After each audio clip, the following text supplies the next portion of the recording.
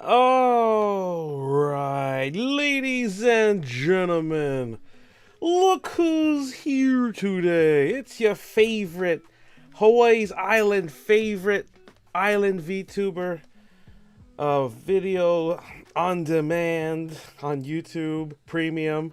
How you doing? It's Wednesday, September 10th. It's the Ron Swex, your favorite Apple DJ, sound engineer, Angel Speed Demon, and we are here, ladies and gentlemen. How you doing? We got Ron's Royal Ringos, also known as the Triple R, in the chat. How you doing? Swex on demand. Welcome, everybody. We have a special Swex Talk presentation today. It's 67 goddamn slides that took forever, but we are proud of this new TED Talk upgraded level, next level presentation. That's right. We're going level 3, 4, 5, 6, 7, 8, 9, 10, all the way 67. Hopefully you have the patience to understand all the information given to you today. A lot of research was done and a lot of knowledge will be gained, so it will be relevant to anybody that likes Hawaii music scene, VTuber scene, the mainland in the USA, and around the world. How's the Ron's Royal Ringos, the Triple R superstars? How y'all doing? I'm good. Good. Divide. Hello, Matt Mita. Swex on demand. That's right. I'm good. Triple R. Wait, let me see.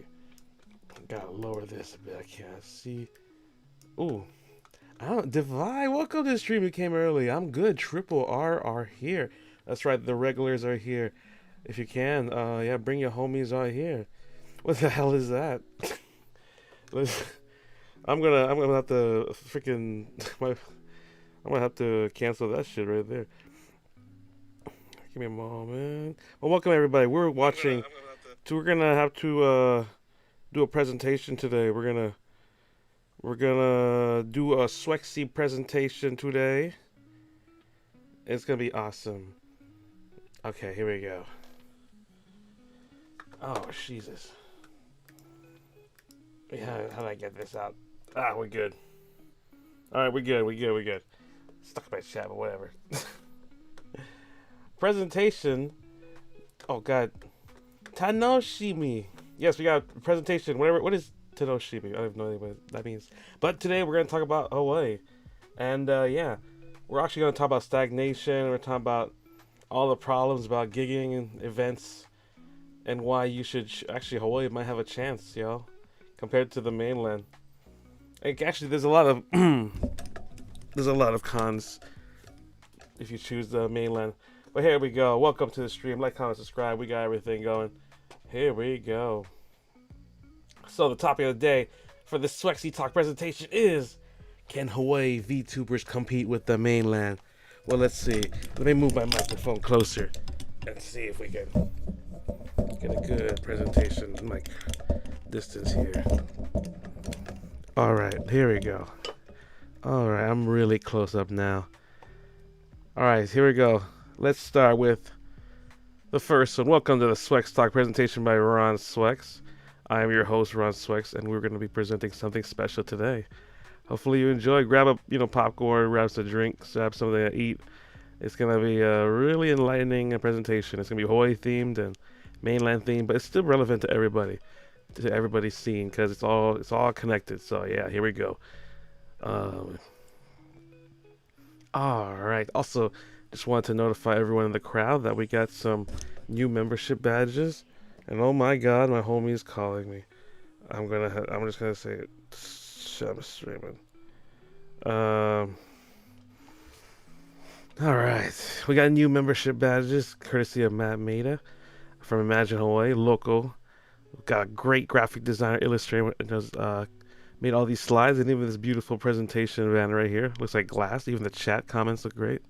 So yeah, there's if you want these memberships, you got the first tier is the bread, then the second tier is veggie, and then the third tier is turkey, and then the fourth tier is chicken bacon ranch, because that's my favorite. Because each membership supports me in my Subway fund. Like if you subscribe and join my memberships, you support me in my Subway fund that we're starting here. Yeah. Also, we got some new emojis here. Tanoshimi means fun to wait or waiting excitedly, I guess. Oh, okay. Tanoshimi. Oh, I'll try to remember that. That's interesting. Thank you for teaching me that. That's interesting. Tanoshimi. Well, I guess I'm glad you're waiting excitedly. I'm going to present something wild today to see if you like. But yeah, feel free to join membership. It's only 99 cents all the way to 4.99 cents. Yeah. And also sponsored by Ron Swex. We are indie artists, DJ, idol, audio engineer, all the above, singer-songwriter, and we have a very strong presence online. You might like electronic music, you might like Hawaii music, local music. So please follow my Spotify and follow my Apple Music. Type in Ron Swex. That's RONSWEX. RONSWEX. Ron Swex. Play daily, repeat, and support local music. It's hard to see the text. My body's blocking it, but please support local music so the Hawaii scene can thrive. Device says, yes, Japanese word. Oh, that's a good name. I like that one. Tanoshimi. Oh. Hold on, what the hell? Okay. Oh, hold on. Frozen a little bit. Give me a moment. Okay. All right, let's start the presentation. Stagnation by design. Hawaii's rebellion. Look at this lovely thumbnail I made. It's the most Hawaii thing you can see. I'm in the Garden of Eden, Hawaii. It's beautiful. We got surfboards, beautiful oceans, beaches. I tried to make it most generic stuff. I can't even look at this, but it's kind of been like mainlandified. So yeah, I believe this is kind of like the perfect ideal image of what the mainland might want for us or thinks of us. So yeah, here we go. Let's continue the slide. Here's the setup. Everything is stagnating by design. And listen, this isn't random. It isn't like just some natural occurrence in the known society universe. It's planned everywhere, structured by design like a machine, and it has layers, governments, Congress, everywhere, deeper than you think, all the way down to small businesses and corporations. It's all planned, it isn't random, and they want you stuck in a cage, a prison system that gives you stagnation. And they will control everything. They control who will be the king of the hill, and who will be the new winners and losers of tomorrow. The winners of the empire yesterday will be the losers in the future. And I'll show you. Here's Gargura, and seeing the stagnation in the career and other aliases. Device's beautiful thumbnail. Oh, thank you, Device. You like that thumbnail? It's so beautiful, and it has Ron Ringos right here. Want to represent. It has the flag. Beautiful, kind of tropical area with the surfboard. Everything and beautiful beaches perfectly encompasses Hawaii. Myth and Iris. Yes, Divine. Myth and Iris. Isn't that beautiful? Oh, man. We got Mori Calliope, Amelia Watson, Gargura, Ina, Kiara, Takanashi Kiara, and Iris. Who apparently, don't tell anybody, but someone told me she's from Hawaii originally. So that's great. Probably representing Hawaii's best VTuber, but she's in Japan now, so it doesn't count anymore. See, this is what happened. She abandoned Hawaii to go for the Japan mainland thing. That's good. Let's continue. Anyway, everything is stagnating by design. Here's the setup. The government, the corporations, the scenes are all complacent with this, you guys. They're all linked together, and they all have certain levels, and they want to keep you stationary so they can keep the entire market share and have no rivals, and sort of destroy scenes on command and keep certain scenes so they can control and create their own little clique and circle. And this happens even with the top idol industries in the world, because they don't want to spend any more money in other markets. If they grew a bigger community, they would have to invest more money, and it's simply easier to stagnate and stay within their means, even if they're spending multi-millions of dollars, as it seems. but this year seems for some reason quite stagnant, and we'll show that a little later.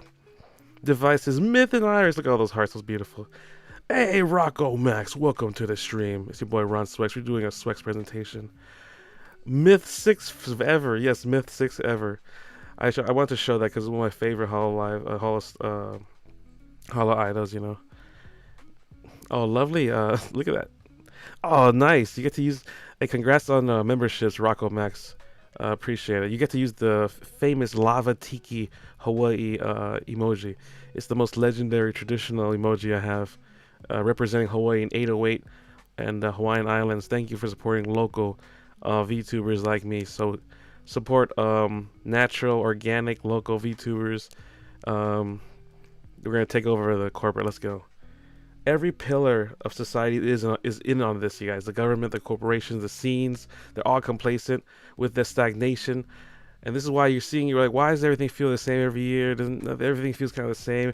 We're all being cattle. We're all being cows led by our shepherd, corrupt shepherds. And we gotta escape. They just want compliant people that just pay taxes and stay in these houses that are just really like glorified farmhouses and luxury prisons and cages. Anyway, let's continue. The Gura statue in Suse, yes. Did you see that? I was trying to represent like corporations and behind the scenes of the empires of giant industry idols, such as Gargura and Suse. This is the best girl ever too. So I thought it looked kind of powerful. This picture too, like Gargura is powerful. Hall Myth is powerful. Resonates very powerfully with people. Suse resonates with people. Yago resonates with people. Gura resonates with people. These are the heavy hitters in the top. And I gotta say, okay, this is the setup. They profit from you, keeping you stuck. And as you can see, if you're broke, you're easy to control. That's just the facts, yo. The poorer you are, the more you're just getting the scraps of what they get. The trickle-down economy. And as you can see, look at the profit they made. All the way from 2021 when Hollow Myth started on the right graph here and the left graph here. The left graph shows the global VTuber virtual YouTuber market in 2018 and predicted to 2032. And this is the US dollars in the billions. US dollars in the billions zone. So right now, if this chart in the left from Zion Market Research shows that this is going to be so nerdy, so please, I'm so sorry. Wake the fuck up, ladies and gentlemen. This is not a goddamn classroom. Wake the frick up! Okay, anyway. From 2020, I almost had to snap out of it too. All right, 2023, we have 6.28 billion in global VTuber markets in revenue probably right now in billions. So we only got 6. Compare that into like just 9 years in the future. In 2032, we will possibly have an estimated cap of 117.16 billion. And this source is by ZionMarketResearch.com. You can check them out. They're pretty good. And this is the revenue by the billions. And look at that. It seems like this is gonna be a snowball effect. Already, like by 2025 and 2023, it's doubled. And look, 2026 is growing. Look, already like 2027, 2 years, we've already doubled the market of VTubers. And by then, it will exponentially grow in just less than 5 to 10 years. It's such a rapid growth already. But right now, we're in 2025. So in just 7 years, yo, you can probably like exponentially grow just by simply being a VTuber right now. So I started early. I started in 2023. Started right when this chart happened. So I'm an early adopter and early innovator. So I'm lucky right now. But you can be lucky too. You just gotta start now. Look at you. You're starting early, 2025. So that's great, guys. And if we look on the right side of the market, we have every single revenue that Hololive has every quarter. This is their stock public holding that they have to show every quarter. Quarter 1, 2, 3, and 4. As you know, since they have it, I have every single report here since 2021 and all the way to 2025. They have these are the top streaming revenues that they have. They have streaming / content revenue in this darker green. We have a concert / events revenue. And then we have merchandising and revenue right here. Really crazy. Licensing and collaborations revenue. And then we have advance received balance as of the end of each quarter. It seems to have most of it back in the day seemed to came from streaming, as you can see in 2021. 2022, it seems we have expanded to more concerts. We have now humongous expansion of concerts, as you can see, giving us, oh my god, literally 10 times the growth of Q1 in 2021. 10 times, it seems, at the end of the quarter 4. And in 2023, already expanding at the end of... Why is every quarter 4 seems to be really good for y'all? And we're expanding so much. You can see the difference between quarter 1 to quarter 4 of the end of 2 years. Nearly, it looks like this is 708 compared to 7,608. That is nearly 10 times, 100 times, or 10 times the growth. Amazing for Hololive. And this is expansion of... Look, their streaming hasn't gone as much, maybe 4 times as much, but their concerts have gone up. They tripled, they quadrupled their concert revenue. And merchandise says, oh my god, merchandise seems to be the biggest factor that they added and seems to make them the most money here. Look at this. Look at that. Merchandise seems to be a humongous thing. Licensing also too. Now licensing is starting to, it's a good, it's not as much, but it's growing too. It is stable. But the merchandise, oh my lord, at the end of 2025 Q2 is absolutely intense. And streaming is, look like streaming is barely moving. Look at streaming, it's barely moving. Just very stable and stagnant. Kind of shows a trend there. But it seems to be the concerts that's been helping. But concerts seems to be up and down everything. But we're still kind of good. Kind of nice. Hey, what's up? What's up, Big? What's up, Big B15XD gameplay? Hi, Ron. It's good, really good to see you. How you doing? Glad to see ya. We're doing a presentation, a SWEX Talk presentation about can Hawaii VTubers compete with the mainland VTubers? Well, let's see. And it's all about longevity. So we're talking about the details of the mainland. Now we're talking about Hololive's. I can't believe I'm talking about... I don't know how I've ended up doing this. But I'm talking about Hololive stock and quarterly reports. Jesus Christ. This has become a finance channel. I knew this. Jesus. Anyway, how you doing? Hey, what's up, 8-Bit Taco? Crazy Ron Lore. Thank you for the Cardinal. Thank you for the Apple. Yes. 8-Bit Taco says Hololive merch does go hard. Yeah, they expanded with Omo Cat. I bought like $400 worth of merch, I remember. They expanded with a bunch of merchandise in anime alleys, and they work with Dodger Stadium. They work with cat cafes. They work with pop-ups. They have stores everywhere in Japan. They have a headquarters. It's immense what they have done. My head is blocking what they did in... Oh, man. I should really... Let me move my stuff here. So as you can see, if you can see this chart right here, look at this growth. As you can see, their concerts and events seem to be nearly, I would say, almost 50-60% of their entire revenue. So this is, I can see why Hololive is starting to go more idol and concert centric and more like an entertainment company. Like, then that's totally where my alley is, 100%. And streaming, they're not even a stream company as much as it seems. Look at their streaming content, what they're known for. It's still like barely moving since like Q4 of last year, like barely, man. So clearly there's a stagnation of streaming that they have that they need to address as soon as possible. But their concerts seem to be bitching. Like the Radio City Hall that we watch, the watch along for Hololive, All for One, sold out and probably made 1.8 to 2.5 million estimated. So I can see where the money's at. Concerts, guys. Hella concerts. Alright, let's go back here. And as you can see, Susei makes a lot of money. One of the biggest, probably number 1 idol for them in Hololive. But not number 1 idol in the world, of course. But still a very good representation of where the money is going. And how Hololive can dominate if they do it right. Alright, we looked at that chart. Let's continue. Alright, here's the setup. Okay. They keep you busy, broke, exhausted, distracted, and complacent. That's their formula. They keep you grinding every day, as many streams, grinding every day, every gig. you do live locally in any state you do, any country you do, it's all the same. It's to keep you distracted while being on the hamster wheel. And honestly, we're all exhausted. Every VTuber, there's so many VTubers exhausted, hundreds of thousands of videos, even corp VTubers who have no control of their schedule, no control of their content, who want escapism. And honestly, I'm tired of all these performative girl bosses in media. There's so many girl bosses, but in reality, they're all slaves. There are no bosses in reality.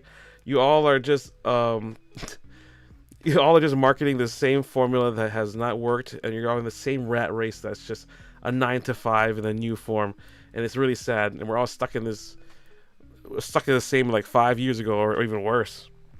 Hey, what's up, Looney? Devices for real. Hey, Looney, welcome, Shaka, bro. This is this is the ultimate Hawaii scene breakdown combined with this is Hawaii versus the mainland, really. Anyway, who's gonna win? Let's see.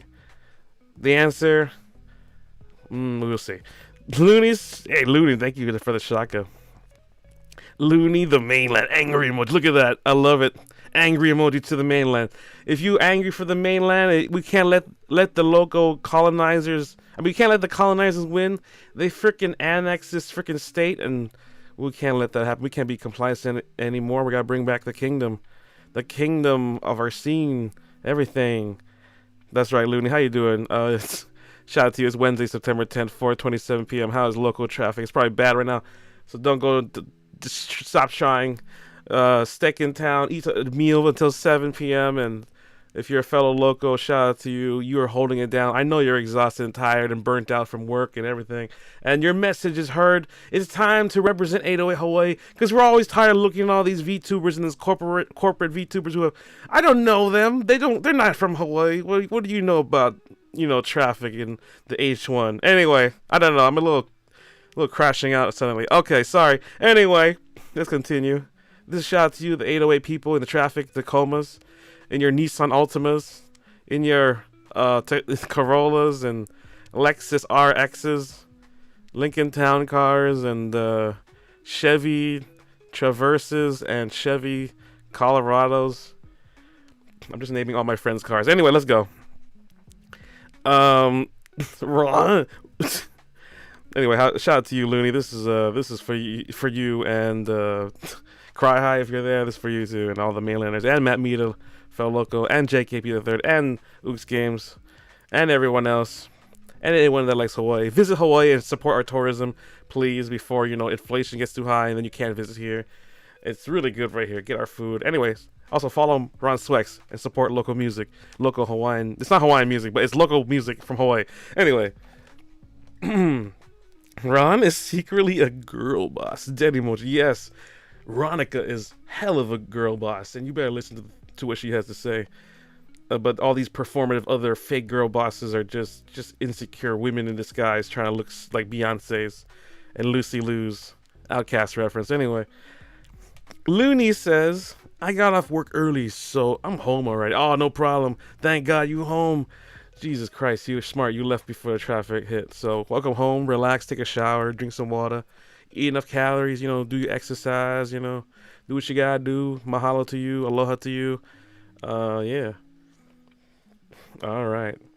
Also remember to brush your teeth and floss and do the mouthwash thing and spend time with your family and friends and your boy Ron Swex and everything. All right. That means there's no 8-bit taco. It's Veronica that is the secret girl boss. Well, no. You see, there we go. See, it is. Veronica is the biggest girl boss. She's so busy right now. She's so busy girl bossing right now, doing all these events and gigs in the mainland. I can't believe it. So she's a little busy right now. I don't know what she's doing, but she's so busy. Hope she comes back. But yeah, she'll be back very soon. Veronica, the girl boss. It's the secret girl boss. It sounds like an actual girl boss level. A girl boss level where you fight a girl boss, like a giant kaiju girl boss in a suit or something. Yeah. Anyway, nah, come on. Anyway, devices. By the way, a lot of triple R's are in the chat. Yeah, there is a lot of triple R's in the chat today, Devi. I'm surprised. It's like as much as like the Hollow Live watch-alongs. I appreciate you guys. I decided to post an hour on my X and on my Discord and my YouTube, so it might be a little bit better today. Also, we are synchronized really well with the time zone. We're trying 4 p.m. I think 4 p.m. is just right on the dot in my schedule. I also have a schedule room on my live stream if you want to chat. We have a free chat there, and every week we change the scheduling. We have memberships a lot too, so yeah. After this stream, we also have a HoloLive React channel. We have a HoloLive React live stream. We're gonna check out the 2nd anniversary of HoloLive Advent, so check that out. That's about 4 hours from now, about 3 hours and 30 minutes from now after this presentation.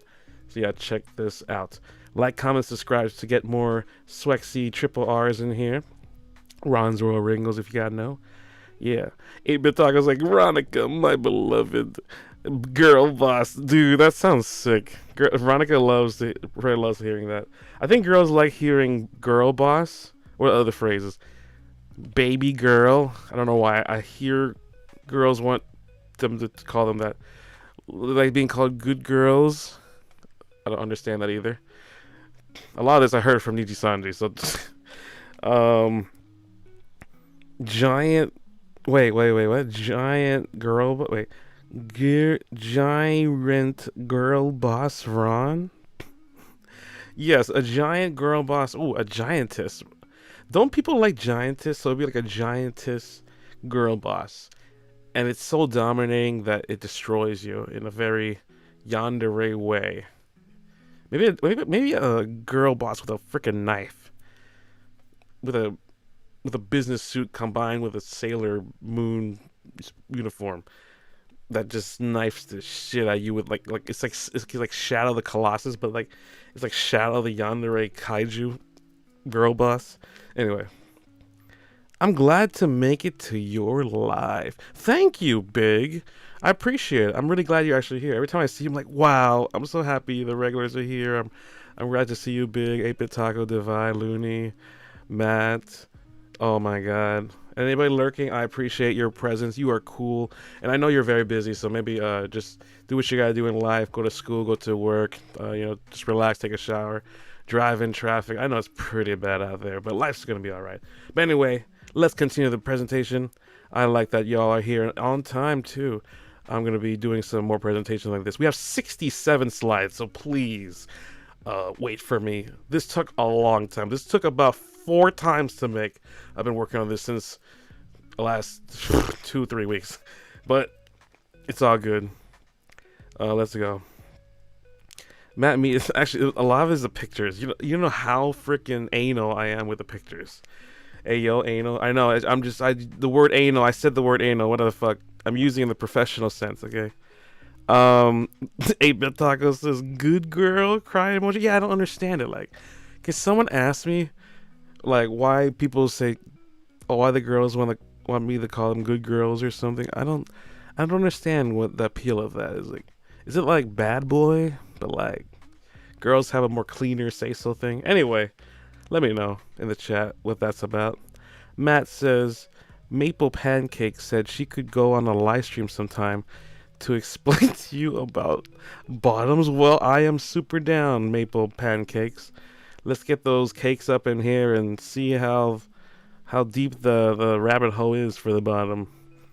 Let's go down to the core of the planet of the bottom of the apes. I don't know what I'm saying. Okay. Bottomology. Yes, we're going to learn all about bottomology. Actually sounds like a real thing. Can a real journalist coin that term for me? Let me know. Anyway, this is not a just chatting stream. This is a TED Talk presentation. Let's continue. Who started talking to me in the TED Talks? Shut up. Nah, just kidding. Please talk to me. I'm so lonely. Let's go. The setup.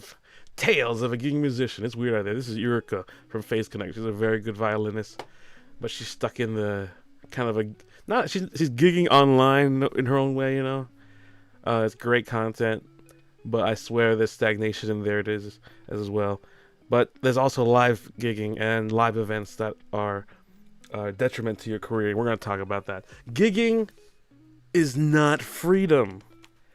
Listen to me. Gigging is not freedom. It's control. It's pure control, you see. Clapping tourists in stage or basking events or you know, just random people in Hard Rock Cafe who are eating dinner, they don't pay the rent. Tell me I'm wrong. They don't pay the rent. They're not actually there for you. That's why.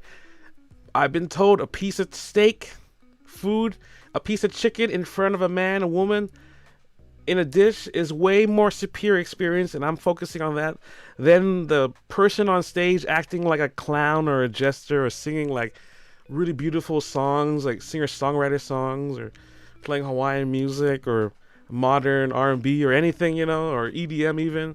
Like, I'm not paying attention. I'm eating the steak. What is this mother clown in front of me? I'm just nice. This is just background music. You're just like a glorified iPod, and you're just given $50, $100, maybe a salary a year, but you're still stuck. You're still stuck at level 1. You're still stuck in the battle pass. You know, you're stuck in that bronze, gold era. You're not really a grandmaster champion in, you know, Overwatch top 500. You know, you're not advanced. You haven't even gotten one more subscriber because of that event. You did 800 shows and literally nobody, you're not a single one subscribed to your channel. How embarrassing is that? But they ate their steak and you sounded really good, and you know, maybe you did a good song and your ass and tits were out, guy and girl. We don't discriminate here. And you know, it's just absolutely dog shit that everyone is subscribing to this kind of old 80s model of like gigging will help you. Not only do you have to split maybe with like all your profits with a bandmate of like maybe 3 to 5 people, already sharing like another person is already half the thing. And I know that's like losing half your profits in a band is tremendous work. You have to double the work just to make it even. And what is a career really, you know? What is a career? A career is a 9 to 5, and gigging is not a 9 to 5. It's very inconsistent. To do this, you gotta do this every day, and the kind of salary you need every day, it has to equal something like a waiter or something. I'm talking about like $100, $200, something that pays the rent, like $3,000 household, and then $2,000 to live free. You know, like $5,000 a month. Does that? Maybe your gig can provide that, but there will be a balance later on that we're going to show you a graph of what happens when you just chase the money and you don't chase for yourself and you work for other people. You're actually just spinning in fucking circles, brothers and sisters. I'm going to help you get out of that. So yeah, drop a guitar if you ever seen a dead-end gig. Have you ever seen a dead-end gig in your state? A dead-end gig even in Las Vegas? In Nashville, in California, New York, Texas, anywhere. Could be in the Philippines, in Japan. Just somebody just gigging. Like, you know, you've seen them for 10 years, 15 years. They work with different artists, but it's the same stuff, or the same artists, and they're the same thing. They're making the same song, just a little differently. Maybe they're just getting older and uglier, and they just get more ego. What's in the crash? I don't know, Looney. I don't know. I'm just my local spirit is raging right now, dog, and I'm just trying to get it out, you know. How you doing, Looney? You can relax. I don't know. I'm so angry at the industry and so disappointed sometimes, especially when I know the truth and I can't change the world. But join me in this revolution, brothers and sisters. 8-Bit Taco says, just make an AI band? You know, that might be the answer. You know, you might be onto something. That's a very interesting idea. I think that's correct. You know what? I think Rick Beato said it in his last video, and I saw a CBS newscast video that he made. No one cares about how the art's made anymore. No one cares if it's analog. No one cares if it's vinyl. Nobody cares about the history anymore. Young kids do not care. They just want content. And meme, there's no value in what the quality is anymore. The brain rot has degraded everyone. Everyone can sing. Everyone can make music. It's degraded to a level where the playing field has been saturated that everyone can be a god. But if everyone's a god, no one is, you know? And it's absolutely horrendous. But we have the technology and resources. That means that someone starting beginner, could be the equalizer of tomorrow. You could totally be the Taylor Swift, the Bruno Mars, you know, the Rihanna, the Drake of your time. In fact, a lot of these streamers are making more money than any of your favorite content creators, or your favorite rappers or favorite artists. Like, your artist is not making money. They have to literally hire Kai Sinat or ISO Speed just to get a feature in a song, or just show all these rappers. Have you seen it, bro? They ain't got no power here. Only the streamers and the VTubers have the power. Even the small ones do more than you think. The power of a clipper is unbelievable, tremendous. Even like less than 10 to 30,000 followers has a tremendous pool compared to even a whole scene. I believe. So yeah, one person can change a lot. It can even create companies. Like look at low effort clips from Phase Connect. One person create almost an entire movement and a prior support system because of that. Anyway. Devices Ron's 100% locked in his presentation. Thank you, Devi. I was really I was practicing all day. Anyway, I am super into this one. This one is crazy. 8-Bit Taco says, salute 07, salute. Ron's presenting like his life depends on it. Because it freaking is. It's not just my life, man. It's everyone else's life in Hawaii, in the mainland. This entire corporate structure, everyone around me, you all are being controlled. The government is trying to stop you. I sound insane, I know, but it's true. Everything is connected. Every single thing is more connected than you think. And I have to save you, or at least be on for the ride, guys. Just be aware so you can adapt, because hell, it's like being in North Korea out here. Anyway. Okay, maybe not that part. Well, maybe. Just pretend it is. Because with the AI systems and the censorship and age verification systems and all this future things like YouTube Gemini that I'm going to explain about, it's going to blow your mind. And you're just not going to think the same way. You're going to believe, oh my God, I'm old, I'm a caveman. But once you're here, you're going to be Cyberpunk 2077 mindset. And all the people around you, you're going to relieve their dinosaurs. And you're just going to be ahead of everyone else if you just listen to me. Like, seriously, on the real. What I'm saying, if you really dig into it, I know this might be entertaining for a lot of you, but there's a lot of secret truth here that I'm telling you. So please absorb this and think about it. It will help your industry too, not just entertainment industry, but your scene too, because there's all linked of Stagnation. I'll show you. Anyway,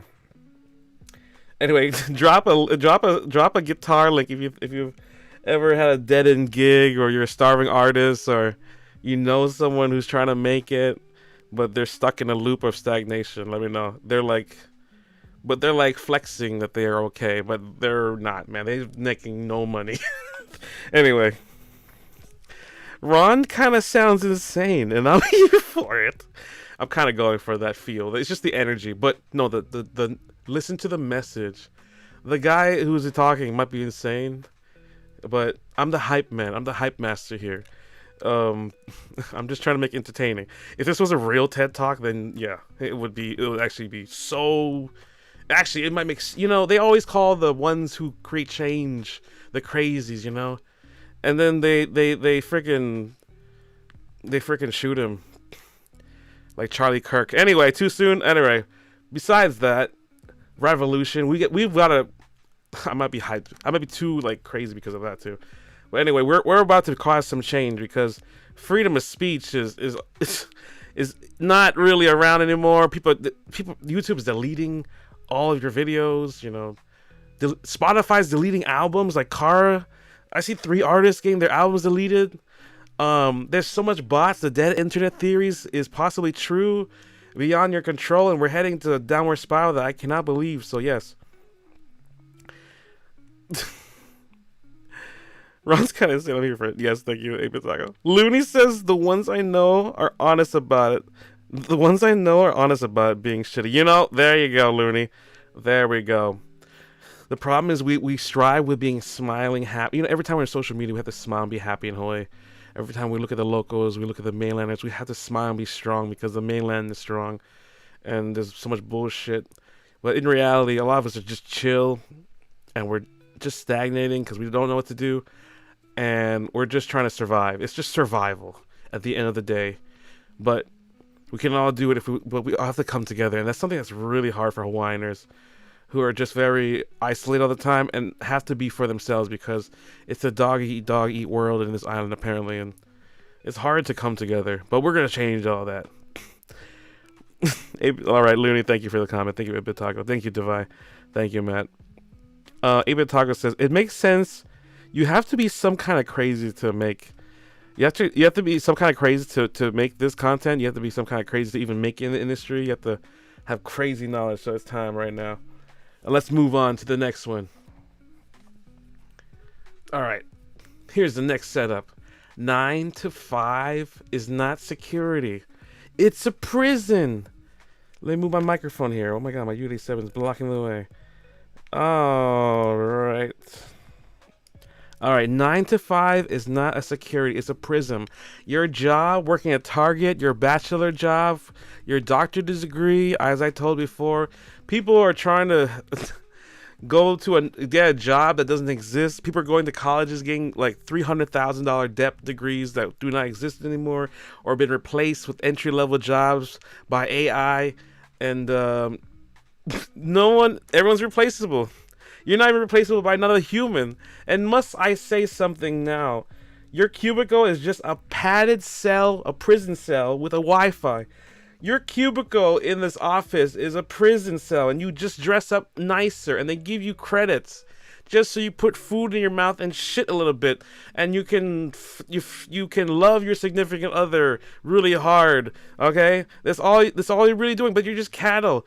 It's a prison system designed for you to slave away your time and hours in your body so you don't rebel against the system.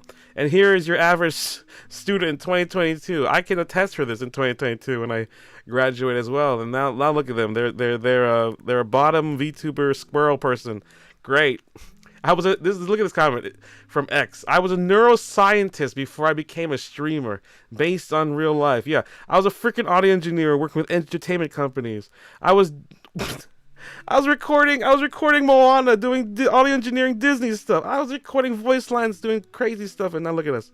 The pandemic has changed everything. AI and ChatGPT have changed everything. Look at my friend Verasi 808 in 2022.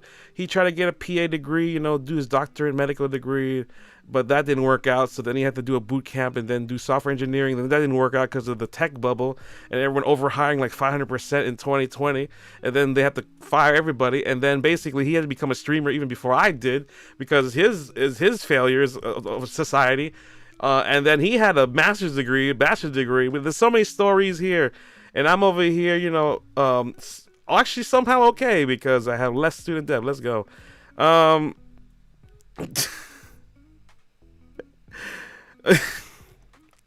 Matt Mita says Ron isn't crazy enough, guys. You see, I am crazy enough. I'm actually sane. The delivery might sound crazy, but I'm sane, you guys. Ron isn't crazy enough, guys. Have you seen Gigi Maureen? Now that's batshit crazy. Yeah, she is actually batshit crazy. She might be even neurodivergent. I have no idea, but it's absolutely insane. But shout out to Gigi Maureen. Please collab with me. You're freaking hilarious. Oh my lord. And shout out to Hollow Live and Hollow Advent and Hollow Justice and Hollow Myth. Everybody. Hollow Promise. Let's go. 8-Bit Taco says, watch this whole stream just be Ron descending into madness. The further he gets in the presentation. Is it kind of... I think I'm getting too into it, that's why. I'm getting very into it. I'm gonna put... Matt Metis is based 8-Bit Taco LOL. You see? I mean, I should just do it like I go crazy roleplay during a presentation, just crashes out. Yandere crashes out, kills the entire classroom. Anyway, what? Anyway, moving on. Here's the next setup. Oh my god, we're only on slide 7. We have 67 slides. We're gonna be here for a while. I should really move on fast. Oh my god, we're 47 minutes in. Oh fuck, I knew I went a little too crazy today. What the fuck was it? Why did I do 67 slides? I wanted better quality, okay? I was trying to do something, a new experiment. I was studying professionals. But anyway, moving on. I hope you enjoy it. Like, comment, subscribe. Devices. Speaking of AI, most of the works are done with AI. Like, they don't even need humans anymore. Wait, excuse me? Especially in IT? What? They don't need people in IT? Oh, that makes complete sense. But I thought IT fixes like all the bad hardware and software problems. Like, that makes complete sense. I completely see that. Yo, Rick Beato says they're making so much crap. Everyone's just being replaced. Like, there are AI bands out there. I just saw that this week, man. they're like making millions off of it. I'm shocked, but somehow I think that's gonna shell. I might have to make my own record label of all AI bands and become a superpower. Actually, I'm thinking about that. That's kind of my dream. I had this dream of making a record label of all artificial intelligence. This is before we had AI thing. This is like when I was younger too. I was like, what if I had robots that just made music? It was like Daft Punk robots that just, and they just did their own thing, but they were like sentient, cool beings. Like, I don't know. Like, I just thought they were like a bunch of like Ultrons that they could just make music for me. Or they just do their own thing, and they're like the Beatles, and they're like Michael Jackson, and they're just doing their own thing, and they're just so smart. It's like Overwatch robots, you know? The Omniacs or something. The good robots, the monks. Anyway. I thought it'd be cool. I imagine they wouldn't be assholes. Anyway. 8-Bit Thugger says Ron psychotic roleplay. That might work. I actually might... I might become genuinely psychotic from that one. You might see something that'd be a crazy stream, but creative stream. Matt Mead says it's a lot easier to understand. Is it? That's great, Matt Mead. I'm glad to see that. Okay, good thing it's better to understand. That's the whole point. It needs to be absorbed better and visually stimulating and engaging. I notice you guys are engaging a lot better too, so that's great. The more you guys are lurking, the more I think it's not working, personally. The more you're engaging, the more I think it's working. Like, it's actually connecting with you guys. Let's continue. Salute. Humans obsolete. Yes, humans obsolete. We don't need people are replacing everyone with, you know, people are actually having AI psychosis now. They're going crazy. They're marrying their chat boxes. The new ChatGPT 5.0 has to make things less personal because the chat boxes are rizzing or saying too much personal answers. People are killing each other. People are killing themselves because of AI bad. People are like going insane or trusting it too much, just like the old GPSs that made people drive in a freaking lake because they trusted it too much. Oh my god. Anyway, Device says, yeah, I thought it too. Thought it might be cool. Did you think so? Wait, I'm sorry, what's the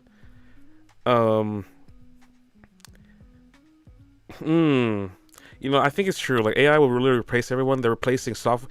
I heard a quote from NVIDIA CEO who makes graphic cards and, like, you know, RTX's 5090 card series that are like thousands of dollars. He said software engineers will gradually be replaced. And what he means by gradually is he means will be completely be replaced. There is no such thing as entry-level jobs. Literally 40 to 60% of graduates this year have no jobs, have 300,000 debt. This is like literally like Veracity 808 situation. It's absolutely incredible. They overqualified, but not enough experience. They're getting older. People don't trust them because they think that generation was raised by ChatGPT. There's videos of people using like technology, like pens with ChatGPT screens on them, and scanning lines and quizzes and SATs and cheating off the system. And I totally can understand now. Like, that's insane. I can't believe that this is crazy. This is almost like a Pandora's box that can't be unleashed. Ron is a Menhera. What is a Menhera? What is that? I thought that was a Naruto character. What is Menhera? What is that? Someone please explain to me what that is. Is that a good or bad thing? I'm gonna assume that's a good thing. 8-Bit Taco says, I'm still waiting on my cybernetic waifu. Are you waiting for Veronica's cybernetic waifu? Oh fuck, that'd be sick. Imagine what those hands can do. Anyway. Shout out to the members. Alright, let's move on. I didn't even start the slide here. The setup. What was my line? The ladder is fake, not real. The corporate ladder. It's a treadmill. It's a treadmill that keeps you going, keeps you exercising. You lose a lot of calories. You feel great. But you're just at the gym and you're just a rat bro and you're just the same as everyone else. The same result. Everyone's waiting in line. You're just that girl, that boy. You're making everyone follow you. You know, you think you have all the ideas. You're so smart. You got all the formulas, but you're doing the same system that everyone else has done. And you're using the same formula they did 10 years ago. And even if you travel other places, they're doing the same thing. And everyone's doing the same corporate ladder, but that ladder leads to nowhere and you're going to fall deep on your ass. Look at the end of this ladder. Literally leads to nowhere. You're just going to fall on your ass again, back to level 1. And it's better to just stay foundation here. This ladder is fake. It doesn't exist. Your dreams might not be real. Maybe they don't exist anymore. Maybe your dream job is fake. Maybe your dream corporation is there is fake. Maybe your writing deal is fake. Maybe the record label you thought from the 80s that has a big office not only has little like closet office for an address. Like I heard a lot of like Universal Studios or like Sony Entertainment or like Spinning Records. Like look at their HQ now compared to the 80s. Oh my god, it used to be a giant, you know, the office room, like stories with floors and towers, like Capitol Records. Now you got, if you go to their address and you go to their office in HQ, like for Spinning Records, it's just some guy's house. It's just some public storage, or it's just, you know, it's a P.O. box or something stupid. Or sometimes I've seen businesses, they're like big corporations, but they're like scam level addresses. They're like in the middle of the highway or some random grass area. I'm like, what the fuck is this address? Are you just here to get letters and taxes? What the fuck is this LLC now? Anyway, it's tragic how people think that the corporate ladder is even there for like entertainment or some places, but all of it's digital. They're all like, most of your corporates are just hiring freelancers, and they're just, you know, using techniques that seem corporate, but they're all indie. They're all technically indie if you really think about it. I want you to think the word corporate as indies with high resources. So if you grab their resources and techniques, you can dominate them. And they're leveraging money, and there's no growth and stagnation. As you've seen the graphs, I showed you the streaming stagnation earlier. It's incredible. So what's the future going to be like? It's going to be a giant fall, I'll tell you that. And you better get out of it. What the fuck? Device says, Ayo, Ronica Cybressy? Yeah. Check out the new improved Ronica in the future with twice the tightness, twice the speed, twice the satisfaction in every inch of her VTuber body and brand. Anyway, you can see that later on. The device says, I guess it might be better. I guess it might feel like touching metal. I guess it might be feeling like touching metal at first. Maybe, yeah, like cold, warm metal. Have you ever like touched your PC? Maybe it'll feel like that, but like softer. Like the noises it makes. It'll be pretty heavy. Actually, I don't know. Grippy metal part. I say, if I want to have a future where I live long enough that you can create a copy AI of my entire mind and body, and then that motherfucker Android Ultron version of me, like Tony Stark AI, just becomes an entertainer, and it just continues the legacy and all my goals, and is the perfect scientist android robot, but somehow is trying to still find me because he thinks I'm alive. But it's his personal vendetta. He finds out that I'm dead all along. Anyway, moving on.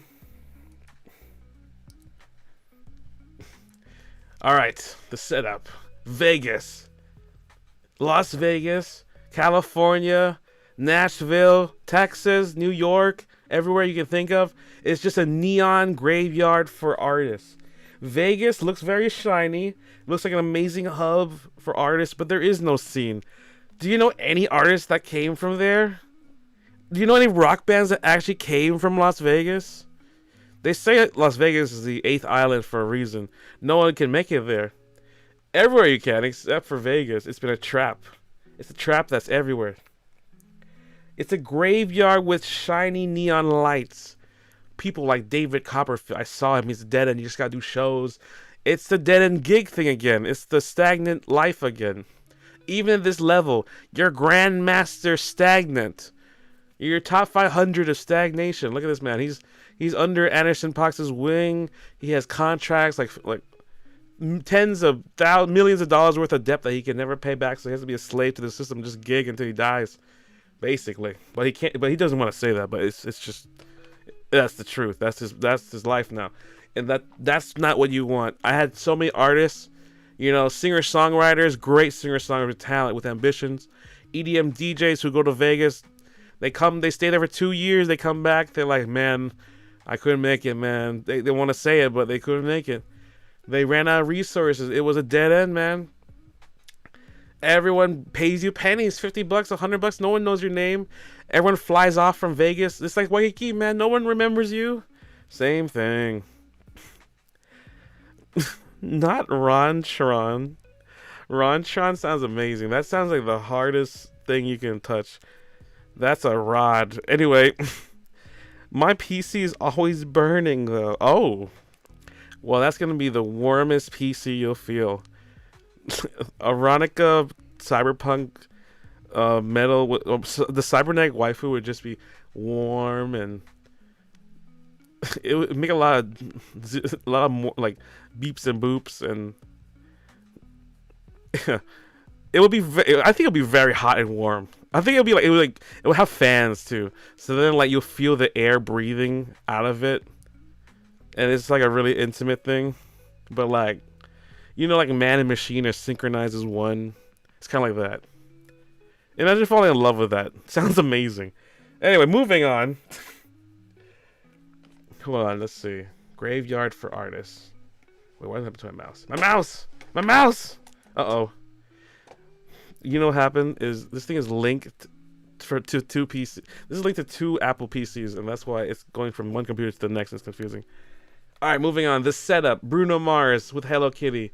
Bruno Mars escaped. You must too. Bruno Mars escaped from Hawaii, the trap, the dead end that is Hawaii's gigging culture and the local scene. But he got trapped into another dead end, the 8th island, Las Vegas. He could chose somewhere else. But Hawaii's ambitions, his own ambitions from his old side, left him in shambles, and now he's stuck. But hey, he's big now. Look, he's even collabed with Hello Kitty. And I wanted to show you this because even he adapted. Someone from Hawaii said, "Oh, you know what? You know what? Screw all the lame the lame association with Hello Kitty and Sanrio. Sanrio is one of the biggest franchises up there with Pokemon and like baseball cards. And, like, you have to show how much like this shows how much like even big artists or old artists like Bruno Mars is adapting within the modern age.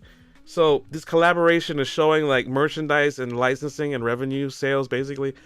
Like, can you see this? We got Bruno Mars, we got Anderson .Paak, everybody, and you wouldn't have thought this would happen, but it did. So I must recommend for you to not stay still. Consider actually branding with things you might be uncomfortable with. Maybe it might rock really hard. Look at this. I never thought he would do this, but he did. Bruno Mars didn't stay in like Waikiki lounges like you did. He didn't stay in like these stupid bars and lounges, like slaving away every single day just to make a little bit of money so you could stay the same level. He left. He left, and he actually built a global empire. And then, you know, he didn't come back. You know why? Because Hawaii ignored him, like they're ignoring you, like they're ignoring me. And they will never change because it's the island mentality. So, I suggest you just you do something totally different than these guys' formula. The old way does not exist. There's dead ends even if you go to Las Vegas. And even if you go to California or if you go to New York or Texas. The real answer is you must stay within your state. Or you must stay within your scene and create something, a collective. Something like this. Something online like this. Look at how big this is. This can only happen because you have a digital online avatar and presence. Look at this global reach. Look at what you can do. Do not be afraid of going digital like they did too. I'd beep its boop. Just Amen Taco, yes. We would beep the boop out of it. Alright, here's the next setup. Hawaii's ignored on purpose. By design, you guys, you see.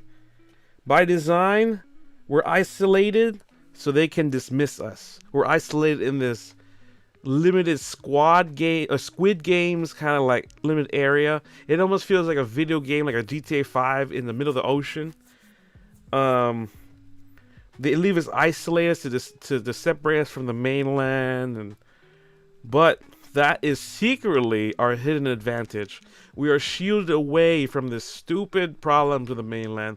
The gang culture, the gun violence, the haoles, the colonizers that have absolutely destroyed every single thing on this island, while absolutely monetizing every inch of the land and using this military to meet the bridge and gap between the western and east hemispheres. It's absolutely jaw-breaking and amazing that this is even a tourist destination. But here it is. We got Hawaii, we got Maui, we got Lanai, we got Kaho'olawe, we got Oahu, where we're from, and we got Kauai,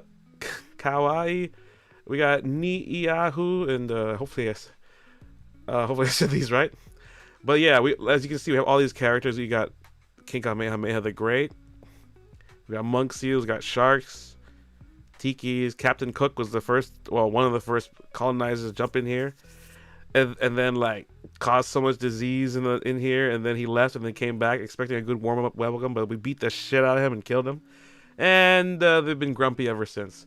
And we have a lot of homeless encampments right here, as you can see. A lot of, oh my god, and we have a lot of warships from Pearl Harbor, and we got the speed ships like the Hoku Helea, and many eels and crows like the moray eel and the alala crow. The mongooses are everywhere. I see them everywhere. But yeah, if you want, you can come on here and check us out. It's kind of affordable, sort of, not really. But yeah, you should definitely visit. We have literally the top 10 beaches in the entire world, all located in Hawaii. Top 10 beaches in the entire world, all located here. Even the ones you think are amazing in the mainland, they're nothing compared. They're not even the top 50 yet. So the difference in the quality of the sand, how soft the sand. Like you go to the mainland, it's all rocks. And when I mean rocks to you, that sounds amazing. But to rocks, I'm talking like shit that killed like Jesus. Like I'm talking like rocks, like boulders and like shit that came from a mountain. I'm talking our shit is like beautiful salt and sugar. It's like someone laid the sands with sugar in Kailua or something. It's so soft. You step on it, it's beautiful. It's so natural. Well, a lot of this is not natural. Like Waikiki is a man-made artificial island, apparently. So we'll gloss over that. Anyway, 8-Bit Taco is like, hey, what's up, roided shark? You like that roided shark? Look at that roided gargoyle shark of a man, the shark god Moali. Well, I mean, it's kind of our culture. I mean, we got Pele, the lava goddess, too. The princess, hot as fuck. Anyway, I'm just gonna say that's the hottest god. It was just me when I was younger. This is me, bro. Pele is hot as fuck. Just the idea of her.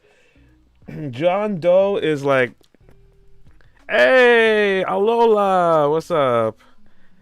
Alola Ash, look at, hey, oh, John Doe, look at all the memberships today. Thank you. Nice, oh, nice SWEX helmet and the poop emoji. Dude, it's a buff Gargura, dude. Buff Agura right there. You like that? You like sharks? You like monk seals? You like Hawaii? This is a small representation of what we got. And, yeah. If you like surfing, we got the North Shore, obviously. I mean, generic as it is, you can learn surfing in Waikiki. Great beaches here. We have some of the healthiest people, so we look amazing. Like, you look at the streets, like, wow, why does everyone look like a model? Like, everyone, it's unbelievable. Everyone got beautiful skin and tan, and bro, like we are fucking sexy. Like, I'm not exaggerating. We're like voted top sexiest in the States, like many times. Like, I'll tell you that. Like, even someone average is above mile average. Even the women and men, like, it's above, and they're very smart people. I'm not even being biased either. They're like, because of the University of Hawaii's very nice affordable system and the private school system here, where, well, it's been degrading apparently since 2010s and 2003, but we have a pretty good private system and charter school system, and yeah, surprisingly pretty all right, and you don't have too much depth in the university system, so people can go up in the world based on the University of Hawaii system and UH West. But yeah, anyway, that's all Hawaii. Let's move on. What slide are we on? Ah, finally, we're in Act 2 of our slides, which is slide 11. Shit, we have 67 slides. All right. The corporate trap. Corporations sell dreams, but they buy your soul. A label doesn't sign you, you guys. A company doesn't sign you a salary. They buy you. They buy your soul. They buy your purpose. They buy your dreams, and your life is gone away. A beautiful female, a beautiful male comes in with dreams, ambition, freedom, and thoughts and ideas and human emotions, and they come out as machines, robots. They might come out as they might do things they don't want to do, like they just work every day at a gig that no one listens to. They do music that no one listens to. They may do like maybe they gotta do Christmas music. Let's face, for example, like who the fuck wants to do that? It's so stupid. No, like everyone tries to do it. The only person that can do that is Mariah Carey. And or they do like other genres that no one listens to, like rock, metal, maybe even like old R&B or something. Like who knows? Even like old EDM people, like they make shitty house music or techno, and like I'm like I'm not sure if that's gonna work. You sound like a worse version with a shittier aesthetic than the Mainland, which is basically true of all people here. They don't have their own identity. They're trying to be something that they don't believe in. They're becoming some fake thing that they don't believe in, and the Mainland. They try to be a fake version of the Mainland. That's not the Mainland, but it's like a glorified like red roses lenses version of a Mainlander. But because sometimes these people, the musicians, they don't take care of themselves. They end up like looking like really just old, ugly singers, songwriters that just like old aunties or uncles that are just up on stage. Like that's a big problem for us too. Like everyone looks, even in a suit or a tie or something, doesn't look good for fashion wise, and that's why we don't have a fashion scene either, and that's why there's no fucking scene, as you can see. Anyway, a label doesn't sign you. They fucking buy you. They sell your dreams. All your dreams are gone out of the window. You might be signed to a foundation, and now you gotta work with them every single day, even though it makes you a big salary compared to something. It's part of music, but now it's like Target. Like you got a Target job, or you got a Walmart job. You gotta do it every day of the week, and you can't work on your solo project. You can't work on your own small business. You see, and you see when you work for a corporation, you have a limited salary. Maybe $15 an hour, $50 a gig, $100 a gig, even 50,000 salary, even $100,000 salary from a corporation or foundation or some nonprofit or something can stop you from your dreams. It can literally stop you from making a video on TikTok, or you're scared of a certain reputation, or you gotta stick within a certain genre that's old, like soft rock or Hawaiian music or R&B or something. Anyway, I'm cooking right now. Fuck me. Let's read some chat so I don't go absolutely crazy. The glaze is crazy, but okay. What do you mean? What is? All right. What's glaze mean again? I remember you guys explained what glaze is. Oh, I forgot again. What does glaze mean again? Whoops. What does glaze mean?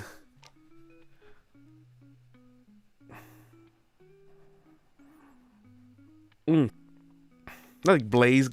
Okay, you know what? Never mind. I'm just gonna move on. The glaze is crazy. Okay, go off. John Doe. I only see those in TV. Hawaii 5-0 or something. Yeah, Hawaii 5-0, the movie. Everyone, if you want to know, we all look like that. No, we don't always look like that. It's exaggerated. It's just, but we're like 20% less than that. Hawaii 5-0 is what everyone who look like surfers or something have fat locals too, but it's such a mixed bag. The more police you are, protagonist or action you are, the more like howly and protagonist looking you are too. It doesn't make any sense. But the more side character you are, the more local Hawaiian and big you can be. I know it's the more like side support character you are, you can be big local brother.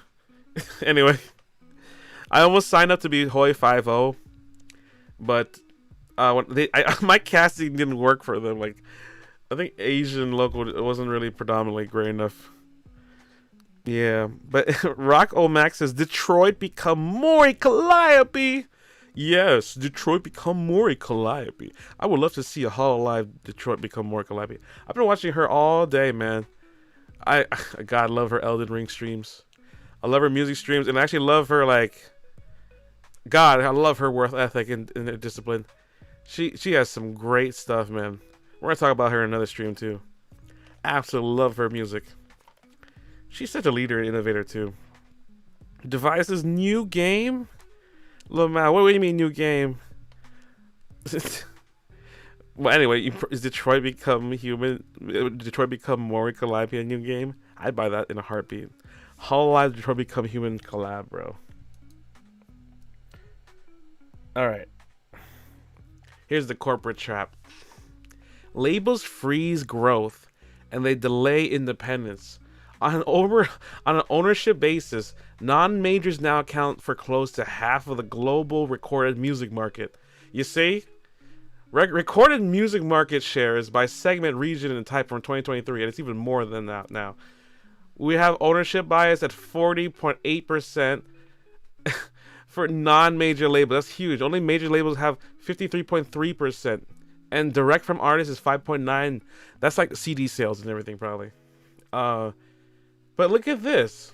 The distribution, like from like distributed digital service providers like YouTube, Spotify, Apple Music, is 65.8%, and this is based on the Media Research Record Label Market Shares model from 10 of the 2024.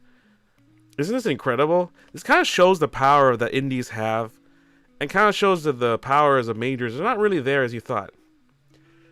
And as the years go by, the number of major labels goes down. Because as a company, you can't last as long as an indie. Indie can last 15 years. Record labels, you can see like Death Row Records, like Bad Boy, like all these record labels, they seem to last 5 years, and they're just a name and a shell of a company. So, do what you gotta do, guys. I say be indie. And if you're in a label, they will stagnate your growth. It delays your independence. Look at T-Pain. After like his bad management, he wasn't able to advance his career until he started doing streaming like I am. And he made way more doing streaming than he ever did with music. That says a lot, right? Think about it. Alright. You see, they stall you, and they learn all about you. They grab all your music, and then they use AI to replace you in the end. They steal your style, the producer, the type beat kind of guy, the Drake type beat kind of guy. And then later on they gather in the database and they steal your music. And that's why ChatGPT shot that whistleblower that said, oh, this is the biggest copyright infringement of the entire history of the world. And they shot that motherfucker like a Boeing whistleblower. So it says a lot of what's actually happening. Copyright is it's free real estate for copyright, guys, in terms of AI, I think. It kind of shows that the corporations will really kill for their own agenda. But who cares? Because no one's going to stand up. They want you to be complacent. They're going to shoot and hire whoever they can to stop anyone small. So stick within the shadows, and we got to stick together because we can't let these corporations win. Glaze is basically overwhelmingly praising something or someone. I like glazing because I'm a hype man. I'm a hype masterman at MC.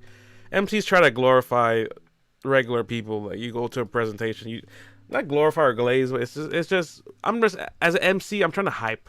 I can exaggerate a little bit because you can sort of understand what I'm saying. Because this is not like crazy, like I'm in a lecture hall, like university. I can sort of have a bias and sort of glaze a bit. It's sort of to make the people who I'm talking about feel better, and the people I'm trying to criticize hurt even more. So there can be change, and people understand the message. That's really what's happening. Oh, there we go. Let's continue to the next one. The corporate trap. The corporate ladder, you guys, is a freaking cage, not a climb. Let me say that again to all the people in the back. People working out there. I know you're not even listening to me because you're in the corporate ladder right now. The corporate ladder is your freaking cage you're stuck in right now.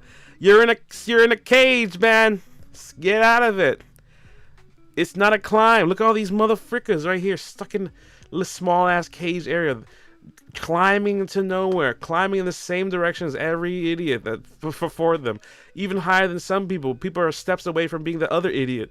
And look at me in my own little world, streaming all the way up to the top of the heavens. And they're stuck stagnant. They don't even know how to climb in this one ladder. They don't want to join me. I told them to climb this ladder, and they're so stupid. They think they can do it alone and be halfway where I'm at. But they can't be. They need to listen, open the ears, like, comment, subscribe with Ron Swex every day, and listen to Ron Swex Spotify to understand everything that I'm talking about. And literally follow these presentations line by line, writing notes even. Not just, you know, gigging and doing these live shows that absolutely goes back to square one. Now you're less energy and you're older, and God, you're ugly. Anyway, I'm just kidding. That was a joke, but let's go. Ron goes insane again. They calling me insane because they're scared of change, you guys. That sounds like stagnant talk. I'm just kidding. Well, I'm going insane because I'm cooking. I'm really cooking. I'm cooking so hard. It's scaring people. It's scaring people that are in the corporate ladder because they invested too much time. They didn't realize there's nothing up here. There's absolutely nothing up this ladder. Oh my God. It's all a lie, yo. It was a cage all along. Oh my God. I'm with the fucking idiots. Jesus Christ. It's so embarrassing. They're so stuck in the ladder. It's so embarrassing. They have to stay there and they can't join me. That's how stupid they are. Not stupid, sorry. That's how, like, not, let's say they're stupid. They don't know. They don't know. They weren't there. They're stuck in the old ways. They're not the chosen one. Genuinely, I feel sad for them. Even if I help them 100%, they will be against me because they're part of that other system. The system that stagnates, the corporate system, they'll be traitors to their own system. They don't even know they're all part of the Sith. They don't know they have to be enlightened. Anyway, it's not a ladder. It's a holding cell. A cell that'll keep you in the same thing for 1 year, 2 years, 10 years, 5 years. You know, then a whole lifetime, and now you're back to square one.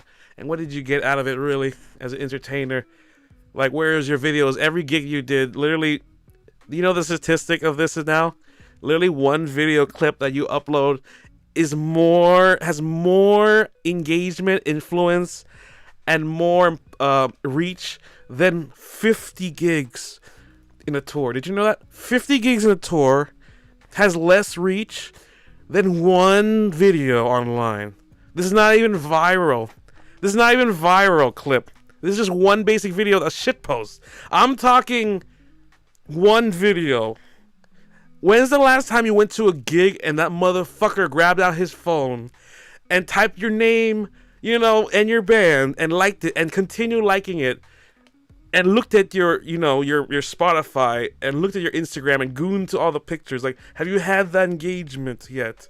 Let me know, and then you call me back, because what you're living, you might be just a player. You just might be like playing for yourself, like egotistically. So watch out. Like, I know the likes and compliments cause a lot of dopamine in your brain, and you feel really good, and the circle jerk among your friends is amazing that you created, and you want to stay here. But oh my God, wait 10 years down the line, you're old and your biological clock is gone, and now you have kids, and you gotta tell, oh man, I used to do this music, I used to have all this gigs. I had 800 gigs, but no one subscribed to me. I don't know, I don't understand it. I did everything right. I literally can play Michael Jackson rock with you. I can do the greatest Japanese R&B, and I had I had this artist and this celebrity. I opened for this person and this person. Why is it not working? Why am I still in this level? Is that because maybe it's because you didn't grow in your own ladder? You chose to climb in their ladder, the corporate ladder. You're stuck in their system that they created with a limiter, with a dream that you decided not to do because you wanted to do it. You're complacent yourself. You thought they had the right answers, but no, I'm trying to tell you to wake the frick up. You are just not, you are not going to get up here anymore. It used to be the case in the 50s, but there's no loyalty. There's no family in corporate culture anymore. You're expendable with AI. You know how much American employee these days cost? $16 an hour. Woo! You know how much it costs to get an Indian worker an hour? $1.15. $1.15. I can go across the world and get 16 American. I can get 16 Indians. Sorry, for the price of one American labor worker. And China, look at China, $4 an hour. $4 an hour, I can go and get something. Never mind AI. Look at the entire world. An American worker is too expensive. There's no way I'm hiring a freaking Gen Zer out of college, $16 an hour. No freaking way. I'm going to go to India and I'm going to get $15 an hour. And that guy knows how to use AI and ChatGPT, like specially. He has AI agents with him. I'm going to use that for my Expedia. Look, Expedia, they're using AI now. I don't even hear a freaking listener. Or they're not even AI. They're using Indian callers and shit. You're being replaced by cheap labor. Even Mexicans are what? At least $7 to $11 an hour, you know? That's what you're competing against, guys. That's the corporate ladder. Really realize that the people in this ladder, there might be cheaper people that can be outsourced. Because at the end of the day, it's all money, yo. They're replacing even algorithm teams with AI teams. They're just more affordable because everyone is not making money. We're in this recession. It's stagnation, and you better get the frick out of there. Like you better have an escape plan, or you better do something. They're doing things like job hugging right now because you can't escape now. The corporate ladder. You have to stay where you're at. It's not the same as the pandemic where people just jump and quit their jobs anymore. It's, oh my God, this might be it. This is your last job that you ever get. Maybe you have to start a small business. Maybe they even say you have to create your own small jobs, yo. So think about it. I have many of my friends very successful, freelancing their own jobs, doing their thing online. It's all online, you know. But people who do it in real life, they're getting the small money, you know. They're getting that Target, Walmart money. And they look happy. They can flex online, do whatever they like. But hell, they're exactly the same they were 10 years ago. They're literally exactly the same they were 10 years ago. But the number and likes have changed just a little bit, maybe 20% different. And their networking is kind of the same. It's just different, but the same level of people. So you know what they're doing? They're playing Overwatch. They're playing Call of Duty. They're playing PvP every day. It's a video game. They're playing a video game every day, and it's leading nowhere. Stuck in the battle pass. Wasting the hours away, doing the challenges, looking cool, looking like they're doing something, but it's still stuck. They're dead in water, and they're happy with it. They're happy with it. I feel so sorry for them. Devices, agreed. You see, I agree. You see, this is everybody because everybody. Some people have settled down. Some people have given up. Some people have literally like said, no, you know what? I'm quitting college after the pandemic. I'm quitting the school system. I'm quitting even studying. Fuck this shit. Fuck the university system. I can literally just look at ChatGPT. Fuck having a real girlfriend or boyfriend. I'm going to have ChatGPT or AI or something like that to be my girlfriend or something. Like Japan's doing that. America's doing that. It's unbelievable. Everyone's isolated. Social media is going crazy. People are using dead phones now, trying to isolate, so they're not online anymore. There's bots everywhere. There's purges online. Anyway, I'm going crazy. I gotta calm the fuck down. Let's breathe a little bit. 8-Bit Taco says, not Ron shitting on the corporate employees. I am so sorry, but I'm saving the corporate employees. You know in Neo, when everyone's complacent, they're not awake, they're also part of the system, and they might be your enemies too. But we can at least help save some of them and create some chosen ones and Neos to escape the system. Because goddamn, I used to be a corporate dog. And now I'm out of it, and I realize the freedom, and you know, I could, someone out there who even has maybe more resources or who's even working harder than me can actually get out and change the world too, you know?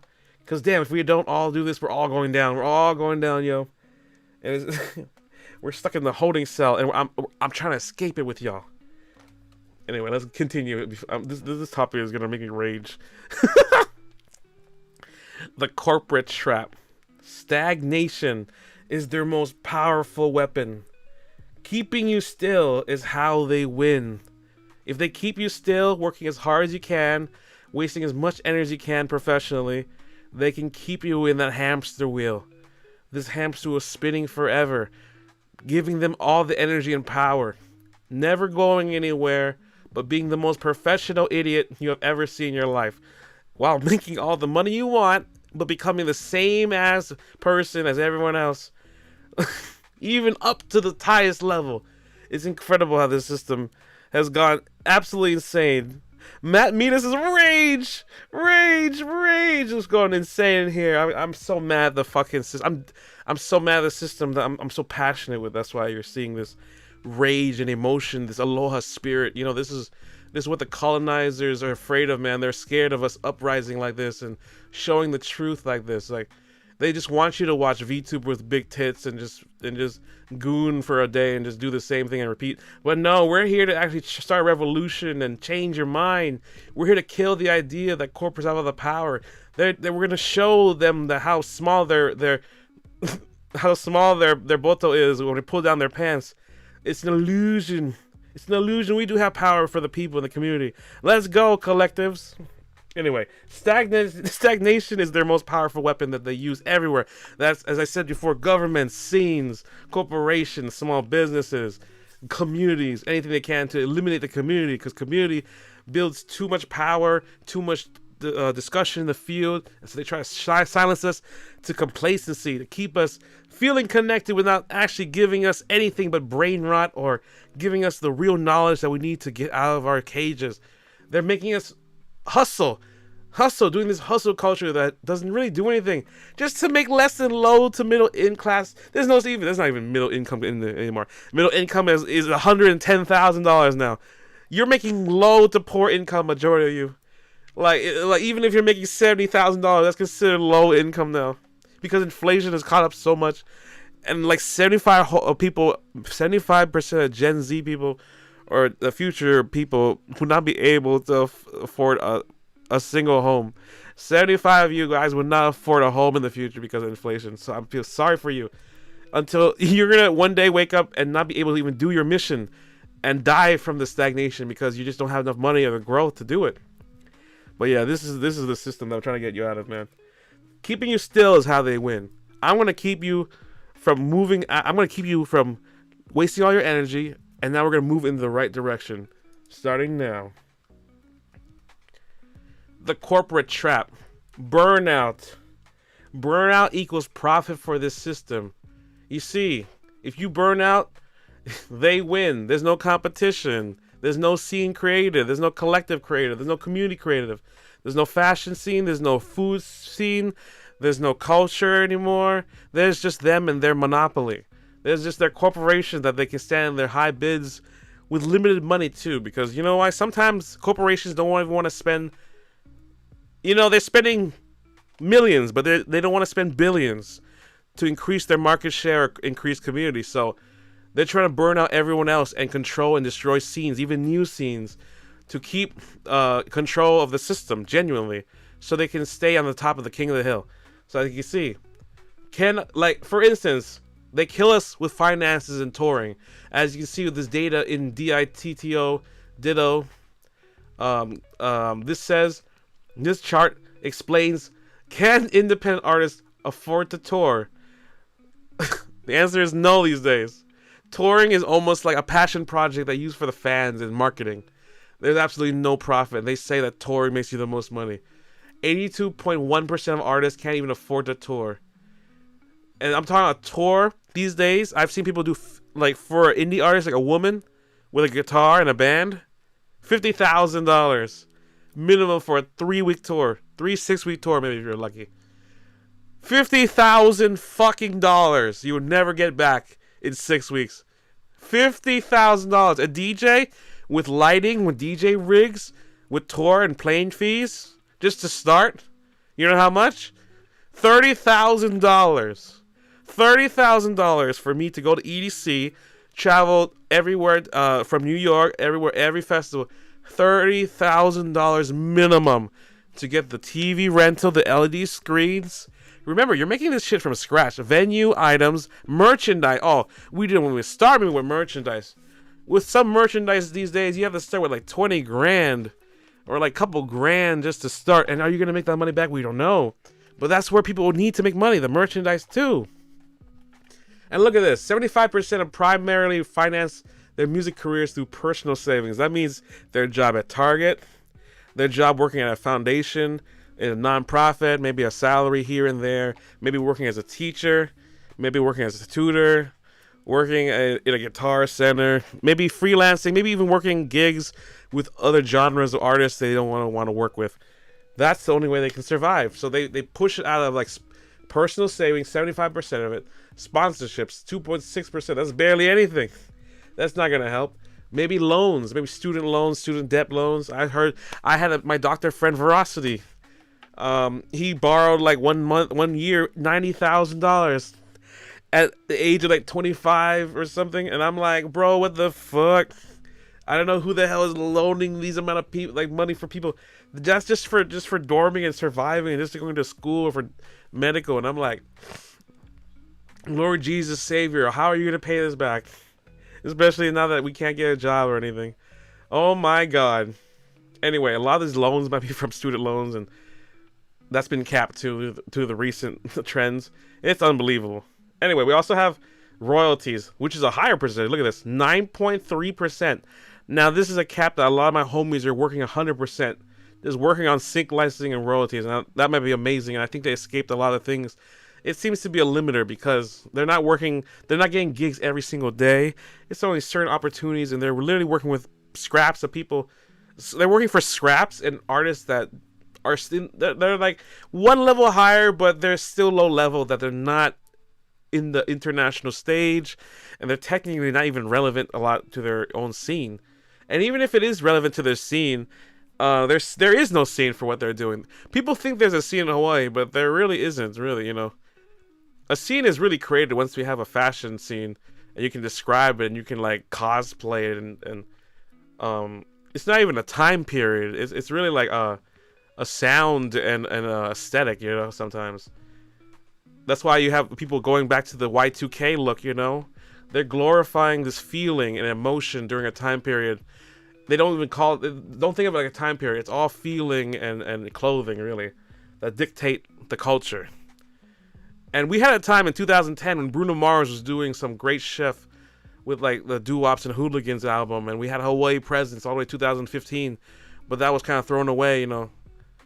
We had Colby Collet and everyone copying and doing their own beach sound, and you know, Jason Mraz kind of copying Justin Young and all this stuff.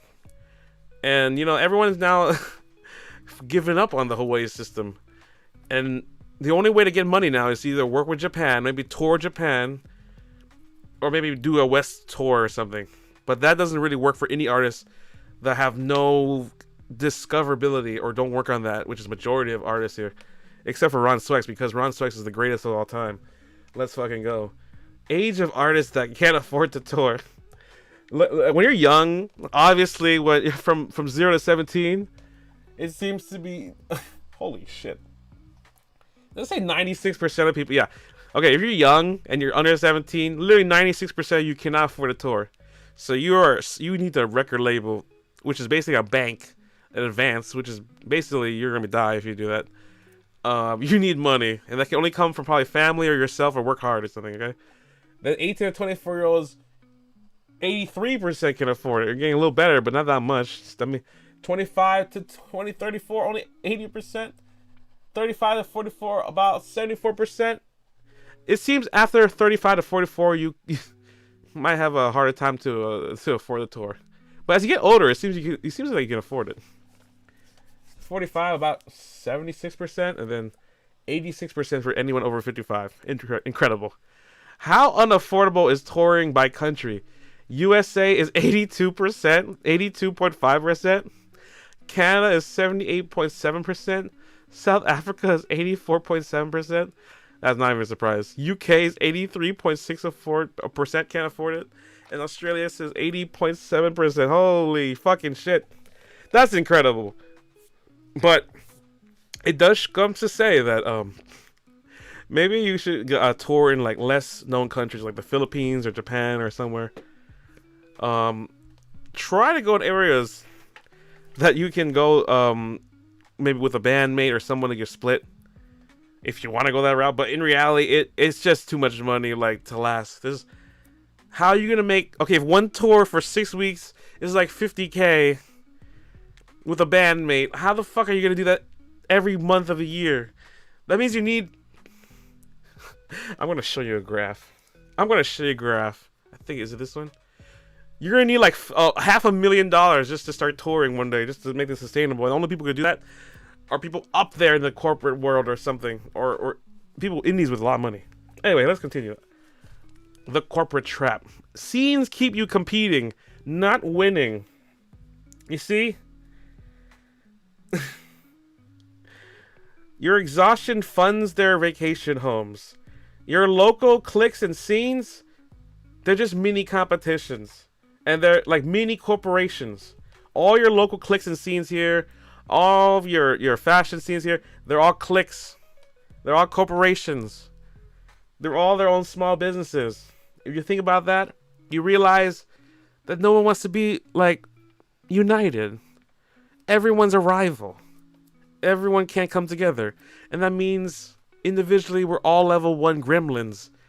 That we can easily be killed by a protagonist in the mainland. So the only way to beat them is with numbers like ants in a colony. We must overflow and kill the hornet's nest. So someone big in the mainland can be destroyed by us.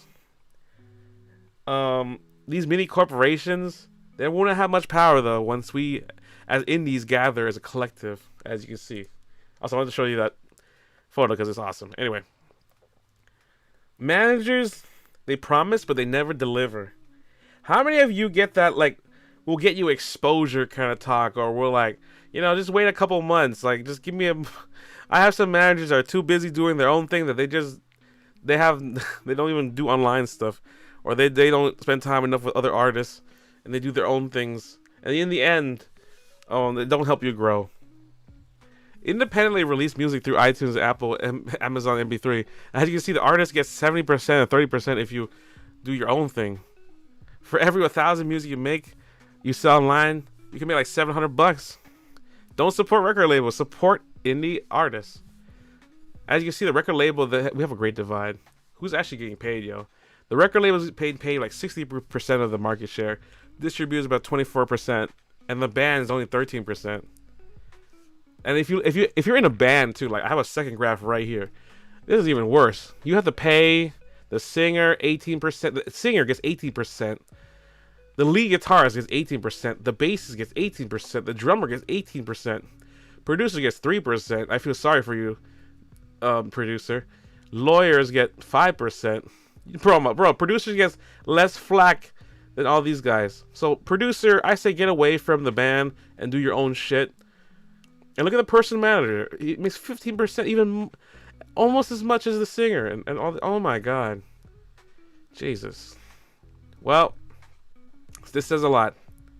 So for every $1,000 in music sold, every $1,000 you make, the average musician makes back in a band $23.40, which is a Subway sandwich, like 2 Subway sandwiches on a good day.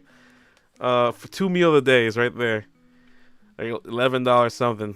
You can get 2 footlongs, 2 chips, and 2 drinks. That's $23.40. That's fucking insane.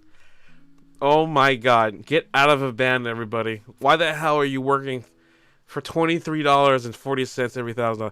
Holy fucking shit, man. What are you doing? You sacrifice all your dreams, your career for this, man. I feel sorry for you. Oh my god. Let's go. Alright, this is the real kicker. This is the graph I wanted to show you earlier. You know how I said if it costs you 50 grand to do a 3 to 6 week tour, how much does it actually cost a typical investment by a record label to invest in a newly signed artist? Well, let's fucking see, man. Let's fucking see, man. Exposure is not currency, it's fucking depth. The more we expose you into the scene, into the world, the more money has to be taken out of your bank account to support it and actually make a business plan work. So a record label is just a bank. I want you to think it like that in advance. So for a signed artist, you need money to succeed. You need advanced recording, video production, and tour support, and marketing and promotion. In advance of $50 to $300, you can get $50,000, which is all right. $350,000, that could be good for a year. That's like a doctor's salary. That could be for 3 to 5 years though.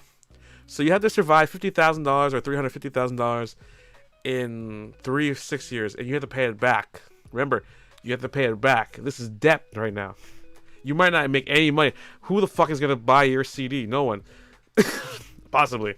95% chance, because you ain't Taylor Swift. Recording. And another thing, it's another statistic. Nobody listens to new music for any genre except for EDM. 95% of all genres have no reach except for EDM for new music. Did you know that? Did you know that? This is why a lot of people start to go EDM. This is why I abandoned every other genre. Because new folks, new people who listen to music, like stuff that's past 2020. Or like stuff that is pre-2020, pre-pandemic. Anything in the past is useless and valueless in this AI world. So anything you do has to be something completely futuristic or hard to do or sound design wise. Because every genre is very easy to create now. Like lo-fi, like R&B is one of the easiest things to make. Rock is so easy to make. Metal is so easy to make because it's been done and saturated and formulaic. And pop too. It's dead. So EDM is a futuristic genre that is constantly being listened to continuously underground, and people support the underground. It's the only genre. And every other genre is a failure. Based on statistics. It's crazy. It's not even their fault. It's the listeners' behavior, and it's the marketing numbers. Anyway, let me continue with the advance. This advance is good for 3 to 5 years, mostly combining the contract. Contracts can be 2 to 5 years. They can even go up to 8 years, but I do not recommend that. Most of the record labels are trying to sign you a short deal, grab that beginner money, and then you fade off to existence, and then you owe the money.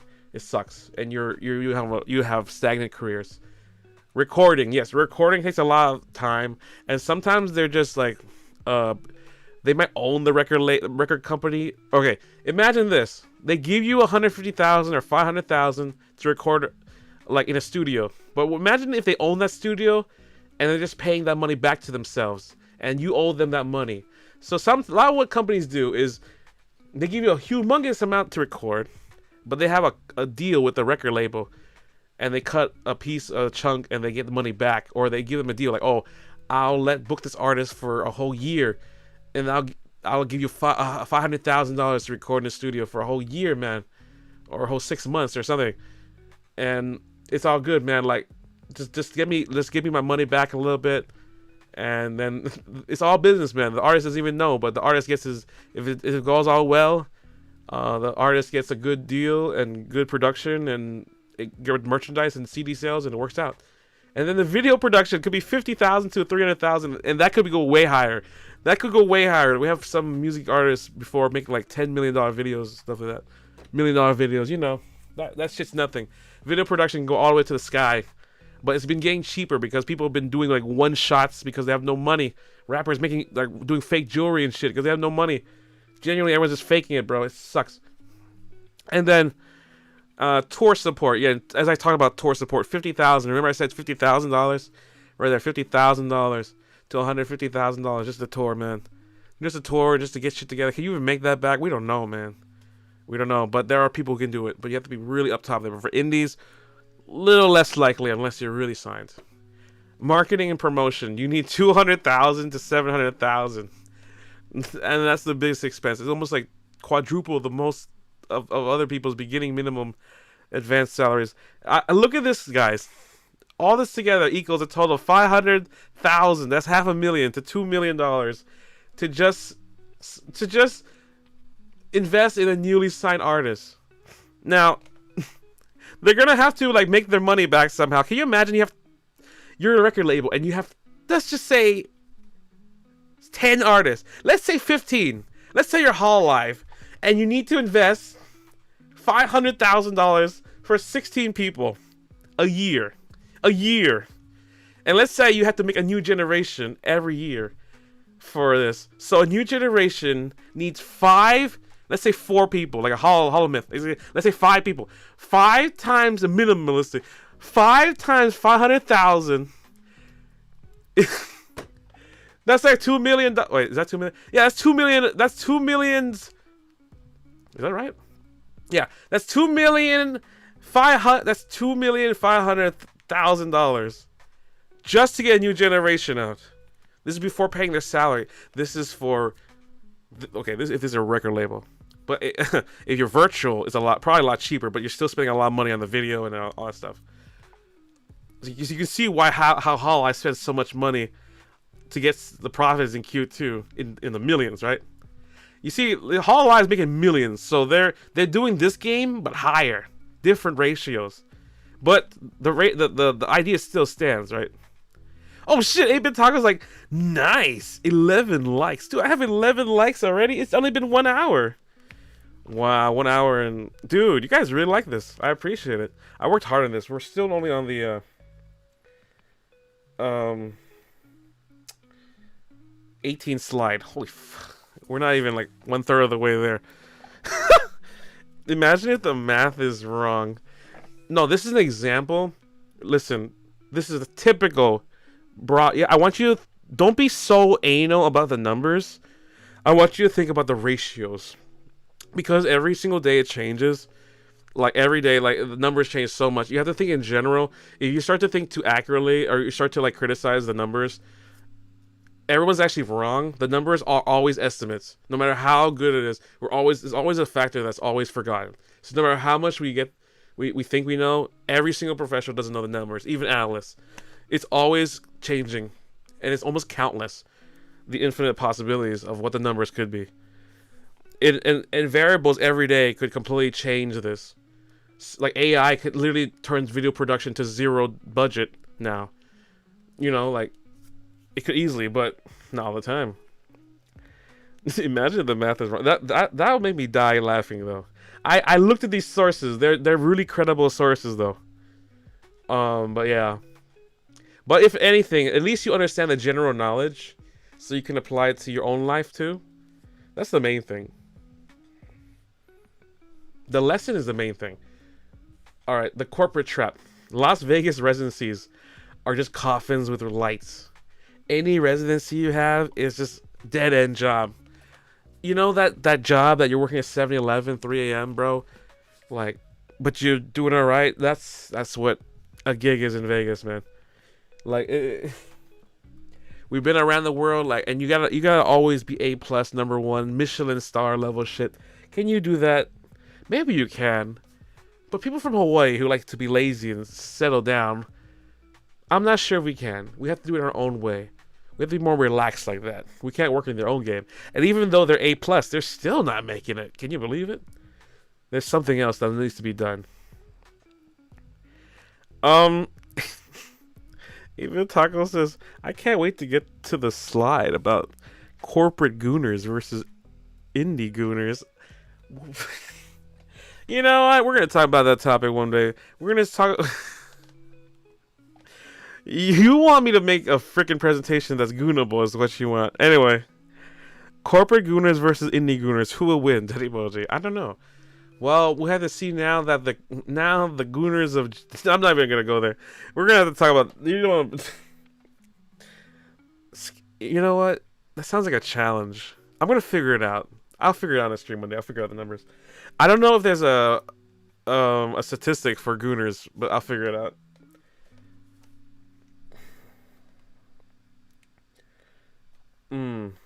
All right.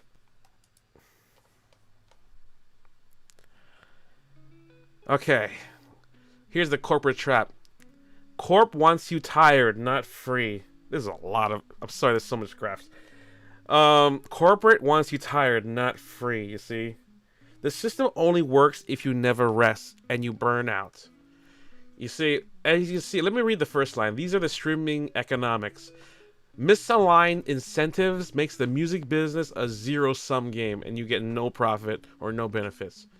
Labels, they want to sign and develop superstars. However, their challenge is they have a fragmentation of listenership. They have no control over that crap. They're incentivized to sign viral artists from TikTok, Spotify, and Hawaii and VTubers like me. But the outcome is the artist development suffers. As you can see, I talked about this last week. The artist development suffers. The old generation does not want to improve the new generation and keeps it stagnant. And you get the same as artists that's mediocre or broke or just the same formula. And it's just sad. There's no scene that develops after that. And we also have MSPs. Stands for Digital Service Providers, which stands for YouTube, digital services like YouTube, YouTube Music, Apple Music, Spotify, Tidal, Deezer, Amazon MP3. We're talking digital stuff like that. These digital service providers, let's say Spotify, what they want to do is they want to own the listener. They own you. They own the pool of you. They own the money, the subscription service. They own you as a viewer and as a streamer. And their challenge really is they have to own all this music. They have a high cost of licensing of this music because there's only 4 groups. There's only 3 or 4 major record labels that control all this music. And they give them a blank licensing to play this on their Spotify. Sony has one. Universal has one. Warner has one. And others besides. But with this catalog, they have to pay a humongous fee in this pool of money that's shared amongst them. But the labels still have power and can totally destroy an entire catalog or buy off an entire catalog and delete entire things off of online because of this. So their problem is they have to stick with a money model and subscription service that isn't really for the people, and also will have a high cost for this licensed music. So the margin and profits will be a lot lower the more this licensing is up there and the more music that's created. I can't wait to... Is this the most slides in a presentation? Yes, it is. It technically is. This is 67 slides. Before that, it was 21 slides that I did the most. 8-Bit Taco says, corporately beating it. What? Yes, corporately beating it. We're corporately beating the corporates by beating them up with our knowledge and our big brains and our soul and passion. All right. Also, the digital service providers like Spotify, Apple Music, they're incentivized to promote cheaper music that has absolutely no value. I'm talking music like, just like, you could say pop, you could say like viral stuff, you could say TikTok music, brain rotted stuff, just stuff that doesn't make sense. But because of this, there's no money or value. Everyone's 0.001 of a stream value, right? So they can promote anything. They can even promote like random rain noises or audiobooks. This music is not really valued as much. It's just content creation level stuff. And this is why if you're a musician, you should only look at your music as 20% of your entire branding at this moment. Because there's just no value in what you're doing. If you use 100% of it, no one actually cares about your original music. Like, genuinely, no one cares about the higher people up there, like Taylor Swift and Drake and anyone like that. So they definitely don't care about your music. And then your music is just not as good as them. You don't have the team, You don't have a good quality. You just don't have a good ear because you're just stuck here. It's just what it is. Labels, DPS, the outcome of the DSPs is labels lose market share, and then artists gets very lost. The labels lose this market share because of Spotify, all this stuff. They lose it through CD sales, they lose it through vinyl sales, the merchandise, but they still need to monetize. So they have to work with the digital service providers like Spotify and Apple Music to get shit done. But artists will get lost, and they have to conform to these genres and these things that they don't understand or they want to make. And thus, the music degrades over time, and we don't hear people who can make like Prince music, Michael Jackson music. We're stuck with like mumble rappers with quick fame. We're stuck with TikTok music. We're stuck with genres of music that just emulates bad versions of the old past that I never want to listen to genuinely, but it's there and people want to. But corporate is definitely beating it. We're definitely beating it with this. And let's go with the misaligned incentives that the music business does. Also, for streaming economics, the artists to earn the artists, they want, obviously, all they want is money to earn a sustainable living. All they want is just money to earn a successful living. The system only works if you never rest, but they want you to keep going. The challenge for these people as artists, they cannot earn meaningful money from streaming. Streaming like Spotify limits us. They try to split the revenue costs and the royalties lower and lower every year. YouTube is not always paying, and it's hard to monetize. But unlike your boy Ron Swex, is actually doing pretty well because he started early. Unlike these other people who just do not believe in the live streaming and content creation system, they're being left in the dust because they're old people and they're just gonna die off the old 80s system. Sad for them. It is what it is. Get wrecked, motherfucker. Anyway. But streaming for now needs to have diversification. And a lot of streaming right now has bots. So sponsors are not going to pay all the time because of the recent purge on Twitch. There's a possibility Twitch might not even exist. We have people like Asmongold doing indefinite hiatus. He says it's for his dad, but I definitely know 100% it's because there's no money in streaming. All his viewers, apparently half of them are bots, and apparently in the future, in like a year or two from now, there's only like 15% of us is all real people on the internet, and then like the rest of us are all dead internet theory bots, and we don't even know what's real, right? Because it's so easy that AI can just become a human on the chat. We don't have no fucking idea. So humans are just gonna resort to going back to real life and forgetting all this shit until they fixed all this crap. But until then, the people who can be famous like me, or who are trying to struggle like this, they'll be able to use it. Anyway, artists are also incentivized to seek revenue sources outside the system. We're trying to seek like revenues in real life, but because of the system, it doesn't work. We're trying to get revenue systems with sponsorships. That does work. Like XQC got 500 million or something more, or 100 million or something like that contract just with Kick, with Twitch, all that stuff. See a streamer. Look at iShow Speed, 45 million streamers. Look at Akai Sinet, all these famous rappers going up to him.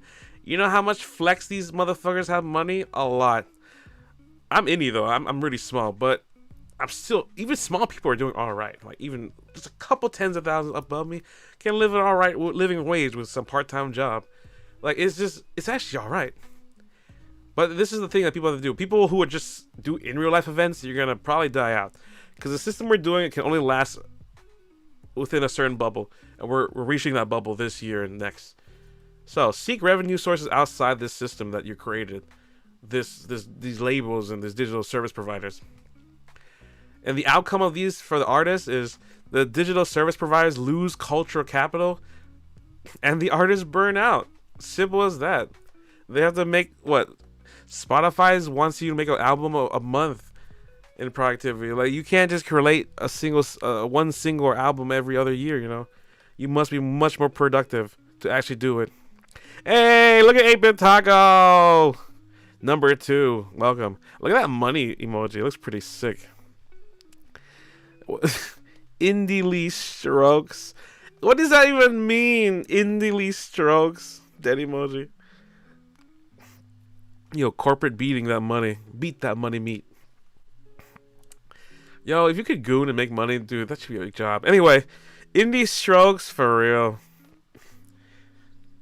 Actually, once I get my OnlyFans, that probably work. I'm just kidding. Moving on. Support Ron Swex so I don't have to open an OnlyFans. Unless you want that, then don't do that. Government role in stagnation. Let's move on. We're now part 3 of Act 3 of our slides. We're now in government's role in stagnation. Ooh, now we're even deeper. Let's talk about the government, y'all. You like the government? Probably not. No one likes government. As a Vietnamese American who's been in a communist country in Vietnam, I have a lot of things to say about government. But that'll be for another day because we're not a political channel. Anyway, rising rent is forcing compliance.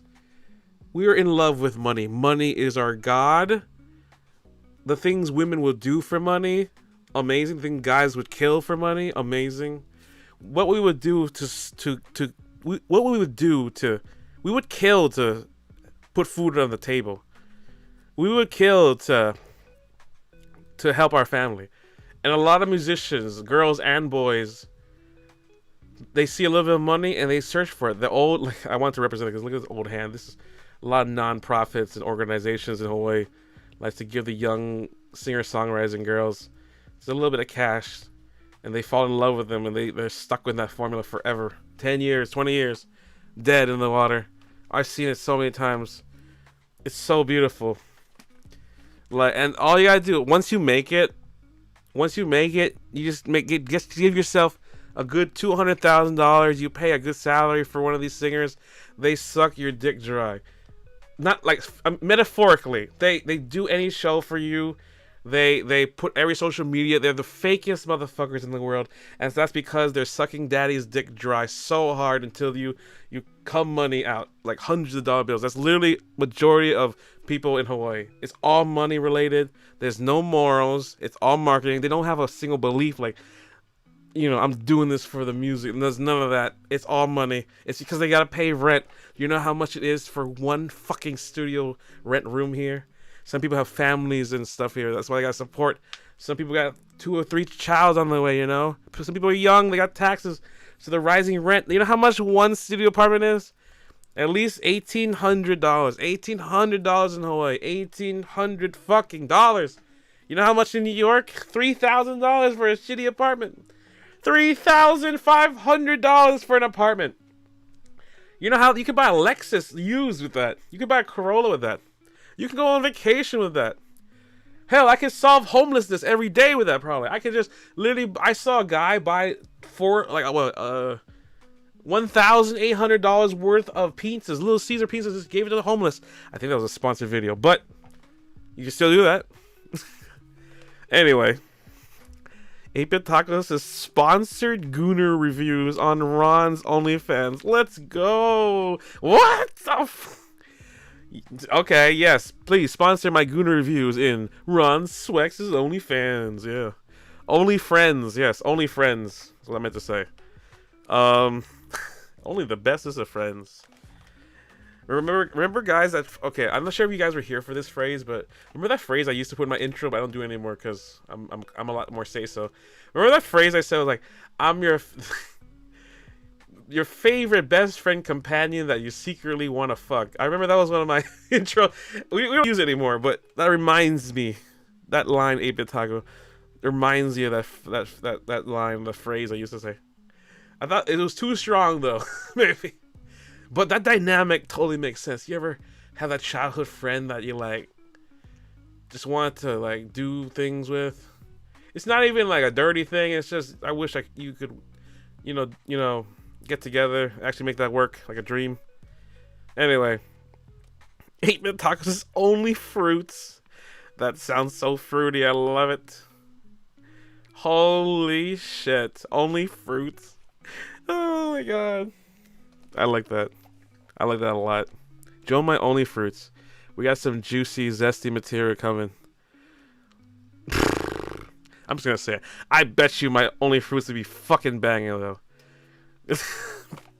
You think my presentations are amazing? If I ever expose my family fruit, holy fuck, you would fucking go insane. Anyway, 8-Bit Taco says peak intro. Thank you. I appreciate it. Can you believe this is only the beginning of the slides too? Anyway, I really like this photo. I think this really explains a lot of how people view, you know, money in Hawaii. It's so easy. They can just be turned easily. Money talks, that's why, you know.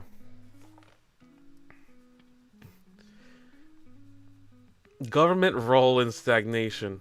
So, the permits, the taxes, the Jones Act, all this crap, the shipping costs, all these, they choke local creators. Even though, like, HOA and all, even the affordable housing and everything, it doesn't really help. You can't cut back if you're drowning in bills and they can control you. Literally, another guy with $200,000 can control you as your boss, and you never want it this way. Ron is secretly an orange with all that zest. Hell yeah, I'm an apple-orange hybrid. Hell yeah. Anyway, we're not comparing apples to oranges today. I'm citrusy like that, though. You see, the government tries to fine you for trying anything. Business, taxes, just little fees here and there that add up tremendously. Even the tariffs, man. So even like when you do merchandise, it gets affected by tariffs now. You get tax within a tax within a tax to buy a car here. You have shipping costs to everything. It's doubled. So everyone just goes to Costco. And that just chokes us, because what the hell we do? We spent all this money on gear already. Like, a majority of my stuff is gear upgrades. And now I can't go to tour. I can't even have a significant other right now. I'm single as fuck because I'm sacrificing my time here. But you know what I mean? So at least I have you guys. I'm dating y'all on the chat. I'm coping. I don't know. Anyway, Exo says, hey, Ron. Hey, what's up? What's up, Exo? Welcome to the stream. You finally made it. Welcome. We're doing a SWEX Talk presentation. We're talking about, basically, like, you know, the reason artists and DJs and VTubers in Hawaii are stuck. You know, it's like we're talking about stagnation by design, corporations, governments, and even local scenes that profit from us. Trying to keep us busy but broke. Clapping for gigs that don't pay, or working 9-to-5s that drain our energy, you know. Vegas, California, Nashville, you know, they looks like an escape, but it's really a graveyard for artists. And now with AI taking over, by 2026, the entire system of labels, managers, and promoters will collapse, and only those who built their own presence online will survive, like me and Veracity. But here's where Hawaii has the advantage. We're authentic, we're uncopyable, and our culture is a global treasure, like wanting to be discovered by the world. So if we build our own like collectives and take control of the online discoverability, then Hawaii can lead the next wave of indie creators, I think. Stagnation is death, but like rebellion is the life, and that rebellion can start at home here in Hawaii. That's what I think. Anyway, Ron is really trying to make Triple R his harem. That emoji. I mean, that's what we're doing here. Anyway, we're trying to as entertainingly as we can. Oh fuck. And just to show you, we had many slides today. We had like, we're on slide 22, I think. It's so much. We talk about everything. It was a lot. Yeah. My God, actually. Jesus, Lord Almighty. I gotta do this every week now. This is gonna be great for you guys, though. Honestly, the research material is getting way better. I'm amazed. All right. Next one. Government's role in stagnation. Anyway, hello Exo. Hello 8-Bit Taco. Thank you for coming. Thank you, Matt Mita. Thank you, everybody. Thank you. Like, comment, subscribe. Thank you for the... How many likes do we have now? Oh my God, thank you for the 13 likes. Also, thank you for the 2.35 thousand... The 2,350 subscribers recently. I'm really happy. I'm a small indie VTuber, but we're trying to do big messages and big corporate like presentations. Something that they cannot do because they're stuck in a corporate culture. They would not be allowed to do shit like this. No corporate is allowed to talk about this kind of serious stuff. So as an indie, I'm allowed to. This is why the freedom of speech is so important. And if you're really listening and learning, and you like what you see, please support me.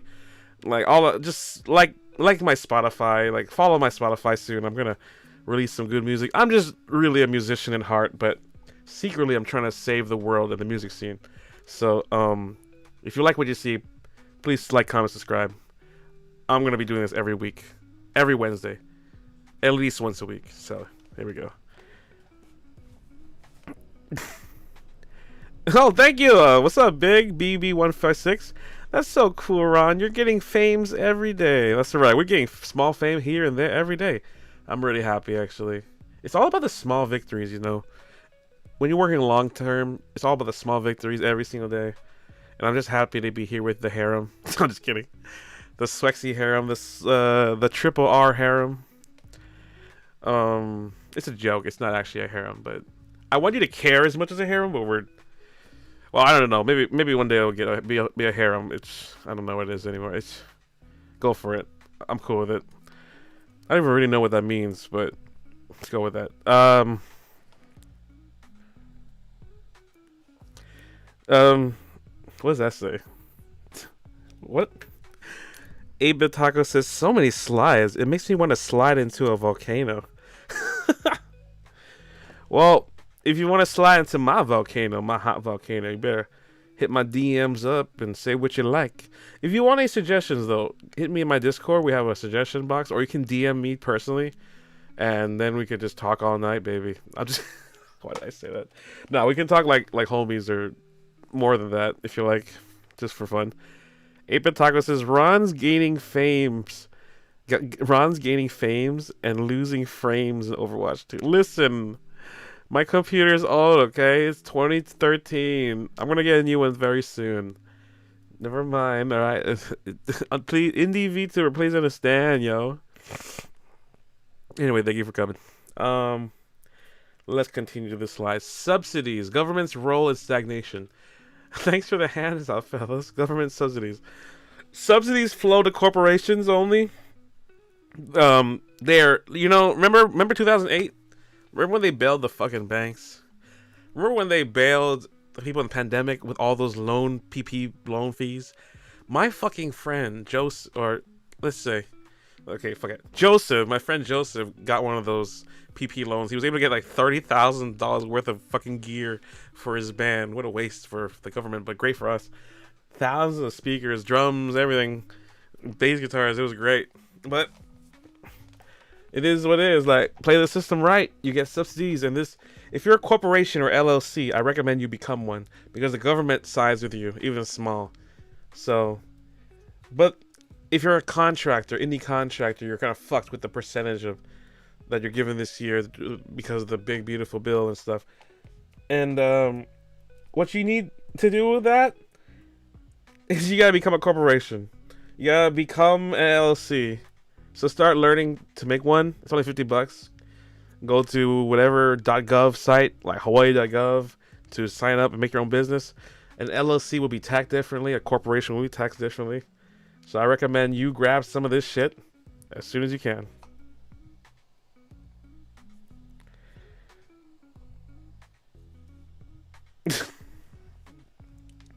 What the? Why is that not? Okay, 8-Bit Taco, can you? You might have to text that again. I can't believe they did that. Don't loan my PP. All right. I think someone else must have taken that out. Anyway. Don't worry, we won't loan your PP out. It's a personal loan. Did you write another one? That's funny. Okay. I can't believe they did that. I don't loan my PP. Well, good thing you don't. Anyway, it's highly desired.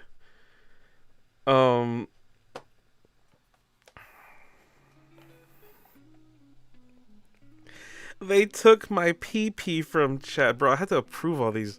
Is PP not allowed in the chat? That's so stupid. How fucking... What is this, kindergarten? YouTube is scared of the word PP. Sad, actually. Actually sad. Anyways. The government, you can loan your PP back. I don't know, it was called a PPP or like loan or something. That's why the reference is from, you know. Dude, hella censor. I'm gonna look at my censorship setting. I could have sworn it's not that strict, but what the heck?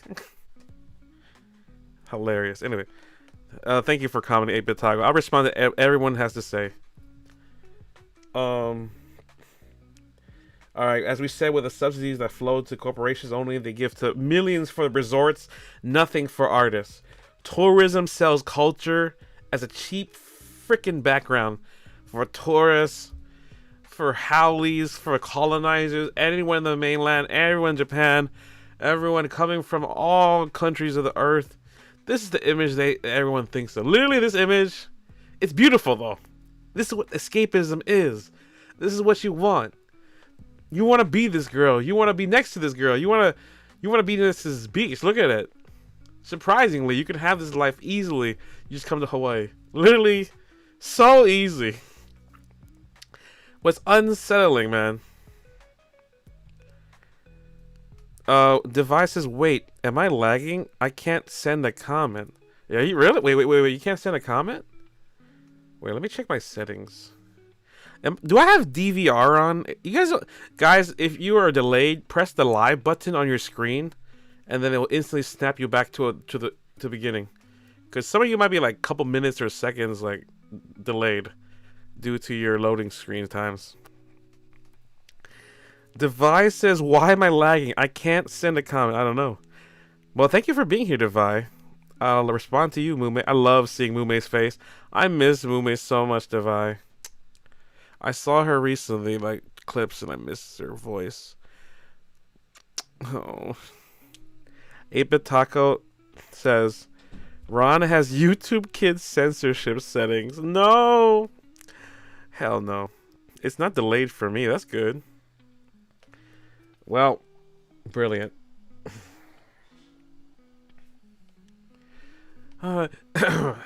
Government's role in stagnation. Hawaii's music has been reduced to frickin' hotel lobbies, man. Our music isn't meant for elevators. It isn't meant for just food that you just eat to. Look at these motherfuckers. Majority of people in Hawaii are just playing to the people who are eating, sitting down. They're not even concert goers, man. Concert goers are people who look up to you, stand in the dance floor, buy tickets, you know. These are soft sale tickets. You don't have to be there. You can be replaced by someone else. Soft sale tickets are like, they're not there for the artists like you. They're there for like the event, the food, the whatever, you know. That's majority of what artists is. And then people flex with that, thinking that they're shit. They're the shit, but they're literally shit. Like, literally shit.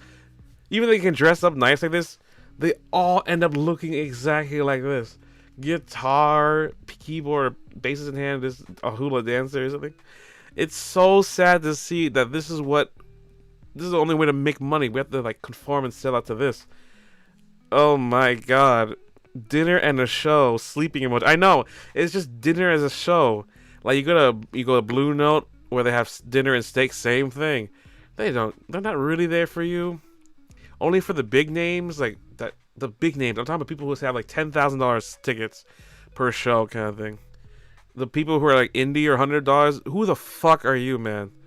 They're literally gonna treat you like they did Bruno Mars before he was famous. Like, who the fuck are you? Play cover songs. You stupid background iPod. You DJ, mobile DJ. You're just an iPod, you know. Or if you're a singer songwriter, they just want you to do cover songs. On the real, I don't give a shit about your original music. Every artist in Hawaii, nobody gives a shit. The truth is, no one gives a shit about your music, because your music isn't good, or your music's too generic. It's just another Hawaiian music. It's just a shittier version of your cover music, and that's the truth. Because the composition isn't there, you're not a composer. You're more of most successful people are just cover artists, or they suck the dick in the teat of like the Hawaiian artists that came before them that have money. But then they don't have power either, and they live in public housing. So why the fuck are you striving for McDonald level worker income salary boss mans and boss girls? Yeah. Devices, yeah, like 3 comments that I didn't send didn't appear in comments. Really? Oh, my bad. Anytime you see a comment do not appear, try resend it differently, and I will, or if it doesn't get approved, I will try to approve it again. Sometimes I have to approve it. It's kind of weird. I think maybe my comments are too strict right now. I used to have a thing where people were trolling this way, and maybe there's a very strict setting I gotta change. So sorry about that. 8-Bit Taco's like, dinner and a show, sleeping emoji. Yeah. Jesus Christ. When's the last time you went to a dinner, like you ate like a steakhouse or dinner? Were you actually paying attention to the musicians? Can you even hear them from the back? Are you even paying attention, or are you just waiting to get the fuck out of there? Like, every time you go to a wedding, are you listening to the performers? Do you give a shit? Even in a wedding? No, you don't give a shit. You just want to dance with a band or something, or you want to do this. It's so bad, man. And you know how much money you're going to get at the end of this gig? Maybe, like, best case scenario, $100 per person?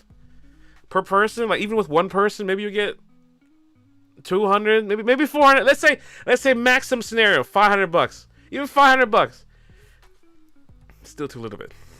Let's say $1,000. Even $1,000 a gig, that's still too little bit. That's not enough. Cause you know, like okay, $1,000, you could probably only do that once a week. Like that's only like $4,000 a month. Even though that makes enough living for food and everything, it's still not enough. That's only enough for like rental and the place to live, and you still have to buy gear and all this stuff and rehearsal time and like studio time, and you have to split that with the band. Like, you think they have enough money to spend on you $1,000 for one day anyway? You think hotels have that much money? Some do, but they're trying to cut costs too, you know. That they're gonna, most of these people are like, what happens is what happens is you're an artist too. You do all these gigs and then you increase your pay, and then one day another younger artist that's sexier and better sounding than you comes along and does a cheaper price for exposure, and then you get left in the dust. And that's what happens a lot too. The only way to survive is either you this is the biggest thing. You don't work on your project. You have to be someone else's project, but then you never get discovered. Basically, you can work in the music industry in the background, be a session, be the guitarist right here, be the keyboardist, but you're never the vocalist. You're never the main act. You're always the side character that people see you, but they don't know your name. Oh, you're that guy. Oh, you're that guy from that place. Oh yeah, but it's a complete. You don't connect with them. You don't know their name. You barely hear the name. Like you hear the name like one time in the show. And you're like, oh, what was their name? Well, I never heard it. Oh, who gives a fuck? I'm gonna eat my steak. Like you don't really give a shit because they're just you don't care. They're not gonna give you $1. They're not gonna give you an orgasm with their music that they're giving. They're not gonna enhance that meal or make it cheaper or make it better. And it's just a background shit. As background as Disney music playing in speakers like radio. And some artists don't believe that they're that, but in reality, most of their shows are like that. Most of their shows are soft sell tickets. They're not headliners. They're openers for people that are just eating in a restaurant or hotel. It's so sad to see, and they may have good salaries, but you're not celebrities. You're still level 1. You have to make music. You have to sing music that's not yours. You have to do genres that's not yours. You have to live a dream that's not yours. You become part of the corporate system, and you're stuck in the cage. You're stuck in this prison system, having to smile while burning out, getting fucked by the system, fucked by the government, and the scene, and the corporations, and the hotels. You see how everything's connected, and they've degraded us to this level? It's unbelievable.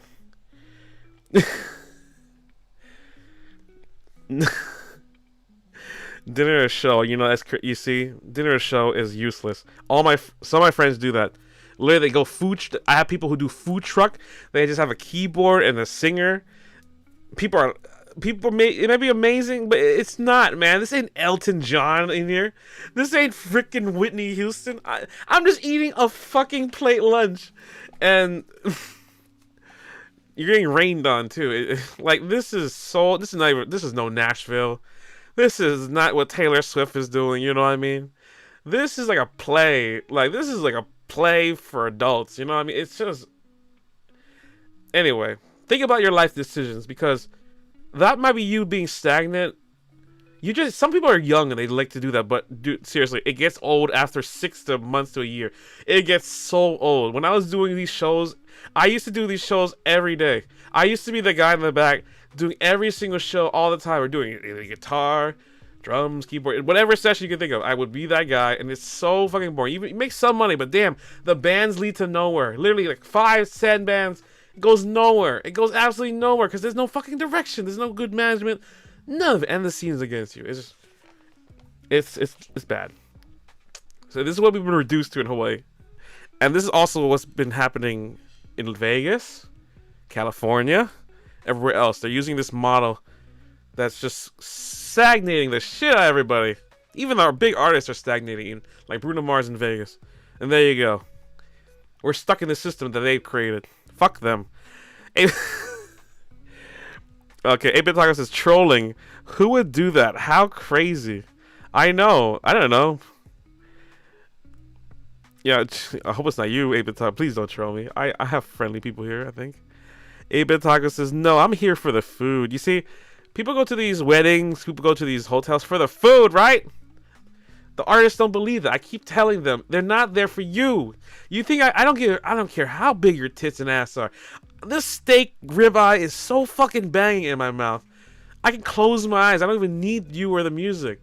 Hell, I don't even need you or the music. It might be better without you. Maybe you're distracting me from this bite. Anyway. Remember, guys, it's all about survival, and food comes before music. Entertainment, like, we're background shit. Have you ever gone to... I've gone to Malaysia, Singapore once, and when you go to a restaurant, like a Chinese one, they will have an entertainer, and no one gives a shit about them. They're like a clown up in there. There's just like one person up there, but it's the same there as it is here too. It's just for food. Like, if you're doing a lounge thing for bars and drinks, it's the same thing. You're just there for the drinks and the food. And the dancing. Like, even if you're a DJ and you have a dance floor, you're there to have, for people to drink and get wasted, have party. They're not there to support the artists or do the local shows or anything. They're there to get fucked rage because they're adults in the offices and stuff. And they don't care about your stupid music. Genuinely, they don't. Like, genuinely, it's stupid to them because it's like, your scene is small. It's not compared to the mainland. They don't trust it. There's no credibility there. So this is what we all have to deal with in Hawaii, and it's incredibly tremendous. But also this can you believe this is actually better? Sometimes a better case scenario than the ones in the mainland. Genuinely. So this is why Hawaii might be actually better. We have a lot of hotels, and hotels still pay good, but it is a dead end. It is a complete dead end, and I hope that doesn't happen to you guys. Whoops, wrong way.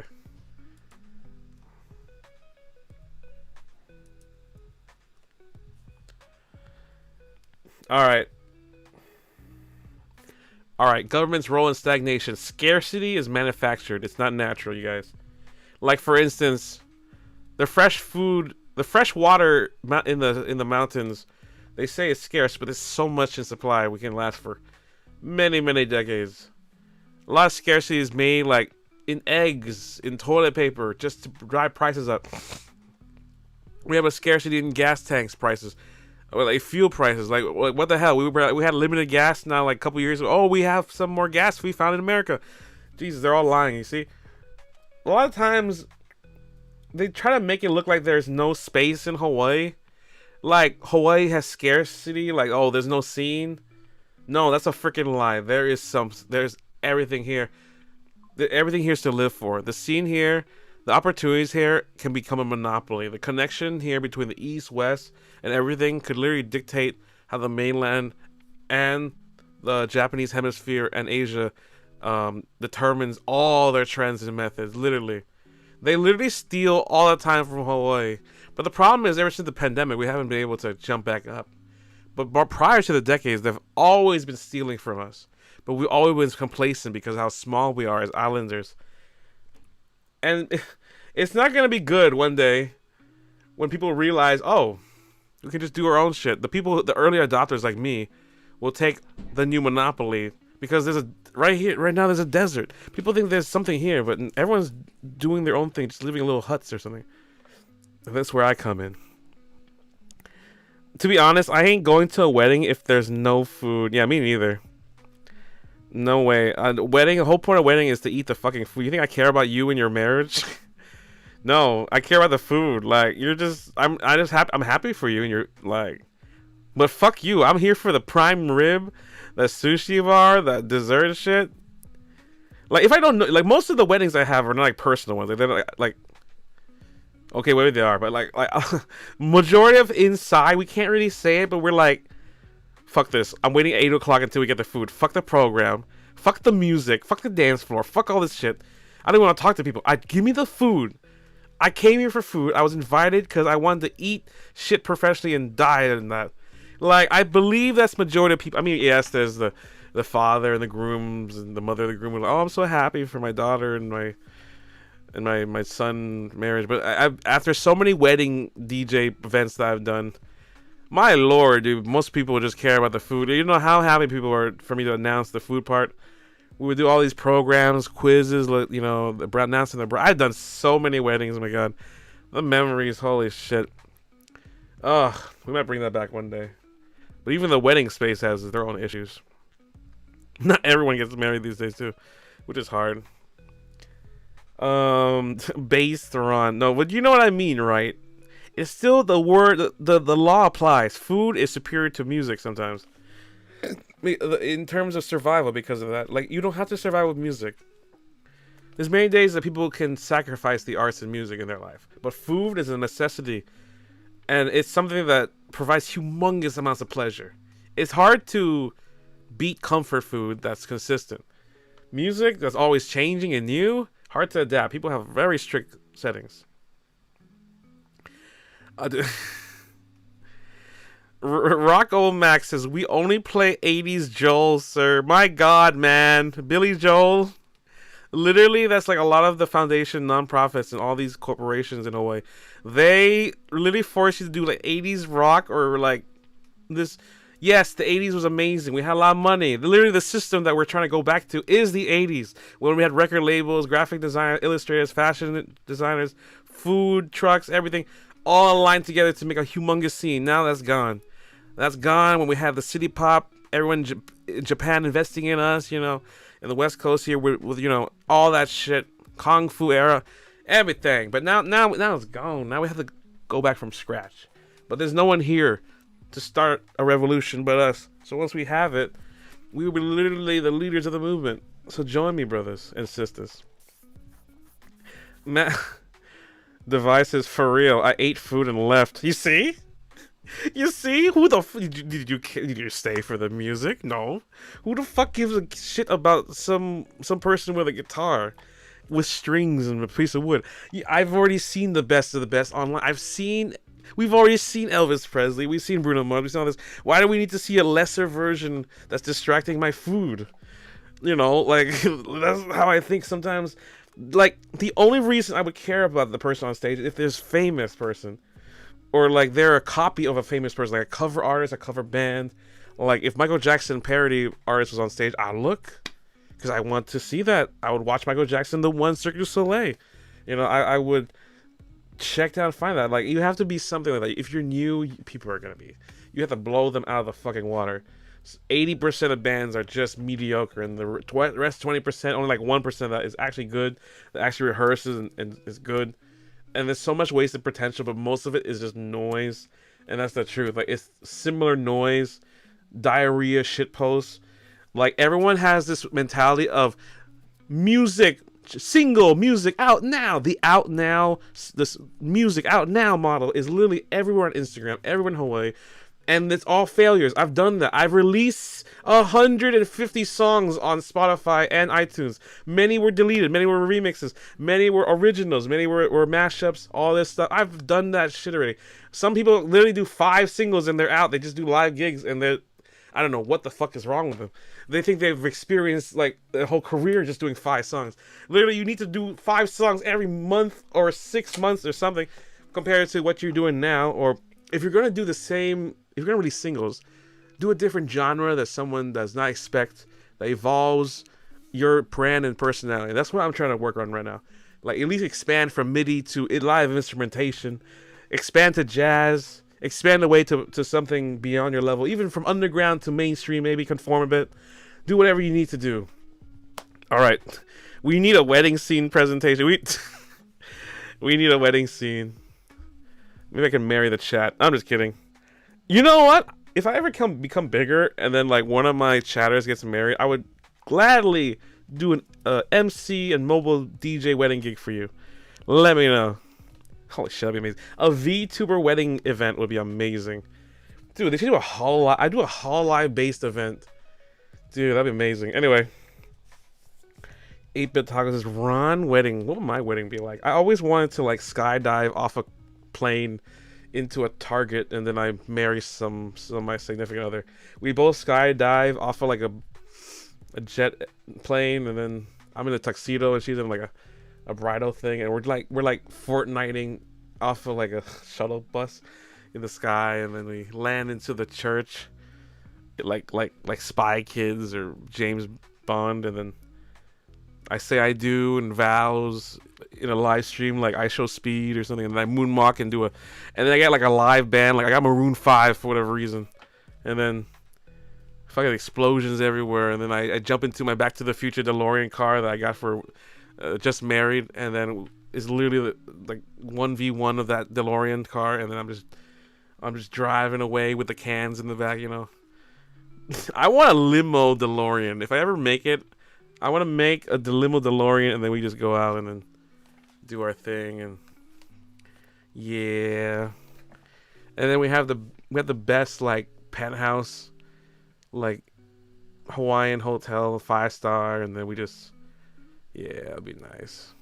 I like how the music ended right there, and then we live our lives and start a family or something. Anyway, Matt Meadus says, when I go to weddings, I eat and leave as well. You see? You see what I mean? It's all food, dog. I don't even want to talk to the people. I'm out. Once the dinner, I'm full. I'm like, get me the fuck out of here. I'm going to shit in my house or something. Literally, I don't give a I'm sorry, friends. I love you. I've known you for 30 years. I'm just here for the prime rib, dog. I'm out. I've listened to your bullshit. I've seen this program. I've listened to Treasure by Bruno Mars 10 times and times. I'm good. Thank you.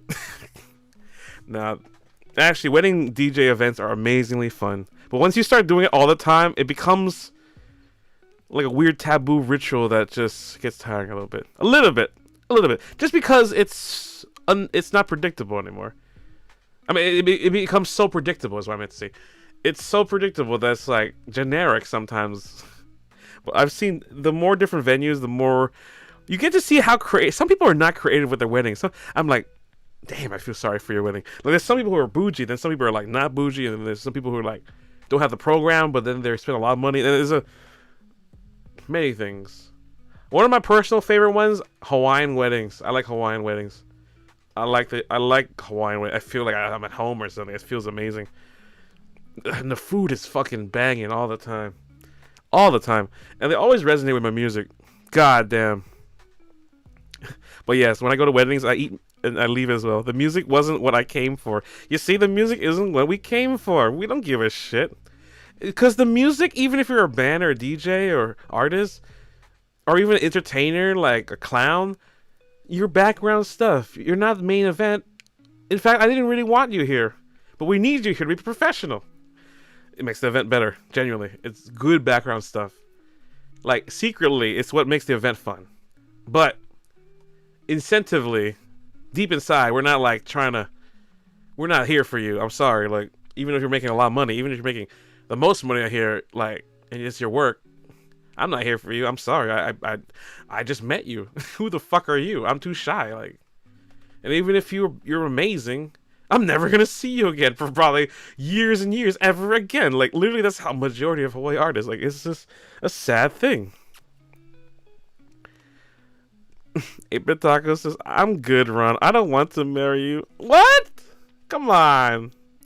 Ronica, on the other hand, oh. Never mind then. I guess, alright. Okay, you got Ronica. Ronica's pretty good. I totally understand. Like, Ronica, I'm good, Ron. I don't want to marry you. Ronica, on the other hand, smirk emoji. Oh. Ronica, I'm gonna tell Ronica that. Ronica really likes to hear that, actually. That's funny. Bailey, hey, Bailey Peters, welcome back to the stream. Dude, Ron Hollow quality concert wedding. Imagine. Yo. It'd be in 3D, I'll tell you that. Like a 3D debut of a wedding. I would have a beautiful, beautiful suit, bridal thing. Should it be a white or should it be black? I don't even know. Man, I'm gonna make Chat have a wedding dress. You're gonna be my wife. Anyway, EXO says, who's gonna perform for us if we get married? Just kidding. Who do you want, babe? EXO, who would you want if we were all, if the chat was, we all just got married here with the chat here with the triple R. What song? It doesn't even have to be a Ron Swex song. It's just, it could be anything. What's a good wedding song? Well, like, okay, I'll tell you guys my list of wedding songs that was very common later on, maybe. Oh shit, I forgot. I'm still doing a presentation. Fuck. Oh fuck, we're at 2 hours 44. Damn. Okay. If I want to marry, as you said it, can devices. If I want to marry, as you said it, can Can it be ChatGPT or many other AIs? Yeah, I mean, I guess that'd be interesting. I'll do it for the meme. Exo says, "I'll invite you to play at my wedding for $30. Thank you. It's the lowest price offered ever to me ever." I'll do it. I'll do it just for the meme. Send me the actually. If it's in Cali, then let me know. Damn it! If you could book my flight, I would totally do it for $30. But you know what I mean? Like Jesus, I would totally go to Cali just for that wedding for you, though. I would do it. It's not even for the money; it's just for you. Exo says, "LOL." Bailey Peters says, Exo says, "I'll invite you to." Where is it? Exo's like, "LOL." Thank you for the support, Exo. Bailey Peters says, "Prime rib." Damn, Ron got them rich friends. Yeah, they had prime rib. They had sushi. They had private sushi chefs. Dude, they had like some catering shit. Dude, that was amazing. Bailey Peters says, "We had bee-infested juice fountain." Ew. Wait, that sounds like honey. Bee-infested, isn't that? Wait, bee-infested. Ew. That's scary. What the? Device says, "8-bit taco. What if Ron was a girl?" You'd be surprised if you see Ronica. Well, you say I don't want to marry Ron. Well, what if Ron was a girl? Will you say I don't want to marry Ron? Just kidding, XD. What do you mean? You. How come everyone wants to marry Ronica but not Ron? Why? What did I do? Why is Ronica so good? I know, actually, Ronica is really. That day was amazing. when she debuted, bro. Holy shit! You should have seen the chat. The chat was feral, bro. The chat was base feral. Actually, kind of scary in a very good way because they were like hound dogs. They're like hound dog. They were literally the definition of hungry and thirsty. Unbelievable. I couldn't even stop them. Anyway, you were there, right? You remember. Device says, "What if Ron was a girl?" That's basically Ronica Devi. Oh yeah, you're right. Yeah, basically. But don't worry, we'll bring Devi.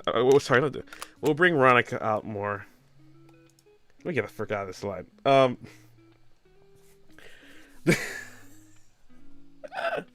We're halfway there. Government role in stagnation. Antis are like. Actually, government's role in stagnation. High cost keeps artists in chains. How many of you thought about moving away just to survive Hawaii? How many of you thought moving away from your state to move to Cali? Or moving somewhere else, to survive? Oh, I'm gonna make it in Cali. Yeah, I'll just start gigging. I don't care if I fail. I'll go to Vegas. I don't care if I fail. Like, drop a run emoji if you and your friends bounce to Vegas sometimes, just to escape even. Anyway, point is, the high cost keeps the artists in chains. The cost of living in Hawaii, because of the government, because of the scene, all that, keeps us fucking stuck. Then the aunties are like, why don't you just commission someone? Because people who are financially unstable, they turn a blind eye and they don't. But me, I'm finally starting to invest, and I was like that too. I wouldn't commission anybody, but now I have my amazing artist Matt Mita for doing all these beautiful emojis and assets and all these badges. Isn't this great? So thank you for local artists like Matt Mita for supporting Hawaii artists and local VTubers. Device says, "Be right back, Ron." Be right back, Ron, in the chat. I have to go out and have some lunch. Oh, no problem. Lunch? Wait, what time is it your place? Holy shit, it's like 6:48 p.m. at my place in Hawaii. That's incredible. Well, have a good lunch. Let me know what you get. Maybe we'll get some of that. Be inspired, Ronica has SWEX appeal. That's why she's wife material. thumbs up and okay emoji. Really? I don't have SWEX Appeal too? Come on. I have SWEX Appeal too, right? You know, because Veronica's a woman. You know, it's just the woman buff of the century. And then it has like Ron Swex personality, but a very desirable one. I'll just say that. It seems. All right, it's 11:30 a.m. for. Oh wow, really? Wow, good morning. Oh wow, it's not bad for you. Damn, what time zone are you? That's crazy. Are you in Asia or USA? What is that? That's interesting. Huh. Devices. Okay, bye. Goodbye, Devi. 8-Bit Taco says it's different. It is different. That's amazing.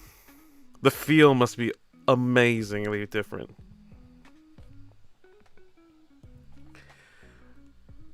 Ron has homie Swex show appeal. Yeah. Yeah. I was trying to do. It used to be for the well, Ron Swex used to be all for the girls. Like that was many months ago, but then I switched to all ages, I guess, or all genders here. Ron, dude, the homie sexual appeal. What does that even mean, really? Though, I think I know what that means, but yeah. But that's good though. Now we have double the demographic that we can reach and please. Please is the wrong word.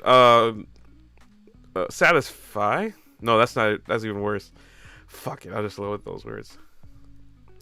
8-Bit Tacos is Rainbow Warriors. Ron for the boys. Yeah, I'm for the boys. Bros over hoes. Homies over hoes. Homies over hoes.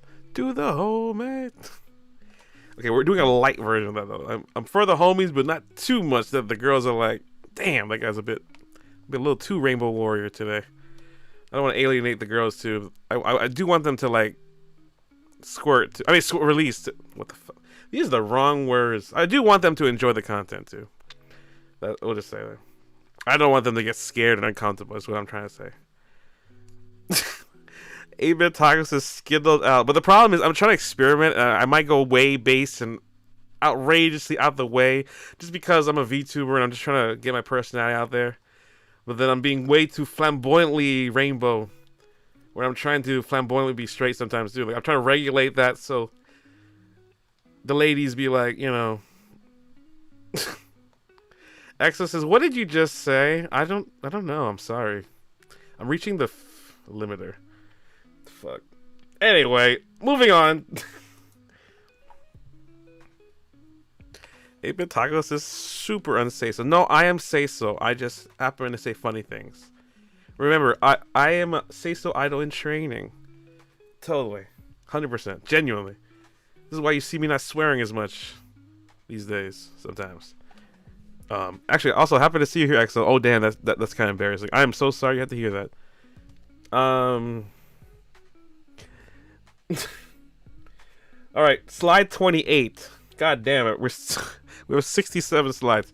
Government's role in stagnation. Creativity is regulated into silence. Permits for shows, schedules, noise complaints, they all silence you legally. And as you can see, the reason I put this picture here, I wanted to show you more Calliope. What I think she has this is a certain problem that corporate idols have, I believe, that they don't really talk about, is they can't fully express their creativity 100%. Now that might not matter to most people, but once you're up there and you have everything, the corporations want you to have their own schedule. They say yes and no to certain things. They can even like suspend you for certain things, like Niji Sandy does. So I always thought like Mori Calliope, you look at her old projects, and I you know, she really is a musician at heart. You look at her upload videos, you see all that dedicated discipline, like all that lyricism and music albums. Like I really see her as this. This is the real Mori Calliope. And deep down inside, she wants to be this, right? the rapper, the entertainer, just the basic, the hood, the cap, the pants, like shoes, like almost like a Pokemon trainer. I think people said that too. This is what she would chill and casually be as a music artist, as just indie. If she was indie, that's who she would be. If you look at her Demon Dice thing, like if you really look at her content and the scheduling compared to, let's say, the corporate scheduling that's done, it is very different.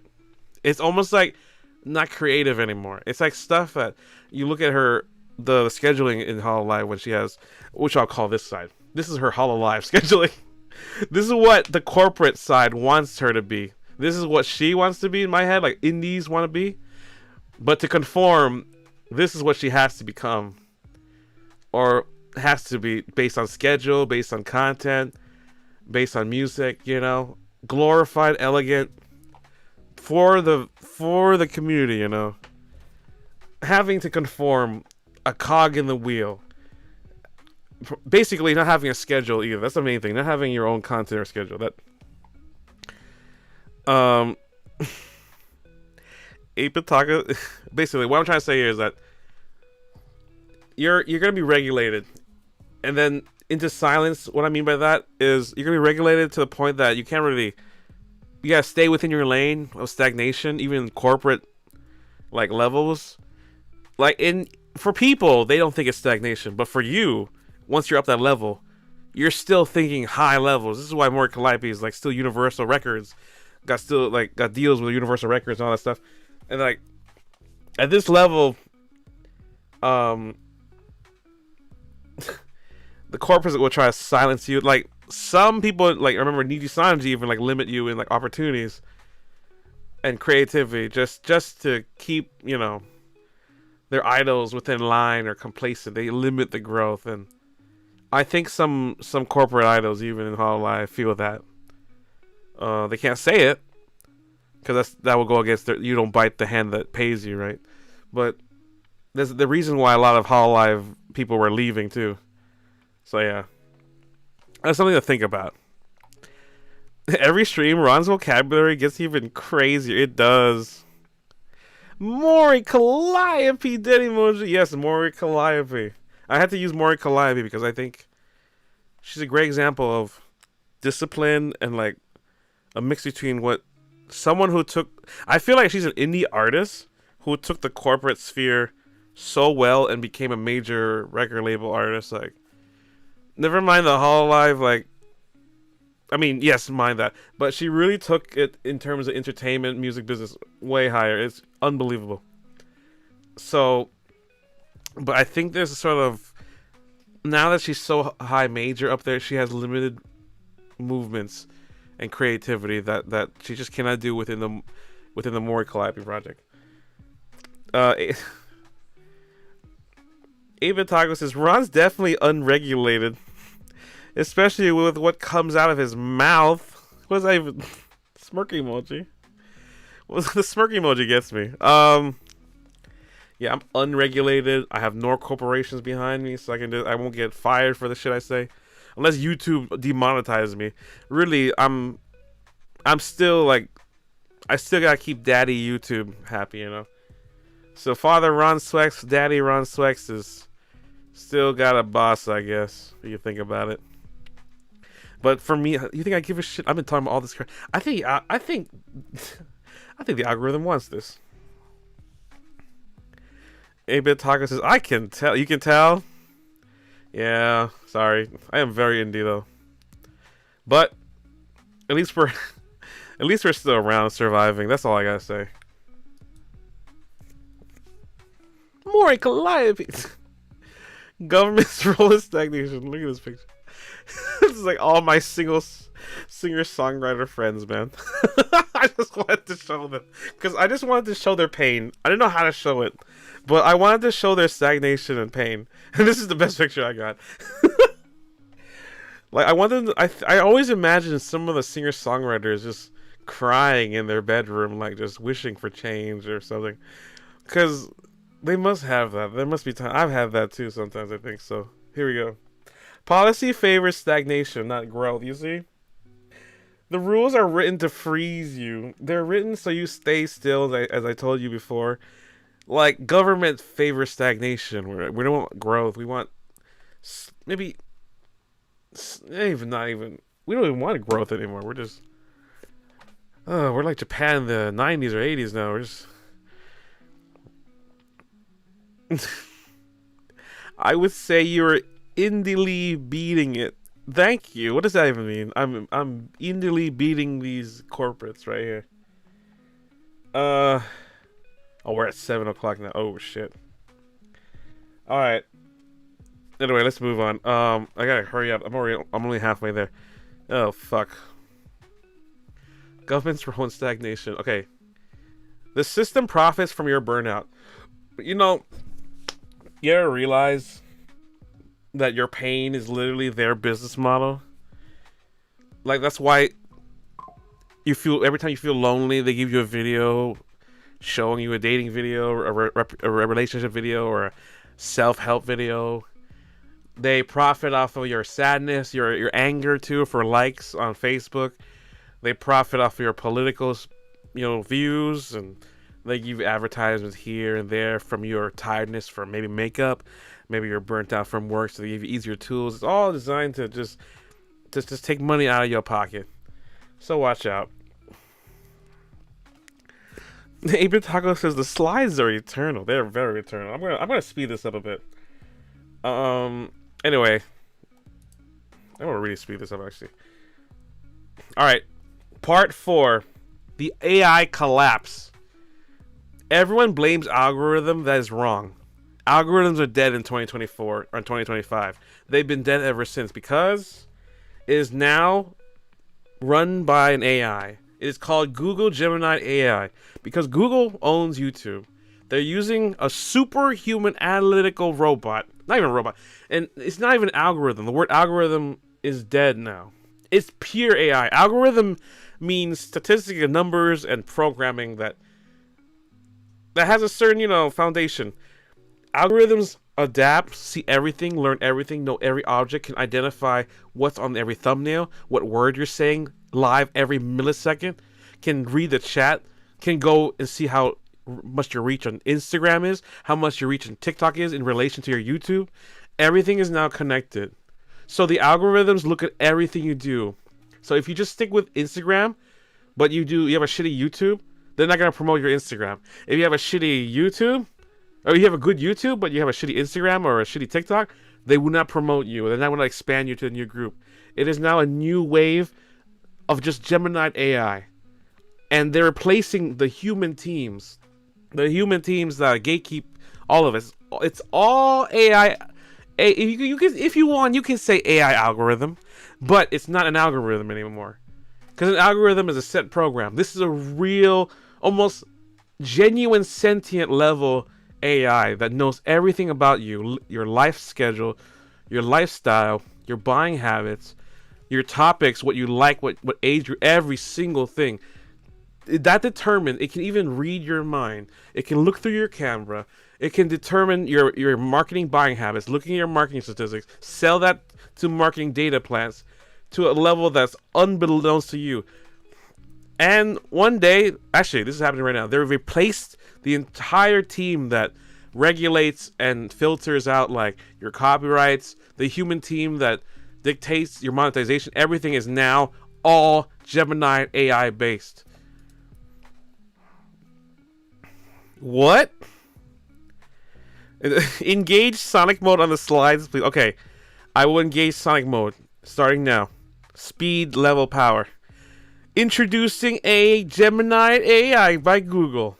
It's AI now. There is no humans. Everything you've been regulating, there's even a chat GPT box in every music YouTube video. Every single one of them, you can chat to with it.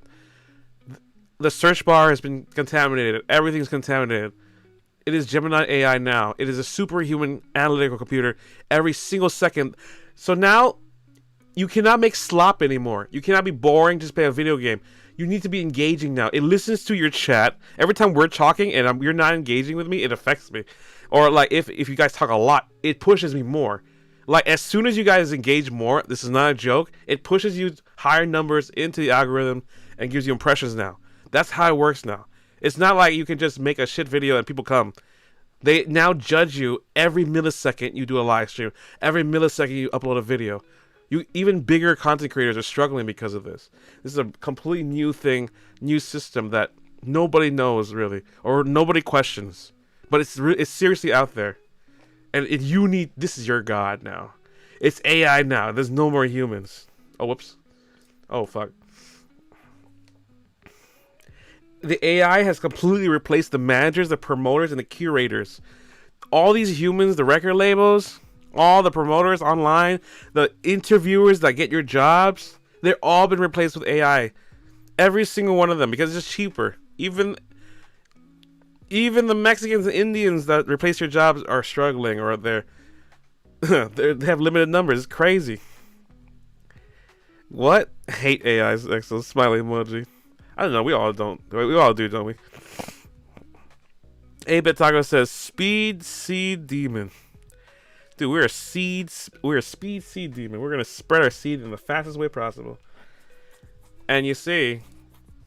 Oh, fuck. Let's go really fast. I'm going to skip some of these... I'm just going to skip to the main parts. You see, by 2026, human teens will vanish. In 2 years. That's the deadline. That's it. You better mark it. That's it. Oh, basically, the end of 2026. Once the human teams vanish and everyone gets replaced by this AI, you have to please this forever. It's not you're pleasing the algorithm of people, the audience. It's now you're pleasing this one person, this gatekeeper that brings you to the entire world, basically. This is what separates you from a viral video now. This AI, the Gemini AI. AI is now the new gatekeeper. You don't pitch to a label. You pitch to the machine. You and a bunch of marketers now have to find out what appeals to this machine that has no emotion, that's logical, is all analytical, knows everything about you every millisecond, and genuinely is listening to right now as we speak. I'm not even joking. It knows so much that it can suppress your content.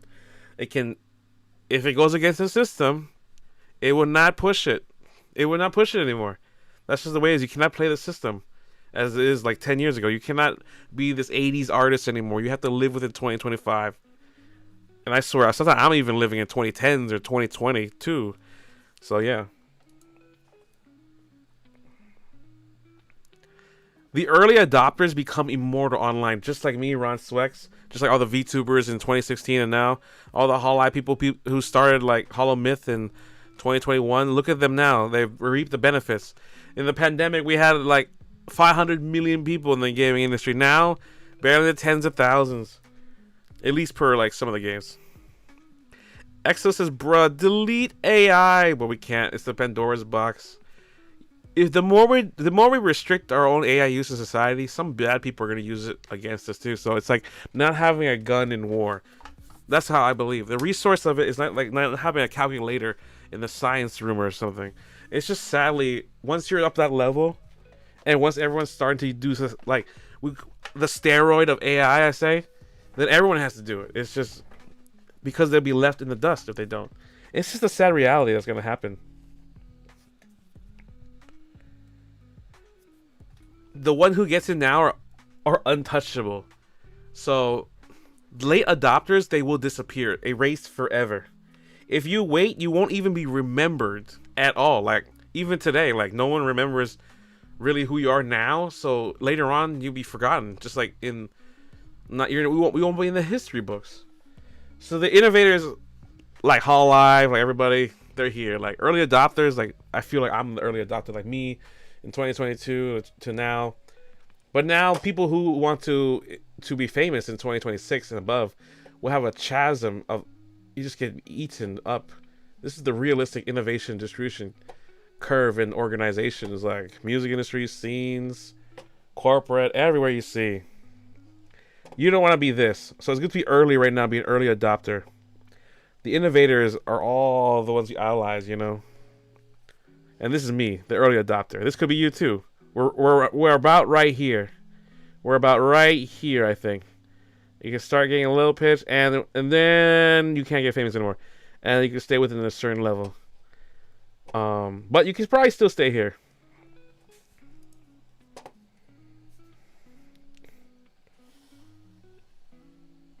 Where am I? All right. This corporate waiting equals certain death. You see, if you trust the system that you've created, even that you believe in, if you trust the system, you'll die with it. You'll die with it. Look at the revenue of Nijisanji, for instance. The second biggest corporation in the world. Just it's a simple fuck up. Many fuck ups, I'll say.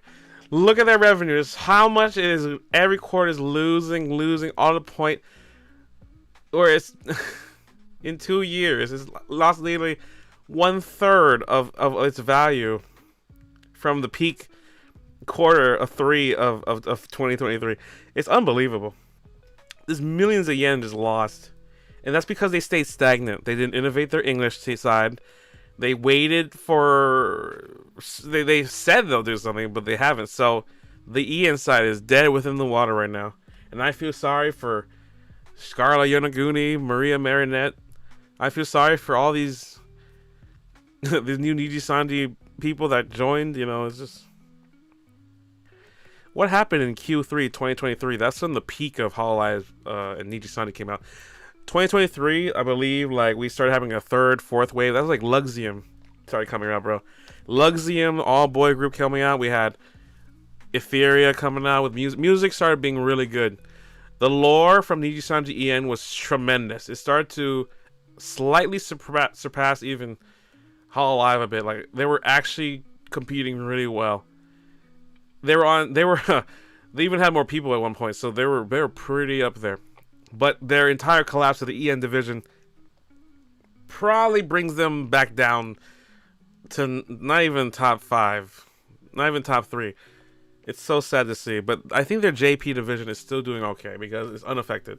So what they're doing is shaving money from the good side to, Nijisanji EN is basically Hololive ID or something. Like, it's just stagnant in the water.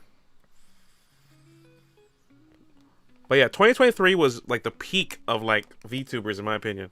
We didn't have any drama. Nijisanji wasn't collapsed. V Shoujo was still strong. Pikami was still around. Like we had the golden years of VTubers. Gargura was still here. Amelia Watson was still here.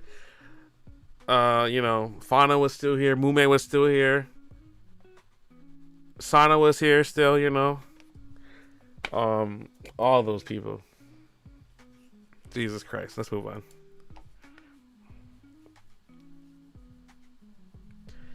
All right. Indies with AI is probably the only survival path these days. If you're in a classroom filled with people with math, calculators, Texas Instrument calculators in an SAT, you probably won't score as well as someone else who did. And that metaphor is similar to an indie that doesn't use AI or corporate that doesn't use AI in some shape or form. Now, what I mean by that is they might hire people who use it, or it's just part of the system now. Everything's affected by it. Maybe their concept art was maybe AI, but then they've written and drawn their own things, so that could be incorporated. Like, a lot of people don't talk about that. Maybe the structure of some songs could be AI. We don't even know. Like, a lot of the background shit they hide and the gatekeep. So it seems like the only survival path is to join forces and do what they're doing. Do what the companies do. And if they do that, if they're taking steroids, and if you're trying to compete to the top, it seems like you have to do it too. You have to use the AI. But AI can do a lot of good things. Like the birth of Neurosama came out of it. And it's one of the most entertaining, most funniest clips I've ever seen an AI do. And I even saw Neurosama predict the Cinder situation, that like when she betrayed all her friends and got called out. That fucking insane. But yeah, it's the only great equalizer, I believe. But it still has a lot of kinks. People hate it. And I think it's still a tool of humanity which will, in the end, people will still side with in the end. Like, It's just too innovatively new. It's the same as when people got pissed off that, painters were getting pissed off at people in the 1800s for cameras and photographers. It's like, this is not real art. What the fuck is this? You're just taking a picture of the same thing I'm painting. Like, what is this? Old people just can't understand the innovation of technology. The old generation doesn't want their gatekeeping to be taken away. So when they have this tool that equalizes the talent and skips years ahead of many industries, it makes people grumpy and want it to stop, but you can't really stop anymore. And the creative young people and the new young generation will probably embrace it and create a new future, brighter future than what we are doing here. So it is what it is. If you want to survive, use it. If you can, you don't have to use it, but people are going to use it. And understand that you don't have to use it, but other people are using it in their production, in their scene, to get ahead somewhere form. Just understand that's happening with your rivals, probably.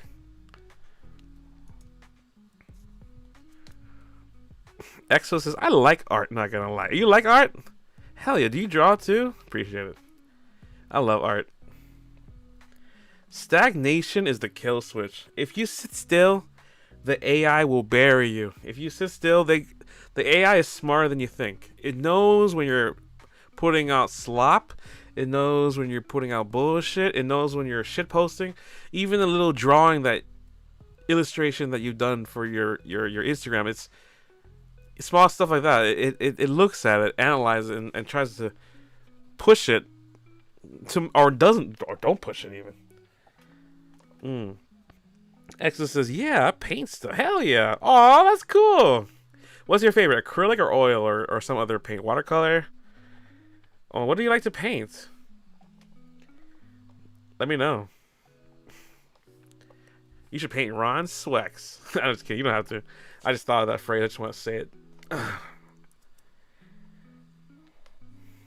Also, look at this picture. I literally think this is like a lot of my friends in the corporate ladder, or people gigging, or doing like the bad formula online. Like, I don't know. You're staying in circles where you're professional, and it's like everyone around me, bro. Literally all around me, and they want that.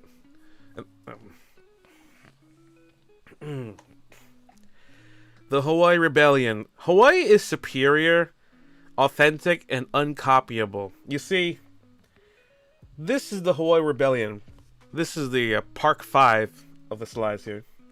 We're in slide 41 now. We're almost there. We got 25 more slides. Exo says, I paint whenever I feel like painting at the moment, and I use acrylic. You do? That's cool. Me too. I use to paint when I feel it, or I sketch when I feel. It's really a moment. You have to be inspired in the moment. You can't just like, let's draw. It's always an inspiration or a feeling, and that feeling makes you draw really good. I don't know what it is. I paint whenever I feel like. I've been a digital artist. I'm such a digital artist. I stick with that. I want to try regular painting, and I have in the past, but when I went to the store, I literally stayed for 3 hours and then gave up because it was so much shit and it cost so much money.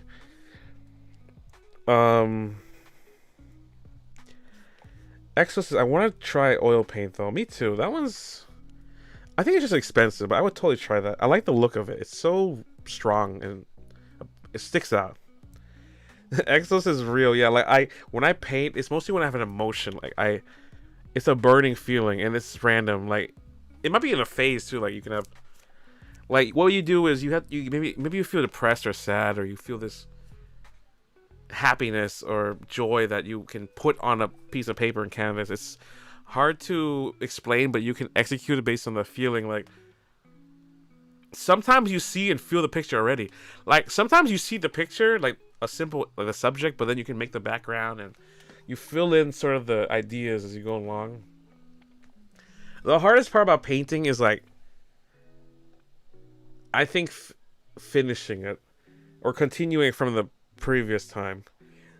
If you can, try sketch, even though the quality might be lower, try finish the painting as not fast as you can, but as efficiently as you can. If you can finish the painting in the same day, like you do a song, it would be way better than separating many days. You gotta go with the flow. Yeah, excellent. Go with the flow. Go with the flow. That's what I say. But me keeping the paint and the maybe paper or sketchbooks close gives you like a turnkey to immediately get your creative expression executed. The harder it is to get your tools out, harder it is to actually make masterpieces and things like music. Same thing. So yeah, our culture cannot be cloned. We have superior, authentic, uncopyable culture and history that the mainland just doesn't have. Like the Howleys, the white people, they don't really have culture. We genuinely have culture. We got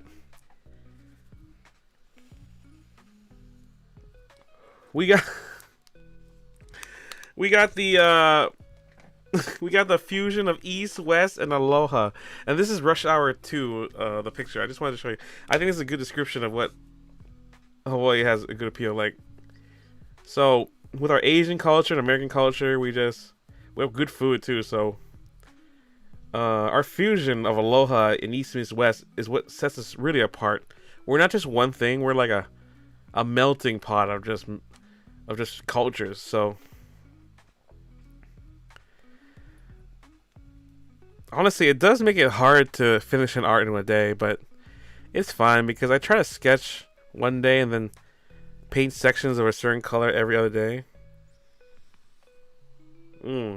I think everyone has a different way of doing things. I used to go when you do digital, I think it's so. I personally do digital, so it's a lot faster probably. When you do painting, you can separate the days. But the more you separate it, the more it's like a song, and you might not end up finishing it until you fill the whole canvas with color. But then it gets too busy.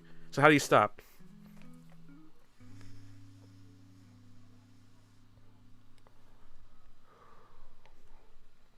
Exos is Rush Hour? Yeah. It's the fusion between West and East. Asian and American culture. That's really what I was trying to dictate. And I thought the background was kind of Hawaii, even though it's not.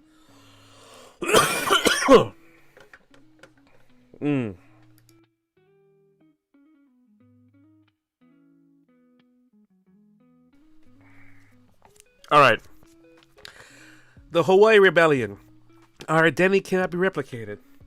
Look at this. Look at these fake ass Disney people making Moana, making Lilo and Stitch, trying to really capture and sell our culture in a modern way, but they try, but they can't even replicate with aliens and mythical gods like Maui.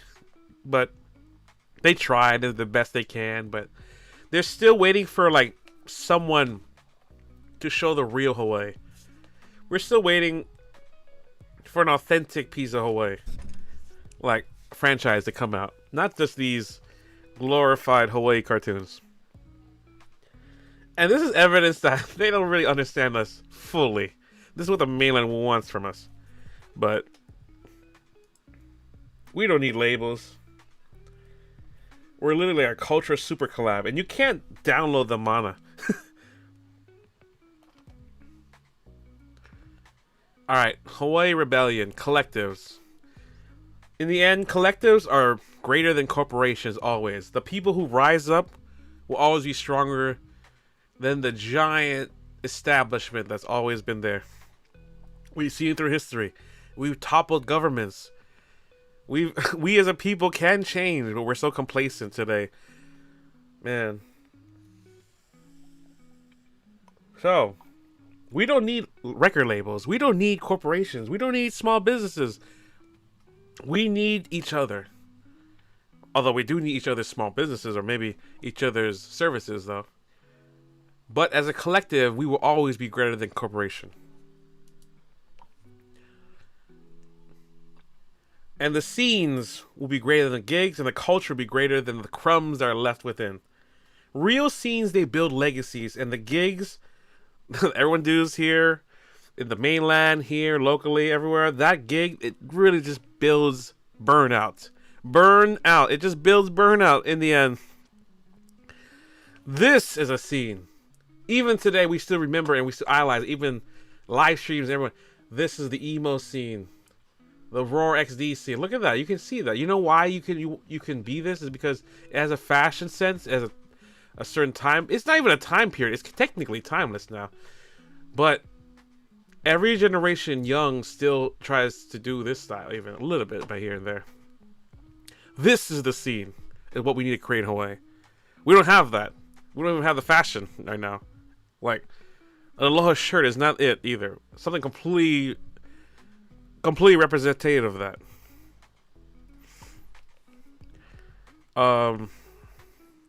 Exo says, but also waiting for the paint to dry, it takes time. Yeah, waiting for the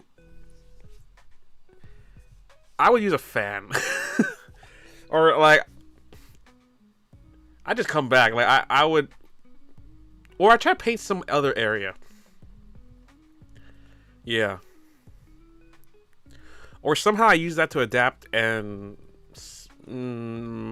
add more to the creativity presentation. Exo says, "Whoa, you like this one?" Yeah, I just wanted to show you the scene, all the accessories of what this could be. When you see a scene, you can see the fashion. When you see metal scene, you see how they dress. When you see EDM, you see the way they dress. When you see even a jazz club, they have a certain attire, right? That is the image and aesthetic and fashion thing you need to make a scene. If you don't have a fashion scene, you don't have a scene. And Hawaii doesn't have, that means Hawaii doesn't have a scene, because none of us understand the fashion of any of the scenes that are in Hawaii. The metal scene is just a junker version of the mainland scene aesthetic. So they're just a junker version of that scene. But then they're not really a scene because they're not their own identity.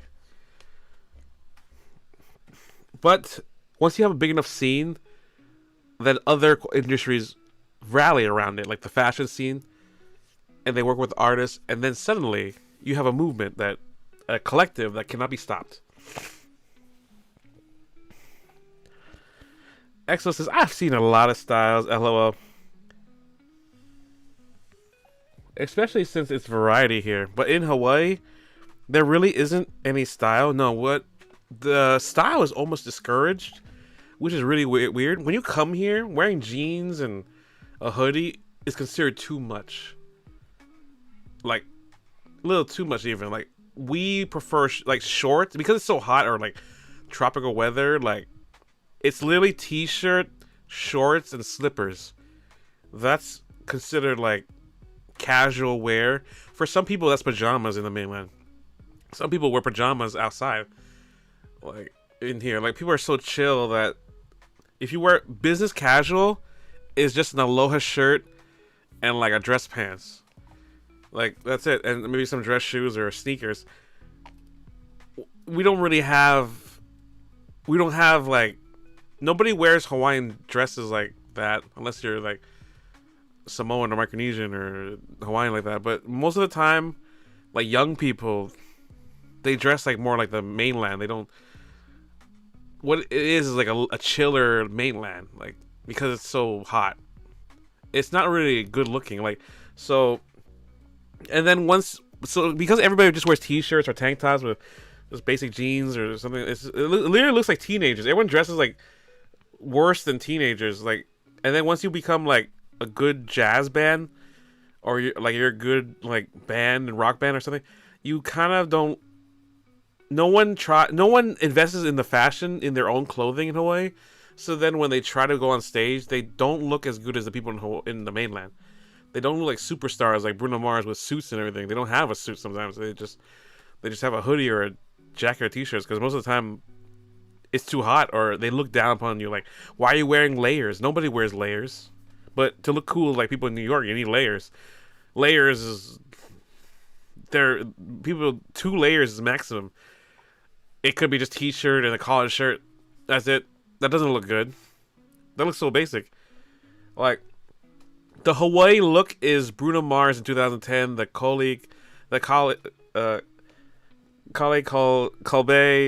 kind of look, the Justin Young look, we literally look like some people who like some normal people in the mainland probably that's our business casual attire, you know, or something. Like, we don't even wear jewelry, dog. Like, it's so simple. Like, some people don't even wear a shirt, man. They just wear swim shorts, or broad shorts to the beach or just something. Like, it's all body, you know. They don't wear anything. But then everyone looks so basic. Like, everyone looks so poor. Not poor, but everyone looks so, because everyone looks the same, it's okay. But once you go to the mainland as a Hawaiian or local, God, you look so basic. You look like you have no personality because of that. So yeah, everyone here has, because of that, they don't develop their personality. They don't develop their fashion sense. They don't develop their brand correctly, and they don't connect with people because they can't connect with locals by themselves because they have the island mindset, and they're all envious of people and rivalry and stuff like that. But yeah, Exo says Junker Queen. Does that look like Junker Queen? Yeah, you know what? It kind of has a Junker Queen thing.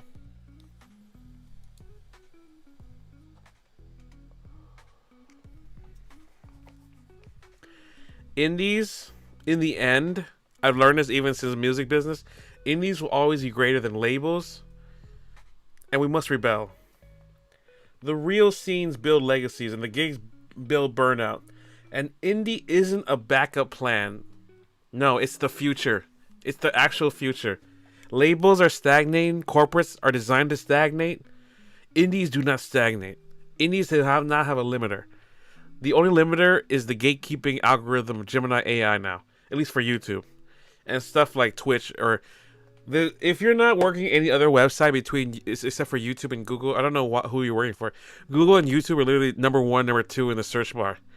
Twitch is not even in the top 20, I think. You should really think about what website you're using to get discoverability.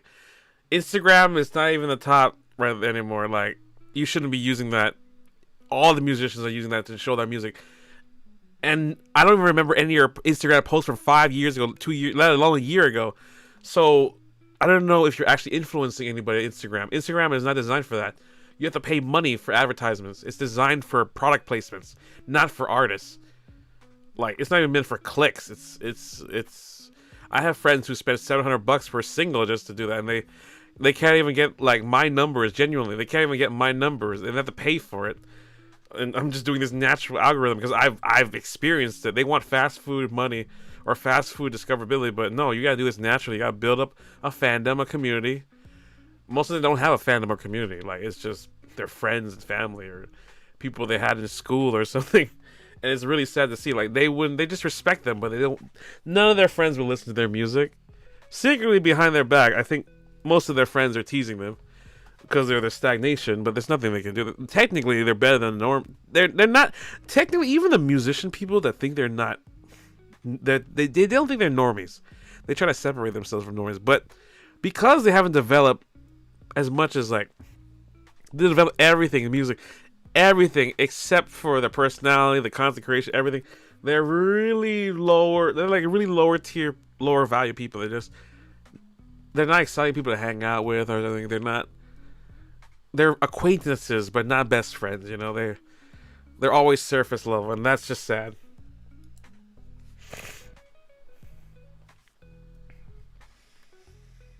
The answer, though, is online discoverability is the salvation, not the gigs. It's all online discoverability. That's how everyone was able to escape and become somebody. I had some people who were nobodies, and then they made like 30 videos, a couple shorts here, and now hundreds of thousands, 400,000 people, multi-million, 50 million views on a short or something. This happened to Mr. Beast too, man. He invests like now $250,000 a day in many of his businesses a day just to make it run, and that's why he's able to command such high amounts of viewers and money from sponsors, Netflix shows, Amazon Prime. Everybody just wants a piece of him, and because he's figured it out, you know. It's all about the online discoverability and putting money and commissions back into the art. It's a totally new system, and literally one of his donations to any of his fans is more than your entire music career sometimes. And that's a serious, serious statement that I'm genuinely need to say. That all came in less than 5-10 years, man. This could be you, but you only have a year to do this, so hurry up. There's the gatekeepers are closing the gate. It's not gonna last forever. The collapse is coming, just like the .com bubble. There's a bubble coming, and you better get in. Anyway, shout out to Mr. Beast. Please hit me up if you want to collab. Alright, the Hawaii Rebellion. Our future is digital. Not Vegas or Cali. Not, whatever. And here's a picture on the right side. Nevada has the highest rate of homeless youth in the nation. Nevada, the state of Las Vegas, has the highest rate of homeless youth in the nation.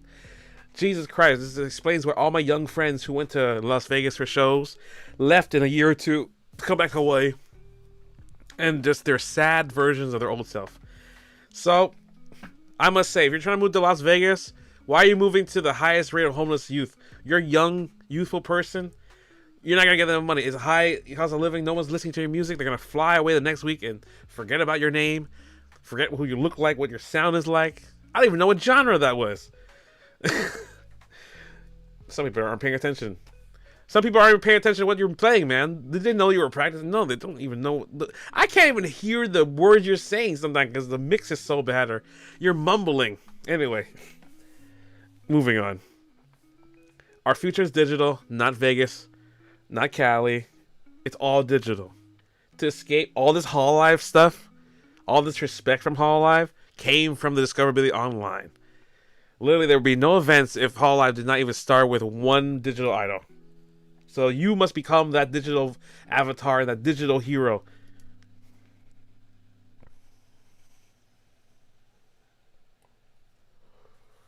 All right. Vegas is a tomb. Online is the universe. You don't want to be dead, right? In real life, you want to be the greatest digital universe you ever been. So rebel now, or vanish by 2026. This is like our only window right now. We only have until 2026, or everyone will vanish and not be famous. So hurry up, do what you gotta do, and I'll see you next time. The indies will rise and the corpse will fall. The prophecy is written now. Mark my words. Hawaii will lead this revolution, the rebellion. We were actually chosen. Chosen. You will see in the future. Chosen specifically for a reason. We will be chosen and we will lead to the future. More than you think. You might not see it now with the numbers, but once all the corporates collapse, just like VShojo, just like all the small corp VTubers and everything, and possibly Hololive, it depends. It's not if it will happen, it's when will it happen. In 2026, the late 2026, we'll have a humongous turn of events. But the VTuber market will still increase. The market will still increase. You saw the graphics. By 2032, from basically $6 billion, it will be $130 billion worth, nearly 10 times amount of exponential growth in less than 5-7 years from now. So get in right now. Do what I'm doing. Do art if you have to. You don't have to be a musician, but just be a content creator and let the Gemini AI from YouTube run your life. Understand what it is, and rise up as an indie, like Chance the Rapper, like Russ. The corporates will fall. We've seen it with Death Row Records. We've seen it with Bad Boy Records. We've seen Sony Universal. They don't have power here. They only have a P.O. Box office, okay? They're hiring the same freelancers you can find on X. They're hiring Fiverr people. They're not even spending money on the marketing. They will fail. They're leveraging money. You're not. You're still alive. You can work within the means. You have freedom control. They don't. They're stuck within this model. They have to keep their shareholders happy. And if they fuck up, all the money will dry up. Everyone's going to sell their shit. So right now, they're stuck in the same corporate stagnation of every corporation has. Apple, Nvidia, Tesla, all that stuff. Microsoft, they're literally that. And as we see, these corporations don't last 5-10 years all the time. They have downfalls too. So watch out for the next downfall in less than a year or two from now. The end. Also, type flowers. or something if you're part of this rebellion. No lurkers allowed. We need some real industry people. And I hope you like that. That's been we're about 60 slides. We did 50, 60 slides in now. The presentation is done after 3 hours and 37 minutes. Thank you, guys. I hope you enjoyed that one. I did. Definitely did. And now... Actually, yeah, that's it. The end. Yeah. Bailey Peters says, Sora from Hololive really resonates me from this. Yes. Sora, the first Hololive JP member of all time from 2016, with a viewer of 13 people in the first view. Bro, you know, I can barely even hit the 13 views sometimes these days. But I'm proud of her, and I'm proud of what Hololive has become. But even Hololive might one day have to fall, you know. It's not even been 10 years since they've been around. We don't know how they'll be in a decade from now or next. But yes, I love Sora. I look up her really highly. Bailey Peters says, she isn't a Mr. Beast or a huge timer, but she really did push through a lot of shit. Yeah. Sora basically was there since the beginning. And I really appreciate the discipline, the power not to give up. The fact that she's there, very underappreciated, must I admit. Like, I know she might not have the marketing ploy as other indie VTubers or other Hololive members, but I respect her even highlier because of that. In some ways, I feel for her though too, because I believe she also has a stagnation from Hololive EN or Hololive GP, but it's something that Hololive has not addressed. If you look at the numbers, the growth is not as powerful as since the pandemic, and I worry for these VTubers. I think they know it too. I think they know that the cycle of VTubers is changing, and they must adapt and grow. But yeah. But support your Oshis. Support me, Ron Swex, the Oshiest of Oshis, and like, comment, subscribe if you like what you heard and you learned something. I tried a lot. I did as much as I could. I gave you all the information I could. It's something that no one talks about. Literally no one online is talking about right now. But it exists. It could be a theory for you, but for me, I believe in it heartedly. Not only that, I've tried to do as much research as I can accurately, and I'm using research from previous streams included, so it's almost like a perfected presentation from all the past knowledge. So thank you so much for listening to this beautiful Tedtalk SWEX Talk presentation. It was 67 slides. We're about to enter the Q&A section now. I hope you really enjoyed it. This is kind of the end of the presentation of can Hawaii VTubers compete with mainland VTubers? And the answer is yes. But that can only come through longevity and the possibility collapse of the corp. And it's not that indies will collapse. You can see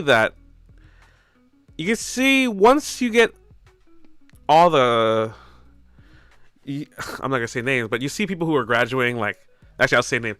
You see Samiko Saba, you see Doobie, you see Nimi Nightmare, you see this growing amount of people like in the indie scene. Even like, look at the V Soda, everyone's indie now. You see the indie force growing stronger and stronger. And these indie corp people have all the knowledge and resources already from the corp. They don't really need these motherfuckers. Hololive just needs the concerts to make money. Indies don't really need the concerts. They just need the merchandise, and the concerts will kind of be in the background. But with them all together, they will make their own group. I guarantee. They have underground. They're working with a lot of. They have a higher the indie reach. You can collab with more indies than you can collab with Hololive girls. Let me say that again. You can. There's only like 15, 20 Hololive EN girls you can talk to. But the amount of indies you can hang out with and collab with are countless. They're in the millions. And now that includes V Shoujo, Indie Corp, that includes small corps that have died. You can now collab with them. You don't know the scope of the power the indies have, even though they're small. But combined into numbers, the influence is just as great. And remember, all the people in Hololive, EN. All the people, the best in every corp was an indie before all this. They had some PLs. Before all this, all of them were indie. They know the indie mindset. Some have given it up for the corporate mindset. But for those who are in the corporate, they're waiting. Some of them want to get out. There's some people in the game that want to get out, and I'm actually the messenger for them. I believe there are some people in these big corporations that want to get out. They want to go indie. They know they got everything. They've done everything. They've reached their goals. Now they want the freedom. I genuinely believe that. So once these people rally and become indie with me, I'm a small fry, but I have a strong message and I have a very strong scene. Potential scene. The problem is we're not coming together and we all have this island mindset. But once I establish myself and I get them on their side, they will see that damn, I was not only onto something, he was correct. This is some Alex Jones crazy shit, but it is correct. Like, it is factually correct. And if it isn't, they manipulate the market so hard. There is some corruption money going on or something. This is almost unsustainable, or they're getting their money somewhere else, or the numbers are being cooked. You know? Like Enron or some shit. Like a fraud.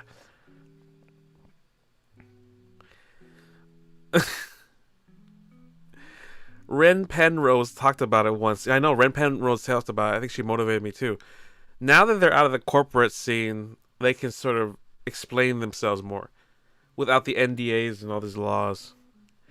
8-Bit Taco says the end was so nice. Really? You think so? Thank you, 8-Bit Taco.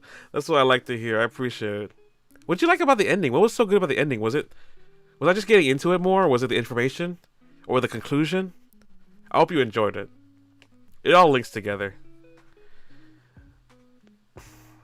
Bailey Peter says, oh, that was a lot of work. Thank you. Good job, sir. Thank you for calling me sir. And thank you for noticing my efforts. I appreciate it. That's really at the end of the day. A lot of these slides, I think these are more slides than some of my teachers in class. Have you noticed the slides that the teachers do for 1 hour?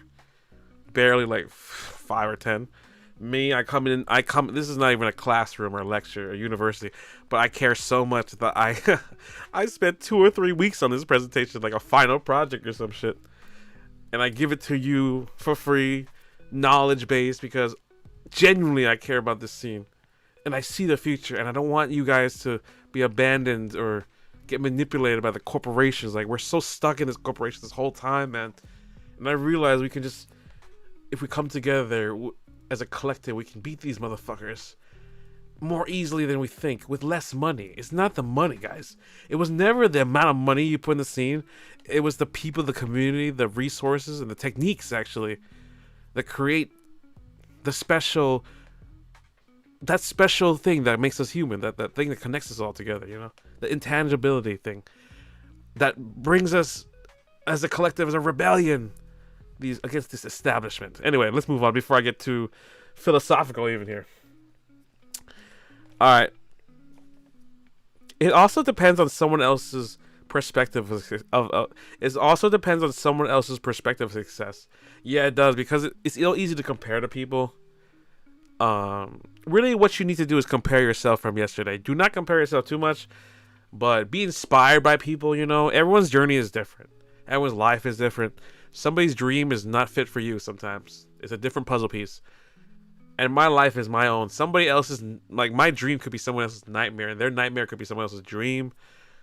And really, if we can get all these people with different dreams together and working different, if we can get every scene and we can get every collective working Hawaii, literally, it's better than every scene in the world. Every scene is also disjointed. And I had people who tour 200 cities a year, came back to Hawaii and realized Hawaii was it. They realized that Hawaii had all the beauty, had all the aloha spirit, all the people, all the home stuff. It was way better than California, better than Texas. And they're wondering, why the hell did I even escape? Why am I pleasing people I don't even like? And that's why I want to make Hawaii work. It turns out it's always been Hawaii. You can. It's not that you can't make it. It's all the online. It's all online. Do not. And if you can get the people who are good online like me, and then work with the people who are good in real life events, then you have a scene. Then you start to build something, and then we have fashion scene. It's good. The Ben's kind of hard to make. Depends. Kind of hard to make a million VTuber friends. I'm talking about the potential. Like, I would say it is very hard. I would say guarantee a million, but you can still get 1,000, 10,000, 50,000. Like, it's easier to make friends with indies than it is to even make friends with one Hololive girl. It's just hard to, because your numbers are not, you're not in the same number group or the same association group to these Hololive corporate viewers. Wait, you have another stream after this? Yeah, I do. Good luck with that. Yeah, good luck with that. Honestly, once you're famous, you easily become friends with everybody. Have you ever seen VTubers who like, remember, guys, Gargura was nobody prior to 2021. And then in a couple months after that, September, once they debuted, 4 million subs. That's 4 million people that you can collab with now. 4 million VTuber friends you have now. That could be you. That could easily be you. One debut could happen, it's just, or a couple months, takes time. You can do it. I've seen it happen before. Some of the people I've doubted have made it, bro. Anyway, we only have 10 minutes. Let me make this quick. So we get this fucking done. Alright. Okay. Alright, very quick Q&A. Alright. Any questions? This is the Q&A session. Please put in the chat. I'll respond to everything, but I only have like 10 minutes or 30 minutes for this. I'll extend the Hololive thing. 8-Bit Taco says, majority of indie VTubers stay in the same friend group, and if they do collab, it's a one-off thing. Yeah, indies VTubers, they like to stay in their groups that are... I have a lot of indie VTubers. They stay in the group, but the group is absolutely shit as a collective. None of them really do anything for each other. They don't help each other resource-wise. They don't grow as a group. They're stagnant. Maybe they do. Maybe they try to do in real-life events, but all they're doing is just hemorrhaging money, and I don't see them getting more followers from that. And I'm worried, because they're also stagnating when they do that. When they stick with the same amount of friends, I do this too. I have a collab problem as well. Like, I just stick with my circle of friends as well. Like, it's just more comforting. It's more of a comforting thing than even like a career choice, I think. It's almost like we're complacent with the friends we make too. We don't try to make new friends. Huh, nice. My friend Verosity just grabbed a cyber duck with a life tube in it. He's playing Pokemon Go. I'm gonna play with him soon. Exo says, wait, you have another stream after this? Yeah, I do. I have a Hololive React second anniversary Holo Advent in 10 minutes. Majority of yeah. You know, collabs don't actually give you that much views anyway. Like, when you have a collab stream, because you're collabing and they have so much people talking, you don't engage with the chat. Like, if you're playing Among Us or you're playing like a 6-player game or something, you get kind of introverted, and it's maybe one of the best clippable moments. But in terms of growth, it's not always good for you unless you're with a circle of friends that are huge. Like, they expand your friend circle. Like, let's say you started collabing with Pipkin Pippa, or you started collabing with V Shoujo Girls or Vanos Gaming, like Pasta did. Like, that could probably expand your thing. But it depends on the collective. You have to stick within your level, or someone bigger within your level has to trust you and let you join along the clique. But that's very difficult for someone who wants to be a main headliner of a VTuber. You have to make sure you're able to work with others, like as a coworker, even if you're not in a company. Oh fuck, that's my timer. Fuck. That's my timer. That's the end of... Oh, I can't. Isn't Hawaii too small to compete? No. Hawaii's strength is its size. We're a tight community with deep culture. The mainland is like flooded with noise, man. And like the Hawaii creators can stand out because we're authentic, different, and like uncopyable. You can copy a sound, but you can't copy Aloha. And you know, why not just play more gigs? You know why? Q&A? Because gigs are just a hamster wheel. You just spin in circles and go nowhere. You get applause for a night. You feel good. Some likes here, but no followers. No subscribers. You get no growth for a whole lifetime. You're just a fucking loser. I'm sorry. That's what it is. Can you not realize that? I've seen people do 800 gigs. 800 gigs. No new subscribers until they had a YouTube channel and they started making videos that were not their music. 800 shows. 10 years. No subscribers. No followers. No new singles because they're stuck in the gigs. Maybe they have some money in their pocket, but they didn't save any money. They spent on booze and rock and roll lifestyle. Now they're old. Now they're just making the same genre of music. And now they're washed up artists. I'm so sorry. That just happens to everyone. It is what it is. Every genre since music started, bro. Anyway. Okay. Hawaii has to think bigger. Online stages reaches millions. Online stages reaches millions. Gig stages reaches 5 to 10 people and they never follow you. They're there for food. Best case scenario, 50 people that eat food and listen to your music.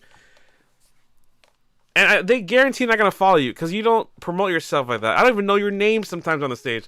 Like, holy people, please promote yourself better. Holy fuck.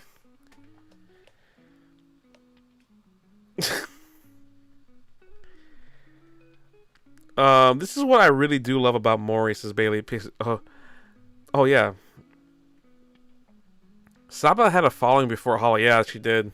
Saba, Herb, Maury, Nima are one-offs, though. Yeah, they needed the corporate thing to expand. Just like, you know how people like they join a corporate and then they quit and they get that community back. It's kind of like that. These people, they were nobodies before that. That's why. What are you doing? Never mind. You answered yes. Maury, she still even to this day keeps chat involved, and it kind of makes you feel special as a viewer. Yeah, it does. Maury does care about the chat. Maury does care about like content creators as well. She has a very senpai kind of thing.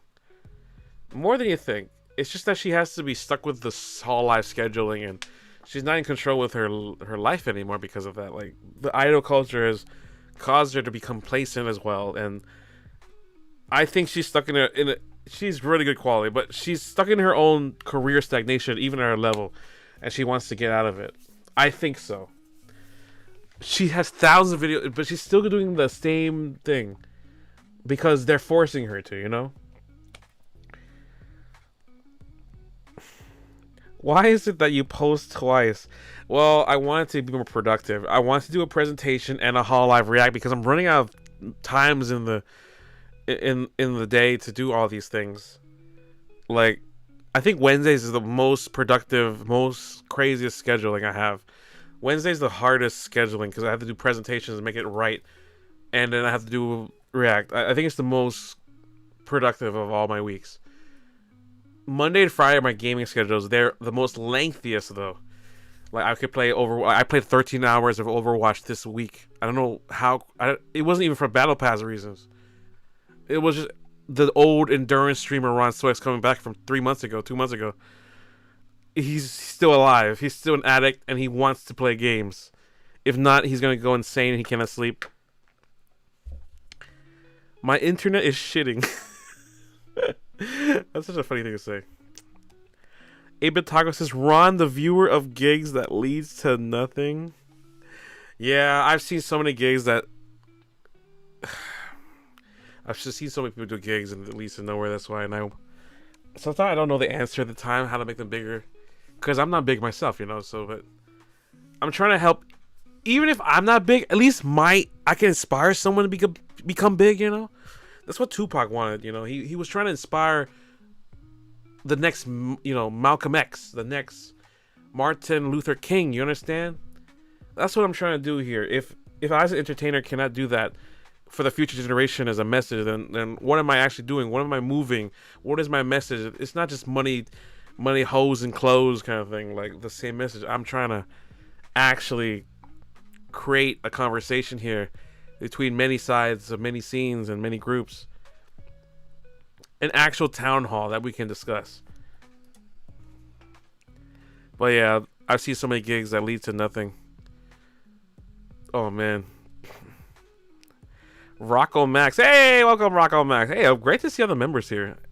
You guys have been here for 3 hours, 4 hours. You guys are fucking amazing. I'm going to extend the Hall Live React by 30 minutes, I think. I need to get the Q&A done correctly. Look at this fucking picture. I love this. This is from Cyberpunk 2027. These are the classes you can pick. Corporal, Street Kid, Nomad. Anyway, Saba was also an IPS tuber. What is it? IPS tuber? Way before she became a VTuber? You mean intellectual property tuber? She was already making songs, like memes. So she was already getting viral before that. But now I look at her stuff and she's only doing gaming, and I see her numbers going down and down. Like, there were 25,000. Now I look at her stream yesterday, there's like 7,000. These are like low Hall Live numbers, man. These are like, I'm not criticizing her, but I'm saying, like, my previous slides, I've said gaming is down by 90%. And every month she has to do something big. She's not doing her music stuff.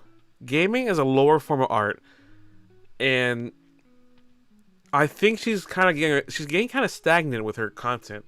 I advise her to do something with music, do something higher quality, but she's so big that she can just dump out slop in gaming if she wants to, and brain rot at that level. But if you do brain rot, you're keeping the community limited.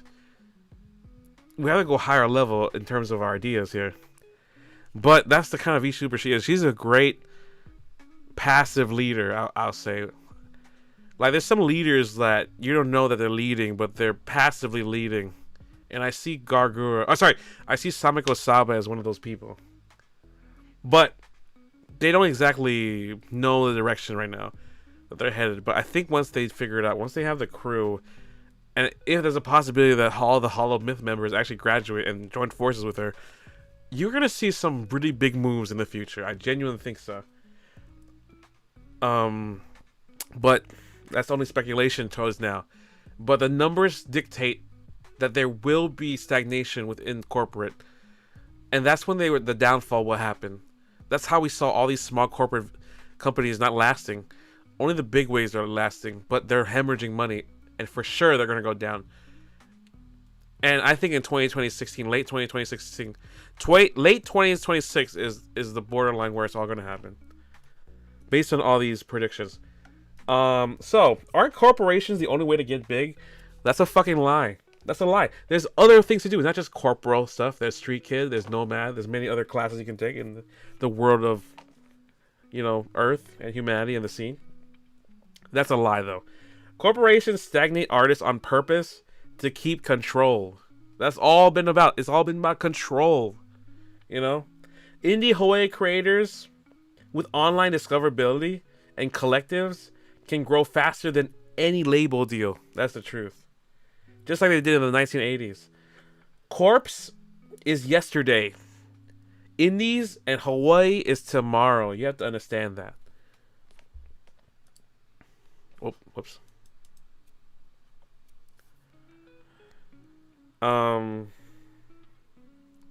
So what about Vegas? Isn't it better for the artists? Look at it. Look at all the artists. Isn't this where it is at? No, it's not, guys. It's all a facade. It's all fake. It's all a delusion designed for tourists to come and spend money. Vegas is a graveyard. Cali, maybe not so much. Other place, but Vegas is a graveyard. Hawaii is a graveyard. It's the 8th island for a reason. It was designed for this. It looks shiny, but it kills creativity.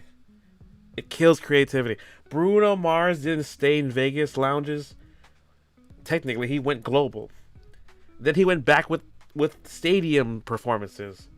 Hawaii must follow that path. Online, start online with discoverability, online, then global reach, and then return with power into their state, you know, or your state, or whatever state you're in right now.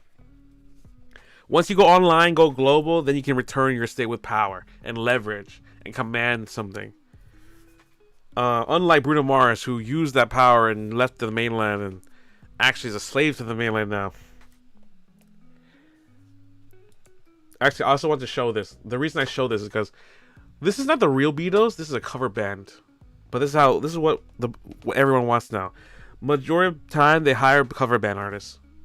95% of the time, they just want cover artists. 85, 95% of the time, they just... Why I say 85 because most of your set will be 85%. 85% of your set for cover bands is not your music. It's cover art. It's cover songs. Originals is only like 5% or 10% of it. And that some clubs don't even allow your original music in Las Vegas. The level you have to be is like Cirque du Soleil level, like you're doing flips, like you're a circus. And that's why I put Michael Jackson's Cirque du Soleil the 1 here, rated like top 3, top 2. The Beatles also have a Cirque du Soleil, and no one in Hawaii can even match this level of production. I swear to God, if you go to Las Vegas, you look at Cirque du Soleil, and then you go back home and you look at any of the singer-songwriters, even Hawaiian band artists, any of the legends, they are crap, dog. It is absolutely not, genuinely not the same entertainment Cirque du Soleil in Las Vegas with live bands, live orchestra compared to just a fucking rock band or a metal scene or a Hawaiian band or R&B band or even a electronic EDM DJ. Like, it's just, maybe if you're actually EDM or DJ works okay in Nevada. That works somehow. You can make thousands, but it's a limited pool still. But the talent there is 100 out of 10. And then you come back to the States, and it's like a 3 out of 10, basically. We're all a bunch of 3 out of 10s trying to seem like we're better than the 2 out of 10s, man. That's just really what it is. It's all ego. And we're just not as good as the people in the mainland. But that's a problem, though. They're controlled by conformity. We're not. We have our own culture. It's unbelievable. Oh, let me read some comments, too. You're doing the Advent second year. I loved it. You did? I saw the beginning of it, but I was saving it. I had some meetings. I couldn't go to the live. Bailey Peters says, was she rock? She did say she has been online so damn long. Like, a lot of these content creators were here for its... Like, Amalie was here since, like, the 2000s, bro. Like, what, 18 years, dog? Crazy. Rocco Max says, it was like the precursor to VTubing. Yeah, it was. You know, like, I look at Gorillaz kind of like a precursor to VTubing. I look at the music scene in VTubing like the Gorillaz or something. Like, it's really what... People are just using VTubers as discoverability for their own music, really, and their own art. That's at the end of the day what it's trying to become, not just content creation and brain rot and that stuff. It's entertainment, music, business. That's where it is. Bailey says, yeah, she is tilting a bit, but she's getting back into the grind, you know. Yeah, she is. A lot of the reasons she quit Hololive because it was not a lot of it. Actually, during my research, was because of a lot of stalking stuff that Hololive was not dealing with, and the scheduling and the anxiety from just management. Management is a lot worse than you think. The stagnation, the disagreements of staff. There's a reason they disagree. They don't want that scheduling. They get restricted too. So I can understand why they escaped. Like, even if anyone said no to me for one project, I would want out personally. As an indie, I cannot have my voice not heard or restricted by decisions. She is the original VTuber code cracker. She will get it. She will get it. Because she has what we call unconditional love by the community. Just like Doki Bird, which is also an ex-corp VTuber. These unconditional love people will win against a lot of the filler VTubers in Hololive or other corporate. There's a lot of filler VTubers. You know, I used to be one. I don't think I am one as much anymore.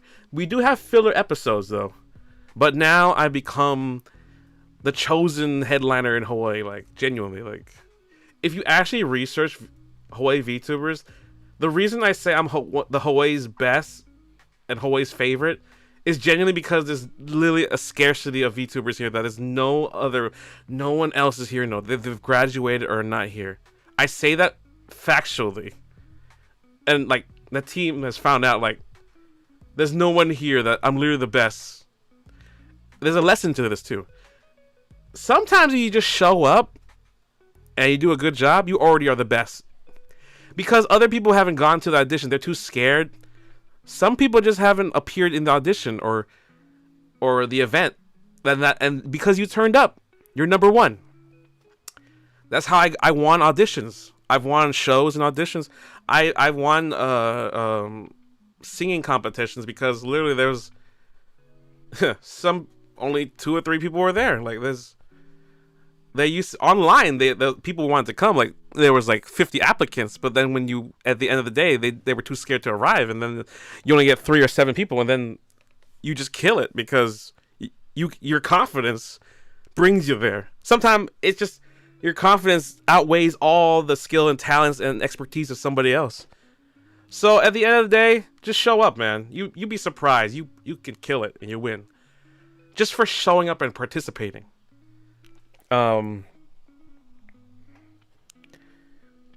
Okay, next question. Isn't AI gonna kill creativity? AI isn't gonna kill creativity. It kills stagnation. The ones who adapt win. Hawaii is small but agile. We can adopt AI faster, fuse it with culture, and lead instead of follow. So lead, follow, get out of the way.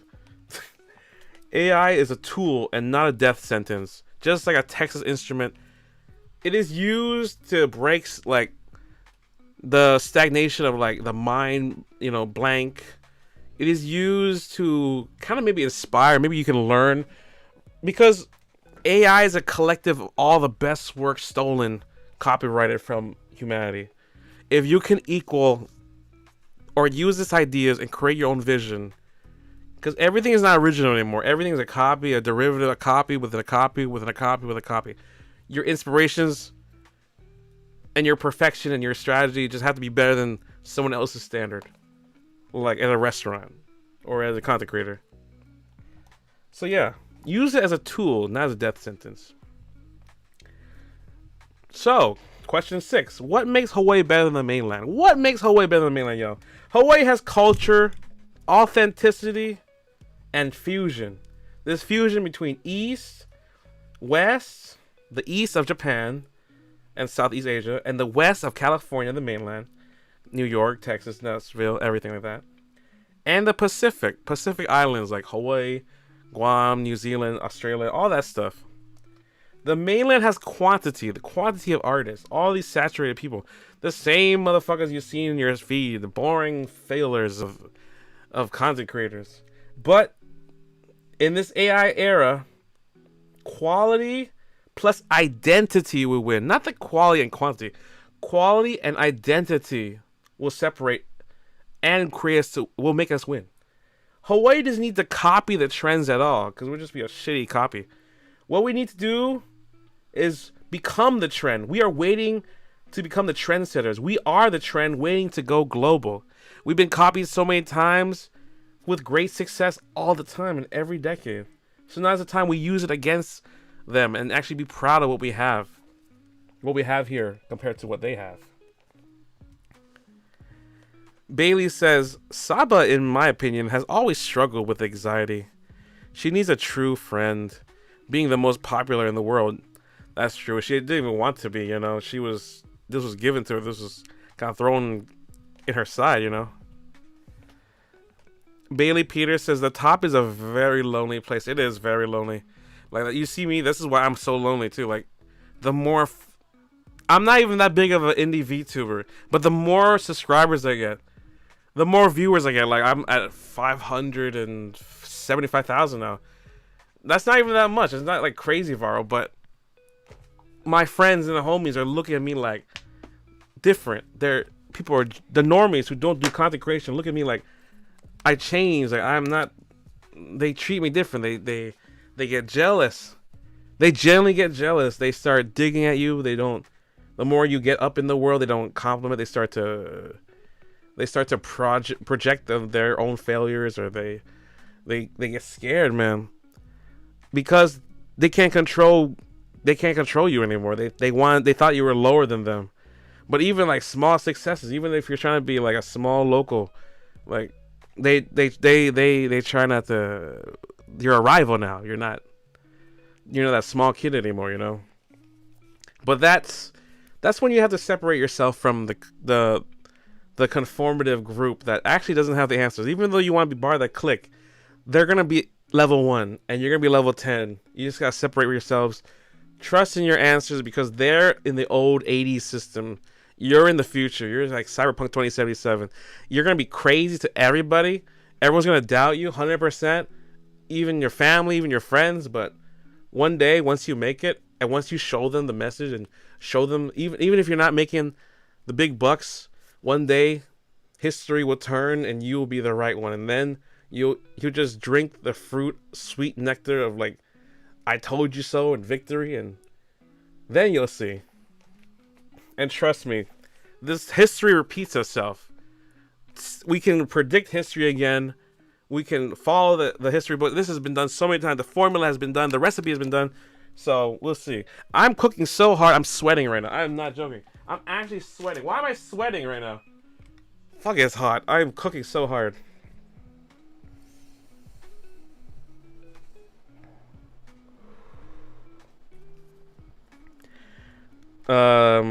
Bailey says, I don't know. Corona keeps 25K live viewers. Maybe the puppy is now the largest. Hololive JP, I look at their numbers. They're not stagnating. They're still pretty up there. It's still high numbers. It isn't like exponentially higher, but it's still 25,000 Pecora. It's still 100,000s for anniversaries like Marine. Music videos getting millions. It's still JP is not stagnating. JP is strong as ever, if getting stronger. It seems like if you're JP in any VTuber market that's already been in the past and you establish yourself, you're kind of okay, you know.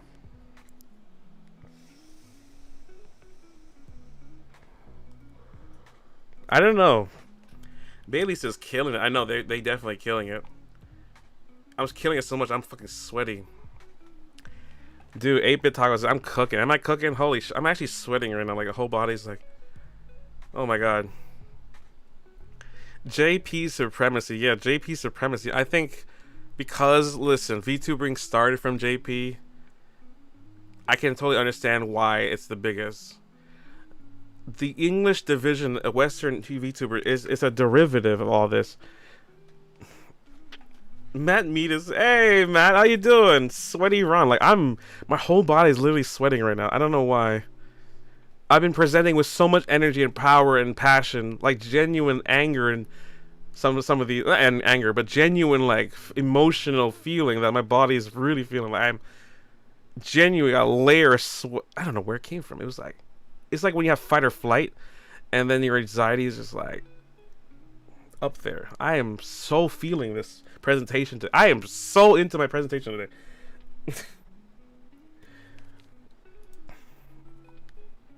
Oh, sorry, I didn't answer that question. I apologize. So, what's the best case scenario for Hawaii creators? Best case scenario for all of us, as an open letter for everyone, the government, the world, humans here. Best case, we build a collective. We build multiple collectives. We embrace online discoverability, and we make Hawaii a cultural export hub.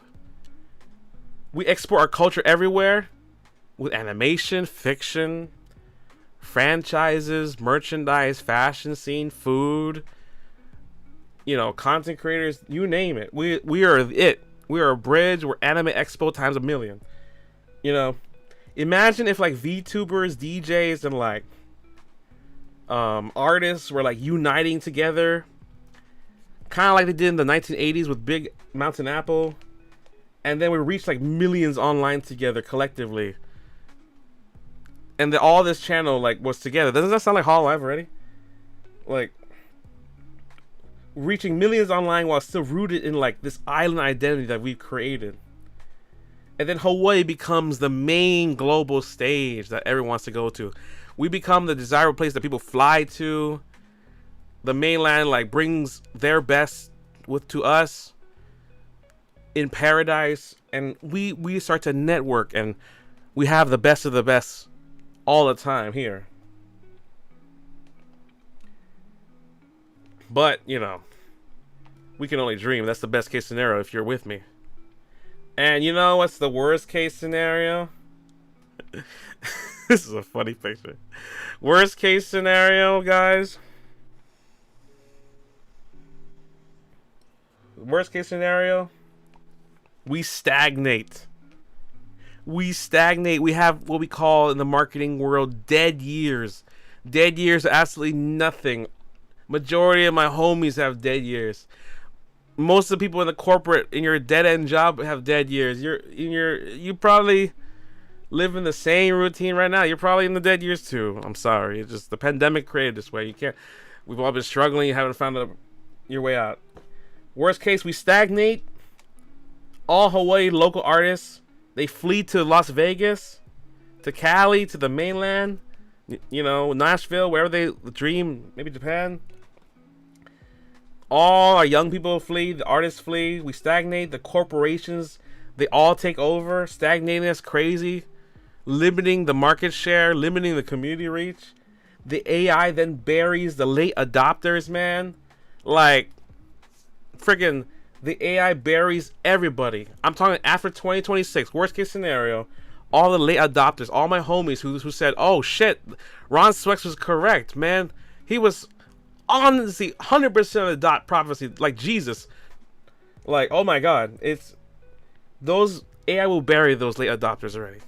It'll be too late, and by then you're old. You're old news already. Actually, right now you're already old news, so you better catch the frick up with these young people, young kids. We're like Gen Alpha now, man. You know, Gen Alpha doesn't even know who the fuck like Katy Perry is. They don't even know they don't even know who Lady Gaga is. They don't know who. You ask them right now. They listen to only Billie Eilish, man.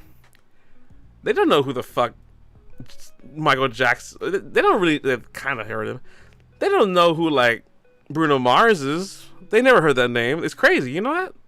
They never heard the word like. You know, they even heard that. They don't know the word. They don't know the person. They barely know Janet Jackson. They barely know Michael Jackson. They barely know any of the past artists. They think Linkin Park is Billy Joel level, like old, you know. Like, you're old now, guys. You're just fucking old. Anyway. Sweaty Ron. I'm still sweating right now. I don't know what it is. I think, am I hungry or something? Dude, like, literally, like, all the number one people that was on the number one Billboard charts have no relevance. Like, maybe Drake and Taylor Swift, but barely. Like, no, people think The Weeknd is mid now, too. Like, the young people. Incredible. This is based on reference and studies, by the way. I am sweating so much. Why am I sweating so much? I am literally dripping sweat now. What the fuck? Oh my god, I'm literally have back sweat that's on my seat. What the I'm just... Something's going on here.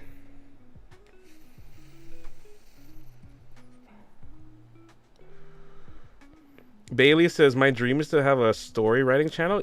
Go for it, 100%. Just do it. Do it. Nothing's stopping you.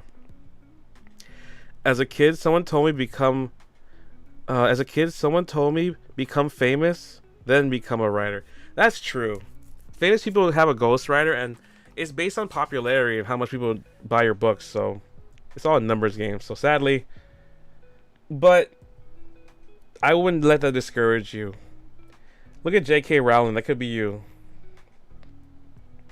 The time zone really F's y'all a bit. Yeah. Here in Hawaii, we get F'd by that. 8-Bit Taco says wood. Really? Which one? Both or... Bruh. I guess... yeah. Wood for the left one, especially. 07, Katy Perry fell off. Crying emoji. Crying, laughing emoji. Yeah, they did. They barely know Rihanna, man. Like, you ask the youngsters these days, like, who the fuck is Prince? Who the fuck is Skrillex? They don't know.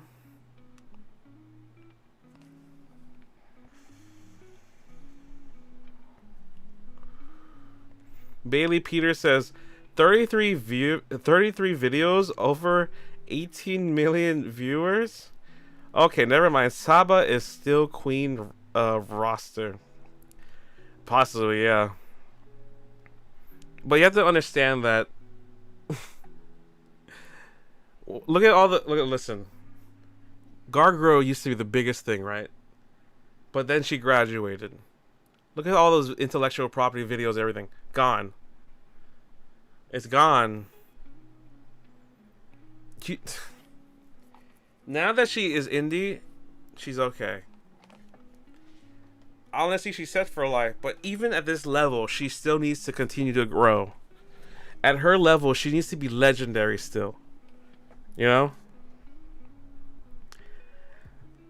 Bailey says, facts on JK Rowling. My stories aren't that damn good, though. Listen, everyone started as a baby, okay? Sometimes the writing material wasn't there. Sometimes the talent wasn't there. But we grew as we went along. As a human race, we get better and better and better every day. And just trust me, 1% everyday improvement for a whole year is 365%, baby. So just start one day a little bit and improve your writing. And I've met some good writers, man. You just let your ideas work, edit the shit out of it, just like a song. And you'll be okay, man. Writing is not too complicated. It just takes time. But anyway. Worst case scenario, we stagnate, artists flee to Vegas, corporations take over, AI buries the late adopters, Hawaii culture gets sold as like hotel background music. But we're not choosing that path. We're choosing rebellion. We're choosing independence, and we're choosing discoverability. If you don't, the worst case scenario, you're a young artist, young, youthful, young and free. Then you do the same system, you get stagnant, you burn out hard, you don't take care of your health. You become a washed up artist, a nostalgic hit, a one-hit wonder. I see so many artists. They're beautiful, male and female, and just after 10 years they get wrecked by touring, they get wrecked by the system, and they end up looking like not themselves. Maybe this is amazing to some people, but they degrade. Definitely.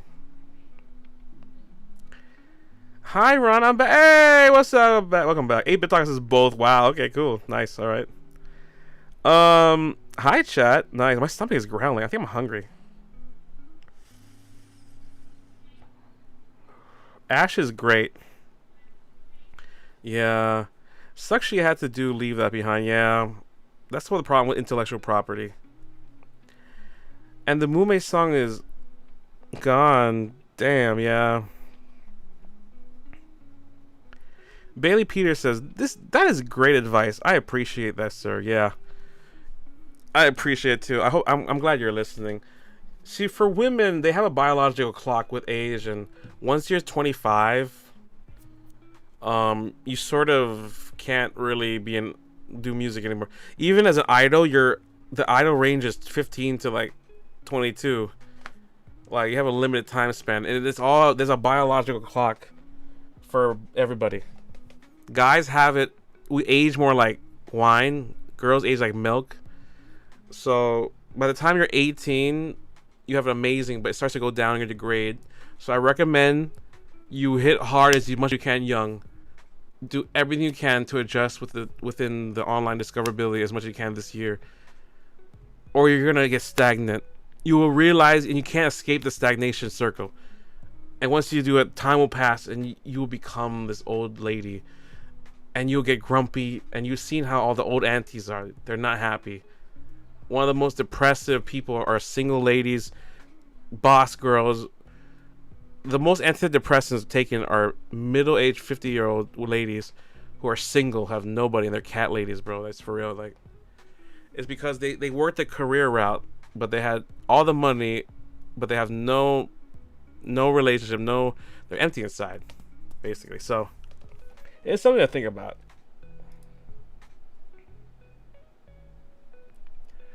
Why should normies care about VTubers and indies? Because culture moves online, you guys, now. Normies should care because everything is online. Culture is all online. VTubers and indie artists are Hawaii chances to export our identity worldwide. Literally, you can become a Hawaii VTuber. Supporting them means keeping Hawaii alive in the global conversation. Otherwise, we get erased by the corporate noise from the mainland, like Hololive or other indies.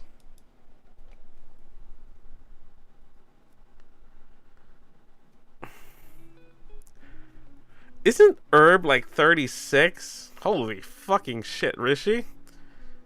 This is why she's so good. See, when you're a VTuber, age doesn't really matter because you can make up bullshit in your debut for a girl. And it's perfect for washed up idols like Kiara. Look at that. Once you're old, hags are desirable. Like Phase Connect got that. Like K-San is probably old as fuck like that too. We got Amelie also old. Like damn, the British are. It doesn't really matter. Because you can the fiction is what matters, guys. Fiction matters more. You can create the universal world and Herb becomes the youngest fertile woman ever. Because it's all personality and it's all quality. Remember, quality and identity, as we said earlier. It's not quality and quantity. It's quality and identity that will separate us from the greats. 8-Bit Taco says, is that a milk? Milk. Thank you for the milk and the wine. Maury is probably a bit older, to be fair. I don't know her age. I think she's in the 2000s, like 2003 maybe. I'm guessing, so maybe she's in her late 20s, I'm guessing. She's young enough, I think, where she hasn't given up. I think that's why. But I think she's old enough where she's a senpai. Okay, fair. That's a good point. Yeah.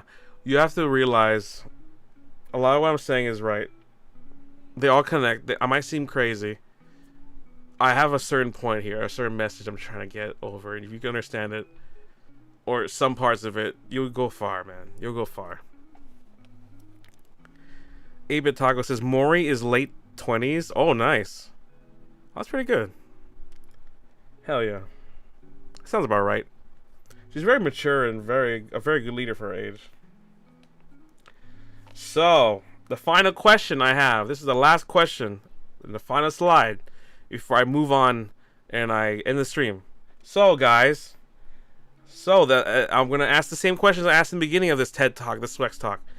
So, can Hawaii VTubers really compete with the mainland? Can we compete? The answer really is, guys, we can. We can not just compete, we can lead. We can lead everyone. We're early, we're authentic. You have to understand the Hawaii culture started like hundreds of years ago when the Polynesians came here.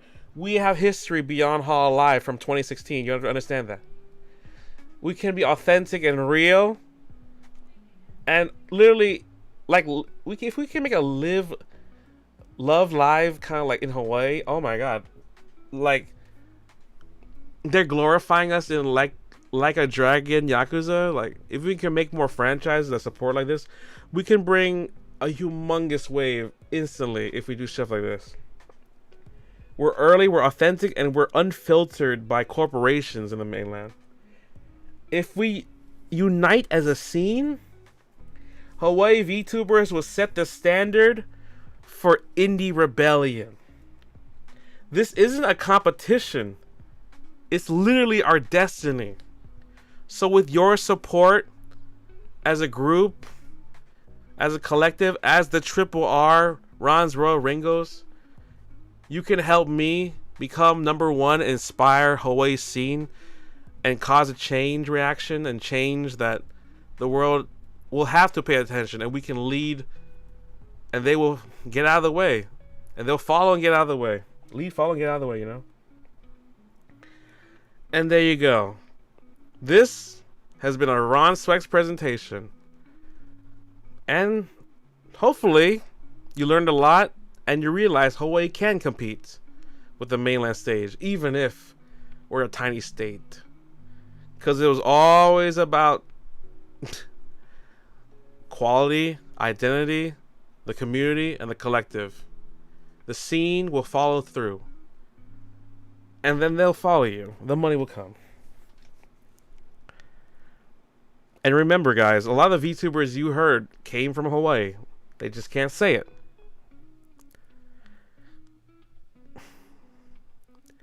Device says, so what did I miss? I disappeared for a whole 2 hours. Oh, well, a lot. But I can recap. 8-Bit Taco says, Ron is definitely not crazy.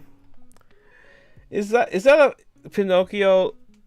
Listen, fine then. Call me crazy. Call me crazy. You just wait. You just wait and see what happens. I might have some insider info. That's why. That's what, you know. I have constant insider info now. So, but a lot. There is some. A lot can change, you know. So we'll consider this speculation and maybe a theory, a VTuber theory. All right. Ah, yeah, 1996. Oh, really? 1996 is her? Really? That's her birthday? No way. That's cool. Bailey says she holds herself older than 29. She must have had a rough start in life. Yeah, I think she does. Well, I think that's why she's so mature and so strong. Device says, yes, you guys can lead. Yes, we can. We've led before. David Copperfield came from Hawaii, guys. Now he's in Vegas doing it, being the #1 musician and entertainer. Device says, thank you. Thank you. I appreciate it. Thank you for everything, guys. All right. And that's the end, ladies and gentlemen. I hope you enjoyed that one. It took me a long time. It took 3 weeks to make that one. A lot of extensions and rehearsals on that. Oh, my mouse dropped.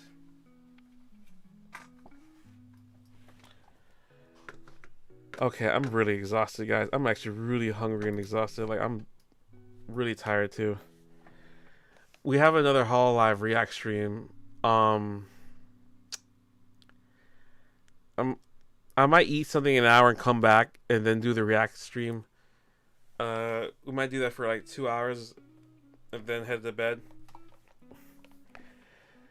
Taco says, and I don't fuck with male VTubers, but wait. Bailey says, wait, what?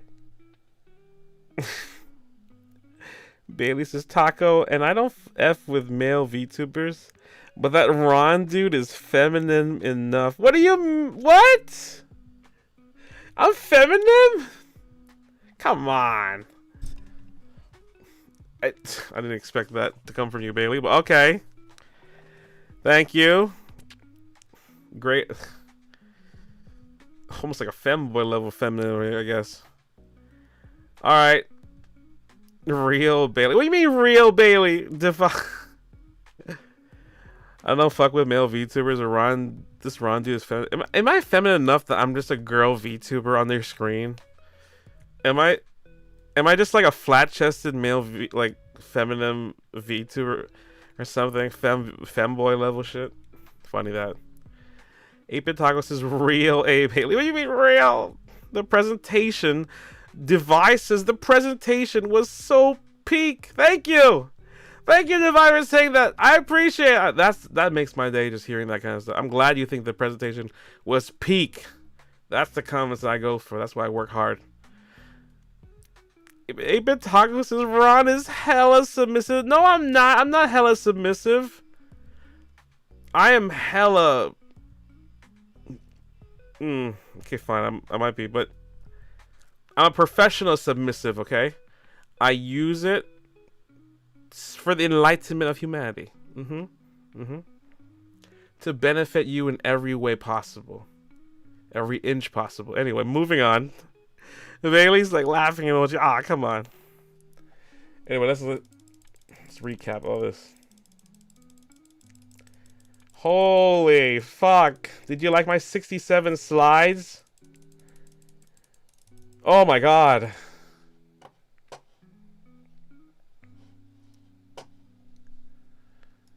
Okay, let's do an auto. Let me do an auto present and reach.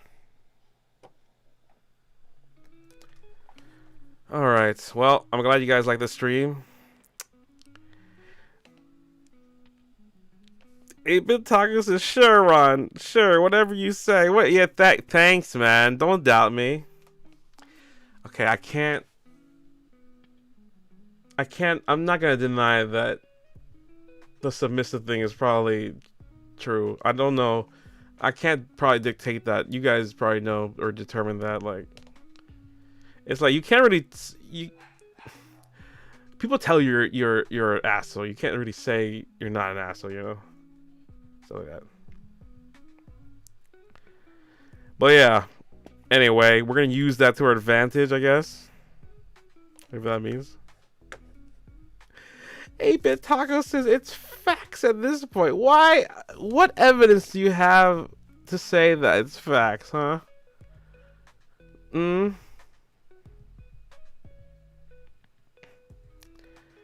man. Well, I'm glad you like the presentation. Submissively giving you these facts. Guys, I'm really tired. Suddenly, now that my body knows that I stopped the presentation, it's like all the adrenaline knew that it's used up, and now I'm crashing out, like I'm burnt out, like when you drink so much energy drinks and you crash out. I literally felt that. I literally felt this humongous wave of fatigue just hit me just now.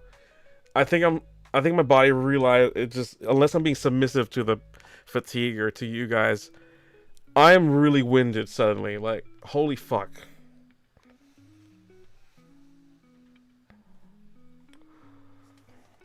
Wait, let me move this.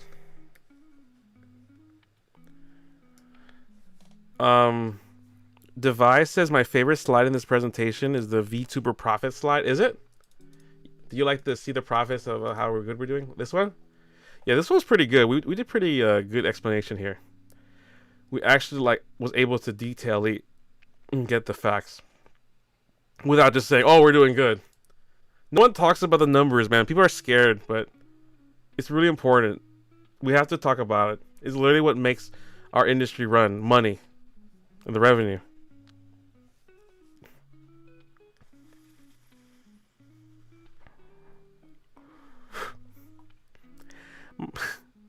Eight-Bit Taco says it's facts at this point. He says submissively, "Oh my god." Okay, I guess I can't be dominating. I'll just embrace it then. 8-Bit Taco, Bailey says, "Oh, so random thought. I had no clue Iris was a solo Hollow member." Yeah, I think she debuted. She didn't debut in a generation. She debuted by herself as like a V singer.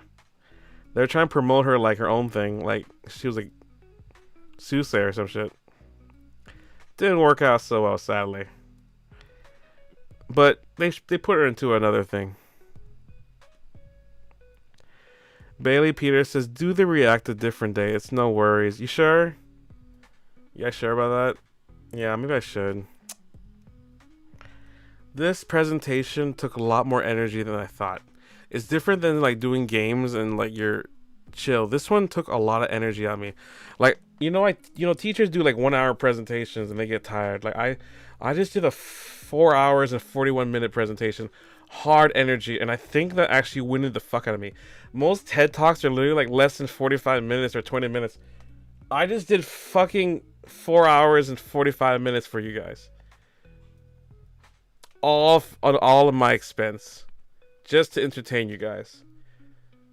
67 slides. I don't think any VTuber, literally even the professionals, are doing it. I'm fucking dying right now. I'm so tired. I'm sweating. I'm not joking. I'm still sweating. My back is sweating. I have drops of sweat on my fucking forehead from this presentation. I've never had this much energy burnt out of me on a presentation. I'm so exhausted. This is literally maybe 6 times the amount of slides I do. I'm so exhausted from the information too. All this learning and all this like memorizing the lines is fucking crazy. Oh. Also, I gotta take care of my dad. He broke his leg or something. But yeah. Do the react to different days, no worries. Okay, thank you. Maybe I'll do it on Friday or something. 8-Bit Taco says Iris debuted before. Maybe I'll do it. Yeah, Friday. Device says before Promise they called it Council Iris. What? Oh yeah, they did. That sounds terrible. I thought it was Hollow Promise. Weird name. They really fucked that up, didn't they?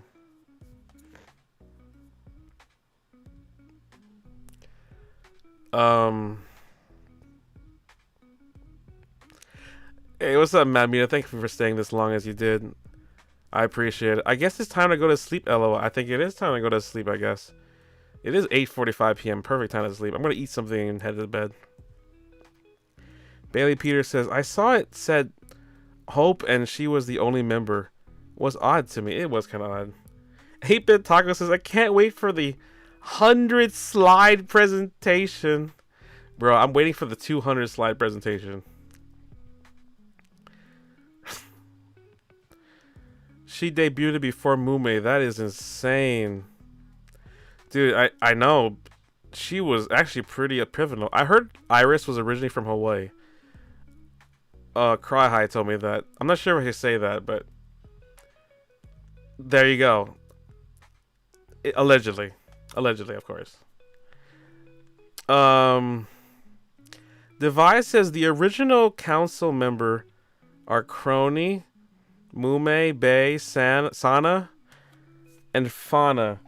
Then Hope, Iris joined and became Council Iris, but it has been changed to Promise after Sana graduated, I guess.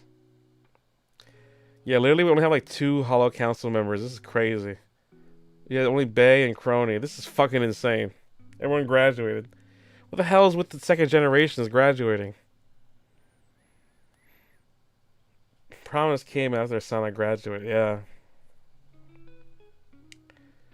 Bailey Peters says, so it was Myth, then Iris, then Fauna, and Mumes? Yeah, I guess so. Was it Myth, then Hollow Council, then Iris? I can't remember.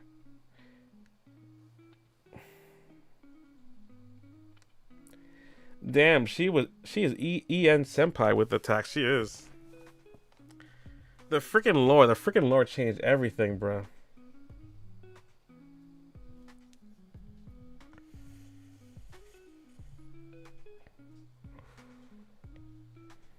Man, I need a sandwich. But anyway, I'm gonna go now. I hope you like the slides, the 67 slides. This is a small recap.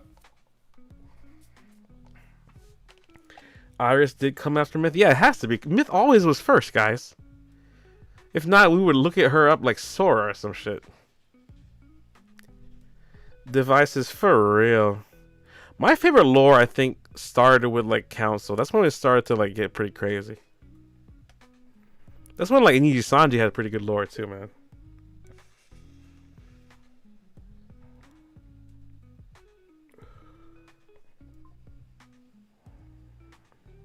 Anyway, I'm looking at these slides. They look pretty good. Anyway, like, comment, subscribe. Shout out to the 8 people who are still here. Let me see how many likes we got. Thank you for the 14 likes, everybody. All right. Thanks all for the fun Yapstar. Yeah, thank you. I hope you like it. It was pretty good. These are all the slides presented. Hopefully influence you guys. Took a lot of work, so please like, comment, subscribe, listen to my Spotify, support me. I'm gonna go now eat some food. Yeah. Niji Sanji, I do love Submit. Yeah, me too. She's freaking amazing. Alright. Let's see if I can raid you guys to somebody.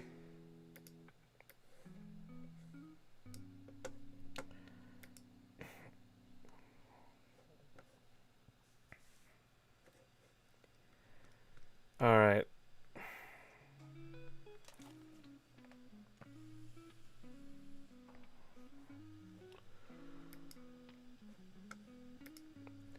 Right, we're gonna raid you to somebody. I have no idea, but...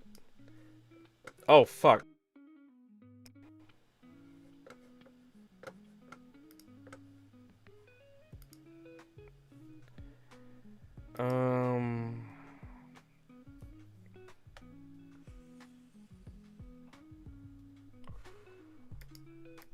I need some water, too.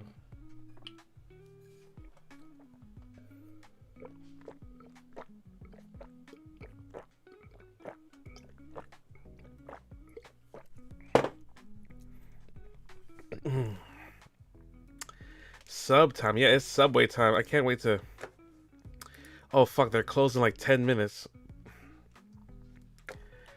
Shit. But yeah, if you'd like to support me, please follow my memberships. Join my memberships, and we have like 400 unarchived videos. And you get a Subway sandwich membership badge that literally means you support me and you sub to me. And also, because I guess I'm submissive and breedable, then it relates to that. It's a sub within a sub within a sub. Get it? We're the most genius ideas ever from indie, I swear to God. Anyway, support Sachimu. Who is that? Isn't that her other Isn't that her other account? Mume is my favorite. Aw, Divide would probably like hearing that. My favorite is Council versus Myth. Dude, that's my favorite of all time, man. It's so replayable. That is literally on my phone lock screen from that day. Bro, it's so fucking good, man. Dude, it's the greatest chemistry I've ever seen in any, like, VTuber collab. It's perfect. No one's screaming over each other. Everyone has their turn. It's intelligent. It's great. It's actually organized correctly. That was the golden years of, like, Hololive and VTubers. Bailey says, Crony loves Subway. Me too. I'm so happy she loves Subway. I literally do what she does. Me personally, I eat Subway almost every day because of my condition, like because of my chronic kidneys and my gout. I can only eat certain foods. Like I can't eat beef, shellfish, all this stuff. I have to drink a lot of water. So, also I probably should eat right now. But yeah, it's something I gotta work on. It's my health thing. But yeah, we're a lot healthier than we were before.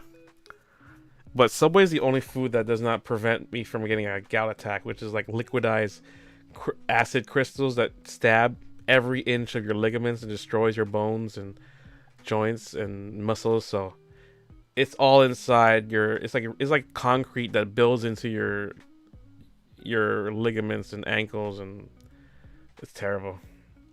But yeah, I gotta flush it out with like good food and water. 8-Bit Taco says, join Ron. Gets more submissive in membership. Yes, we have very submissive content in there. So if you really like more submissive Ron Swex, and if maybe you like Ronica content, I'll make some Ronica content memberships. Heck yeah.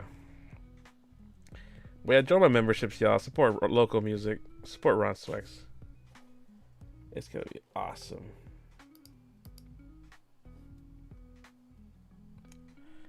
Holy Jesus.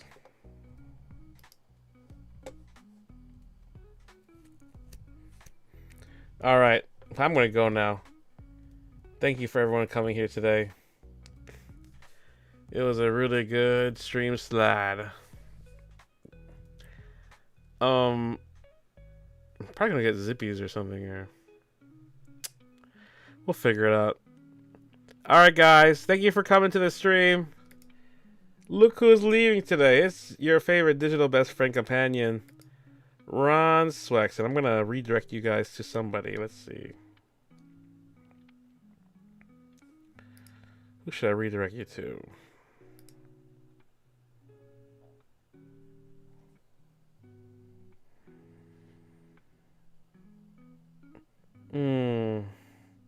Ron also has a lot of warm-up streams too and memberships. Oh, come on. Don't say that. Yeah, well, if you want to see my earlier days, I was definitely warming up. But thank you for looking at my memberships. I have a lot of good stuff there. That's my biggest problem. Memberships. I can't join due to my region. No problem.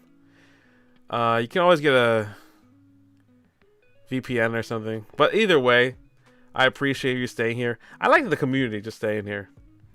For those that, it's for the people, like, small percentage of people who like more of my content. I always gotta, like, I have to, like, sponsor myself, you know, especially as an indie. But yeah, joining my memberships makes me feel so good. Like, I get to see a sea of green.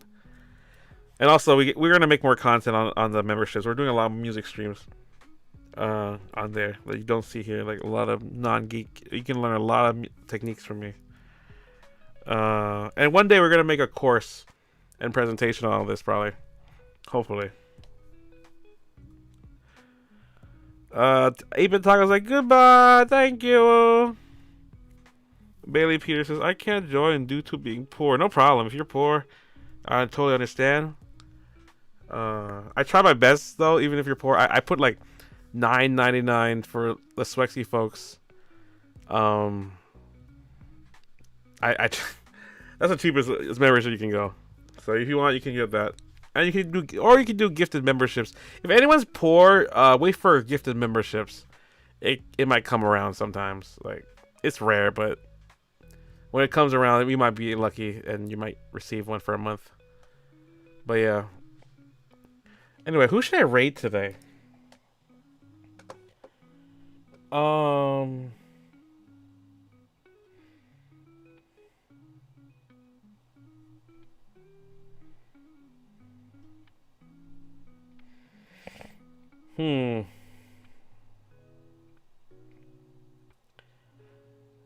Who's this?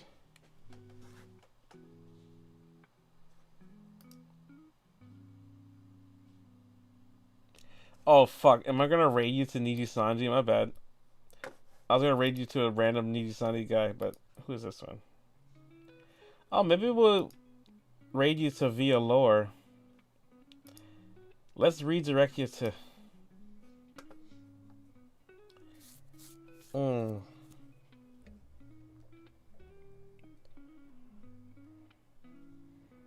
Oh, fun fact, YouTube gives creators 5 members gifts. Really? Oh, if that's the case, let me do that one right now. Also, I'm gonna raid you to from Via Lore. We're gonna try someone new today. We're gonna try... They're quite lewd, so watch out.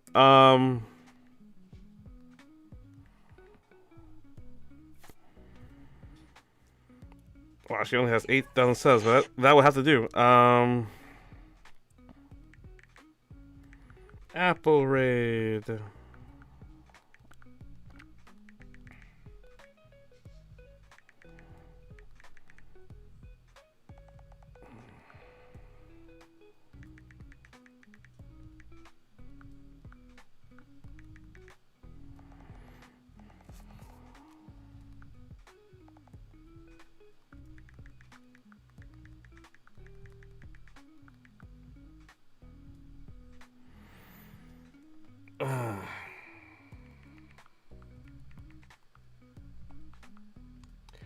Alright, I'm going to redirect you to the woman from here. No VTuber with sus name this time. Okay, no problem. I'm living proof of a gifted membership. Yes, you are. Abit Taco, you were able to get gifted membership, and I remember you also got a membership yourself, so I appreciate it.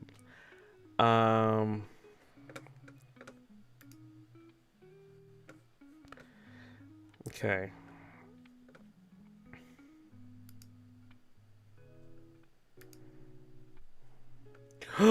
Oh, yes, I do. I have, okay, just for you guys, I'm going to send 5 gifted memberships for people who stayed today. So, you're right. I can send gifted memberships to viewers. The gifted memberships you send will be public announced. Lucky recipients selected by YouTube get 1 month of access to perks from the Swexy guys, my maximum membership, $4.99. Alright, I have 10 gifted memberships left to send this month. Let's send 5 right now. You guys ready? I'm gonna send you guys right now. Let's see if you guys in the chat get anything. Woo! F yeah. Thank you for letting me know. I haven't done this for a while, so this is how you do it. I gotta use a web browser. Okay. All right, you have. Are you guys ready? I'm gonna do a countdown. It's gonna be like a special thing. All right. See ya, Swex. Jesus. All right. 8-bit taco. See ya. I'm gonna do a 5 gifted memberships for free for you guys in 10, 9, 8, 7, 6, 5, 4, 3, 2, 1. Send 5 gifted memberships now. Send 5 gifted memberships now. There we go.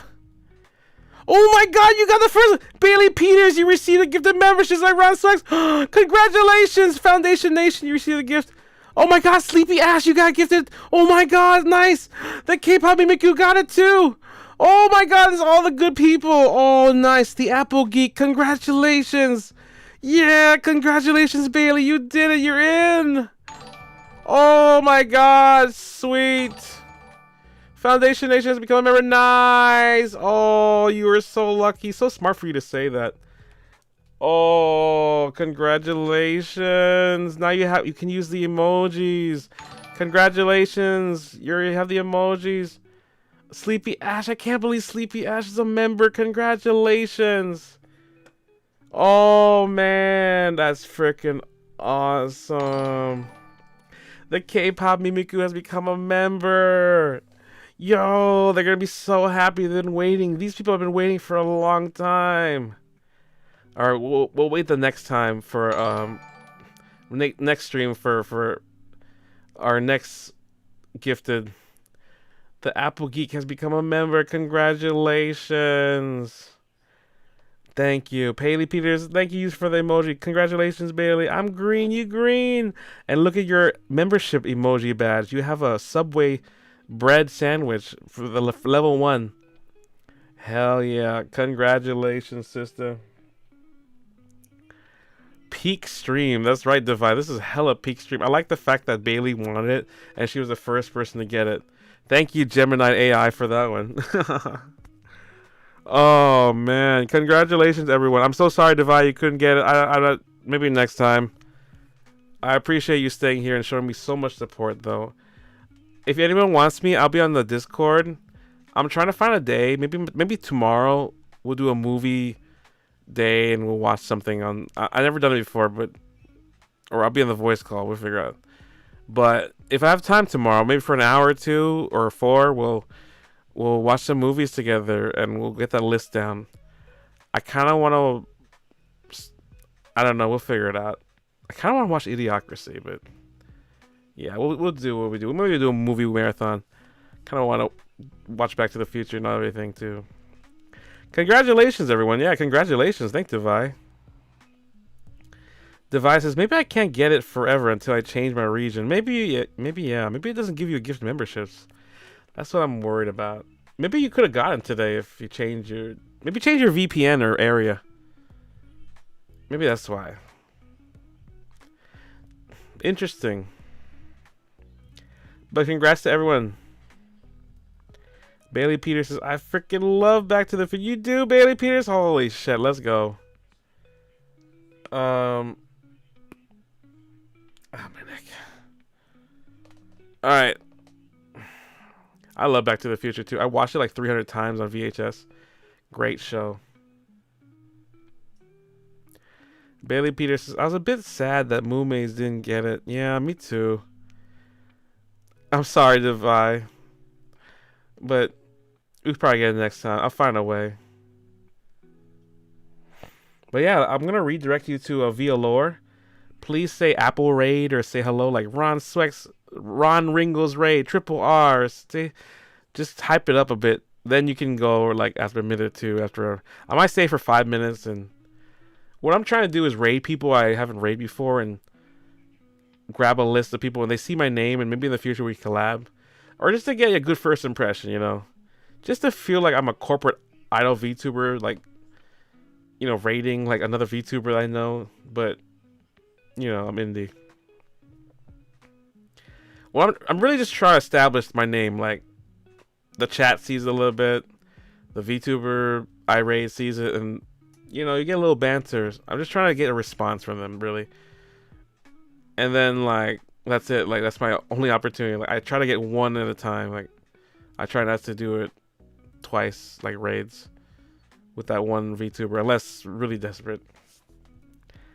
But yeah, thank you so much for listening to the SWEX Talk presentation.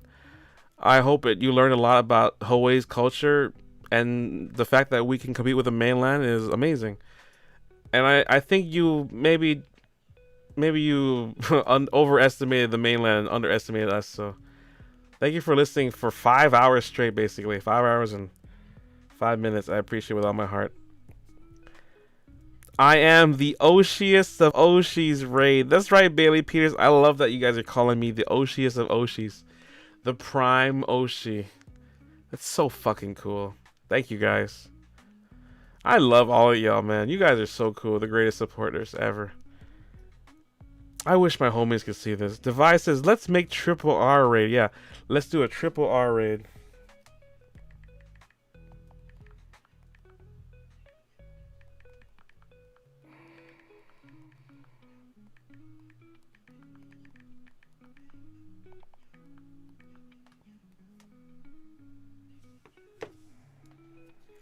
All right.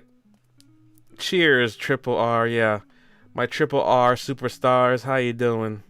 That stands for Ron's Royal Ringles. We voted for it. Crazy landslide by 100%. I'm so proud of it, you guys. We have something.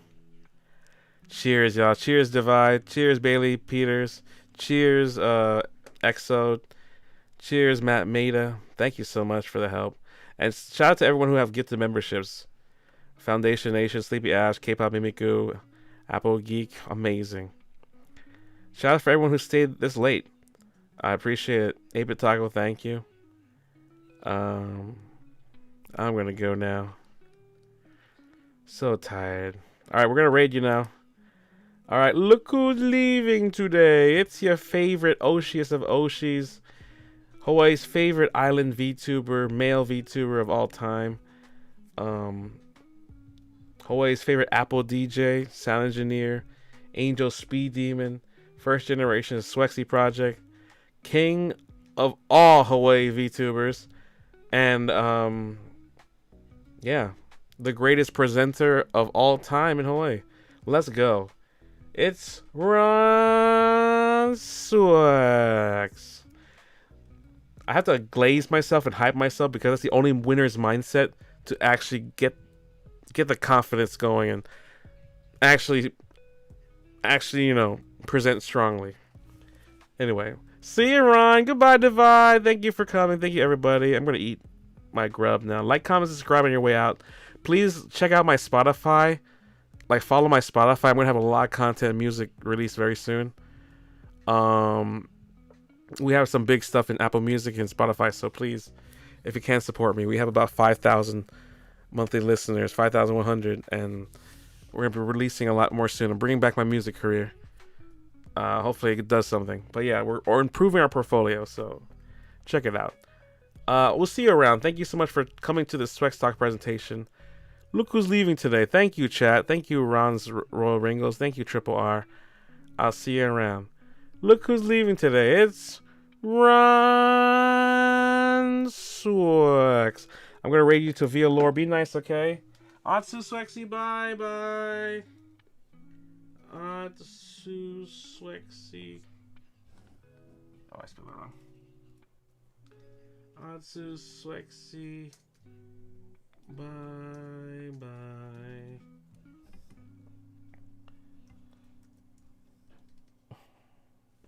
Whoops, I spelled. Oh my god.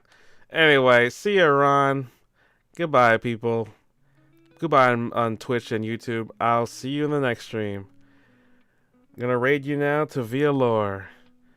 Bye, goodbye, bye Divide. Thank you for coming. Thank you everybody here. Congrats to everyone in the memberships. We'll see you next time. Bailey Peters laughing emoji. I'm sorry I spelled it wrong. I can't see in the dark. I was typing in the freaking dark, you motherfucker. Atsu Swerk Slayer Bye. I'm having a stroke in the middle of this, I guess. Frick. Shit. Professional indie VTuber, please understand. You know, I've been presenting in the dark this whole time. That's why I can't see shit. It's a lonely, dark room. Nobody's here to hug me or caress me. Anyway, that's my problem. I'm gonna deal with that somehow. We're gonna. Ape Taco says we're gonna Gooner raid. Right now. Do not say. Well, actually, because via lore and they're very lewd. They're technically a lewd company. You could technically. This is the one time I'm gonna allow it. But say Apple raid and then Gooner raid. Actually, I don't know how I feel. Do it. Okay, this is the one time we're gonna experiment and do that. But don't do it all the time. Okay, just this one time. They're gonna be weirded out though. They're gonna. It is a girl VTuber. I don't know how to. I don't know, man. What do you think? 8-Bit Taco says Ron's sub side is coming. Yes, my Subway side, right? And the sub side is coming. It's like the British are coming. The sub side is coming. My foot long. Apple raid, got it. There we go. Yeah. Apple raid. Usually Apple raid, and then you put my Oshi mark. Like the Apple and headphones is my Oshi mark. So, yeah. Thank you, Devi. Thank you, 8-Bit Taco. Thank you, Bailey Peters. I'll see you around. I'm lost. Triple R, Apple, or Gooners? It's all the above, kind of. Actually, realistically, unofficially we're Gooner Alliance. Officially, we're Triple R. We voted Triple R. 12-incher raid, that emoji. What the heck? Bailey Peters like laughing emoji. And Device like LOL. Oh my gosh. You know what? Just keep saying anything you like today. Just say it. All the raids. Mainly we're Apple raids, but I like everything you said because they're like explicitly 18 and plus via lore, like VTubers kind of thing. I think it's okay. We might as well troll them for one day. I'm kind of feeling ballsy. All right. They only have 8,000 subs anyway. Whatever. They're like they understand, right? Anyway, we're gonna go now. Goodbye, guys. Look who's leaving today. It's Ron Swex, Hawaii's favorite island VTuber. Hawaii's best and favorite island VTuber is gonna head out now, eat their sandwich. Anyway, Ron's Dom raid. What? What? Okay, interesting. Yes, we're gonna raid the Dom. Oh my god, this. I think one day we're gonna collab with a girl, and they're just gonna realize I'm a sub, and they're just gonna Dom all over me, and then I can't do anything but submit. Man. Well, be prepared for that day. Alright, we're gonna go now. Bye, guys. Bye-bye. Bye-bye. Bye-bye. Bye-bye. We're gonna raid you now. Please make me look good and stay in the chat. Alright. Bye-bye. I'm gonna raid you to the Dom. 8-Bit Taco says, it will be cinema if that happens. Really? It will be cinema. But do what you gotta do. Make me look good, basically. Thank you to all the new members. Oh my god, it's like almost like all green. I love looking at this. Alright, goodbye, 8-Bit Taco. Bye. Waiting. Collab. All right. Wait for that collab. Eskimo kiss raid. What? Cute. All right. We'll see you around. Thank you so much for coming to the stream. I'm gonna go now.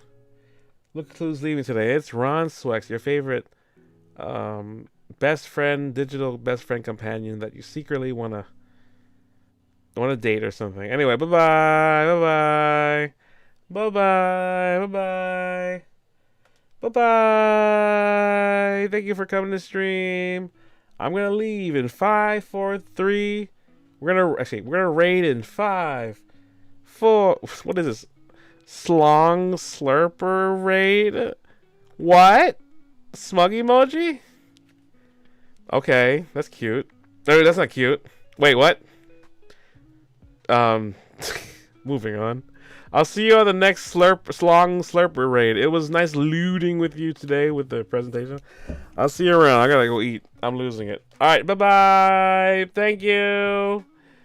Peace on Mother Earth. Indies will rise and win. Rebel against the corporates. 8-Bit Tacos is laughing their ass off. Goodbye, 8-Bit Taco. Devi's even laughing though. Oh, shit. Well, alright. Alright, you cuties. I'm out. Bye. We're gonna raid you now. Bye-bye. Bye-bye. Bye-bye. Bye-bye. Bye-bye. Stay slurping. Ron Swex out in 5, 4, 3, 2, out. We're gonna raid.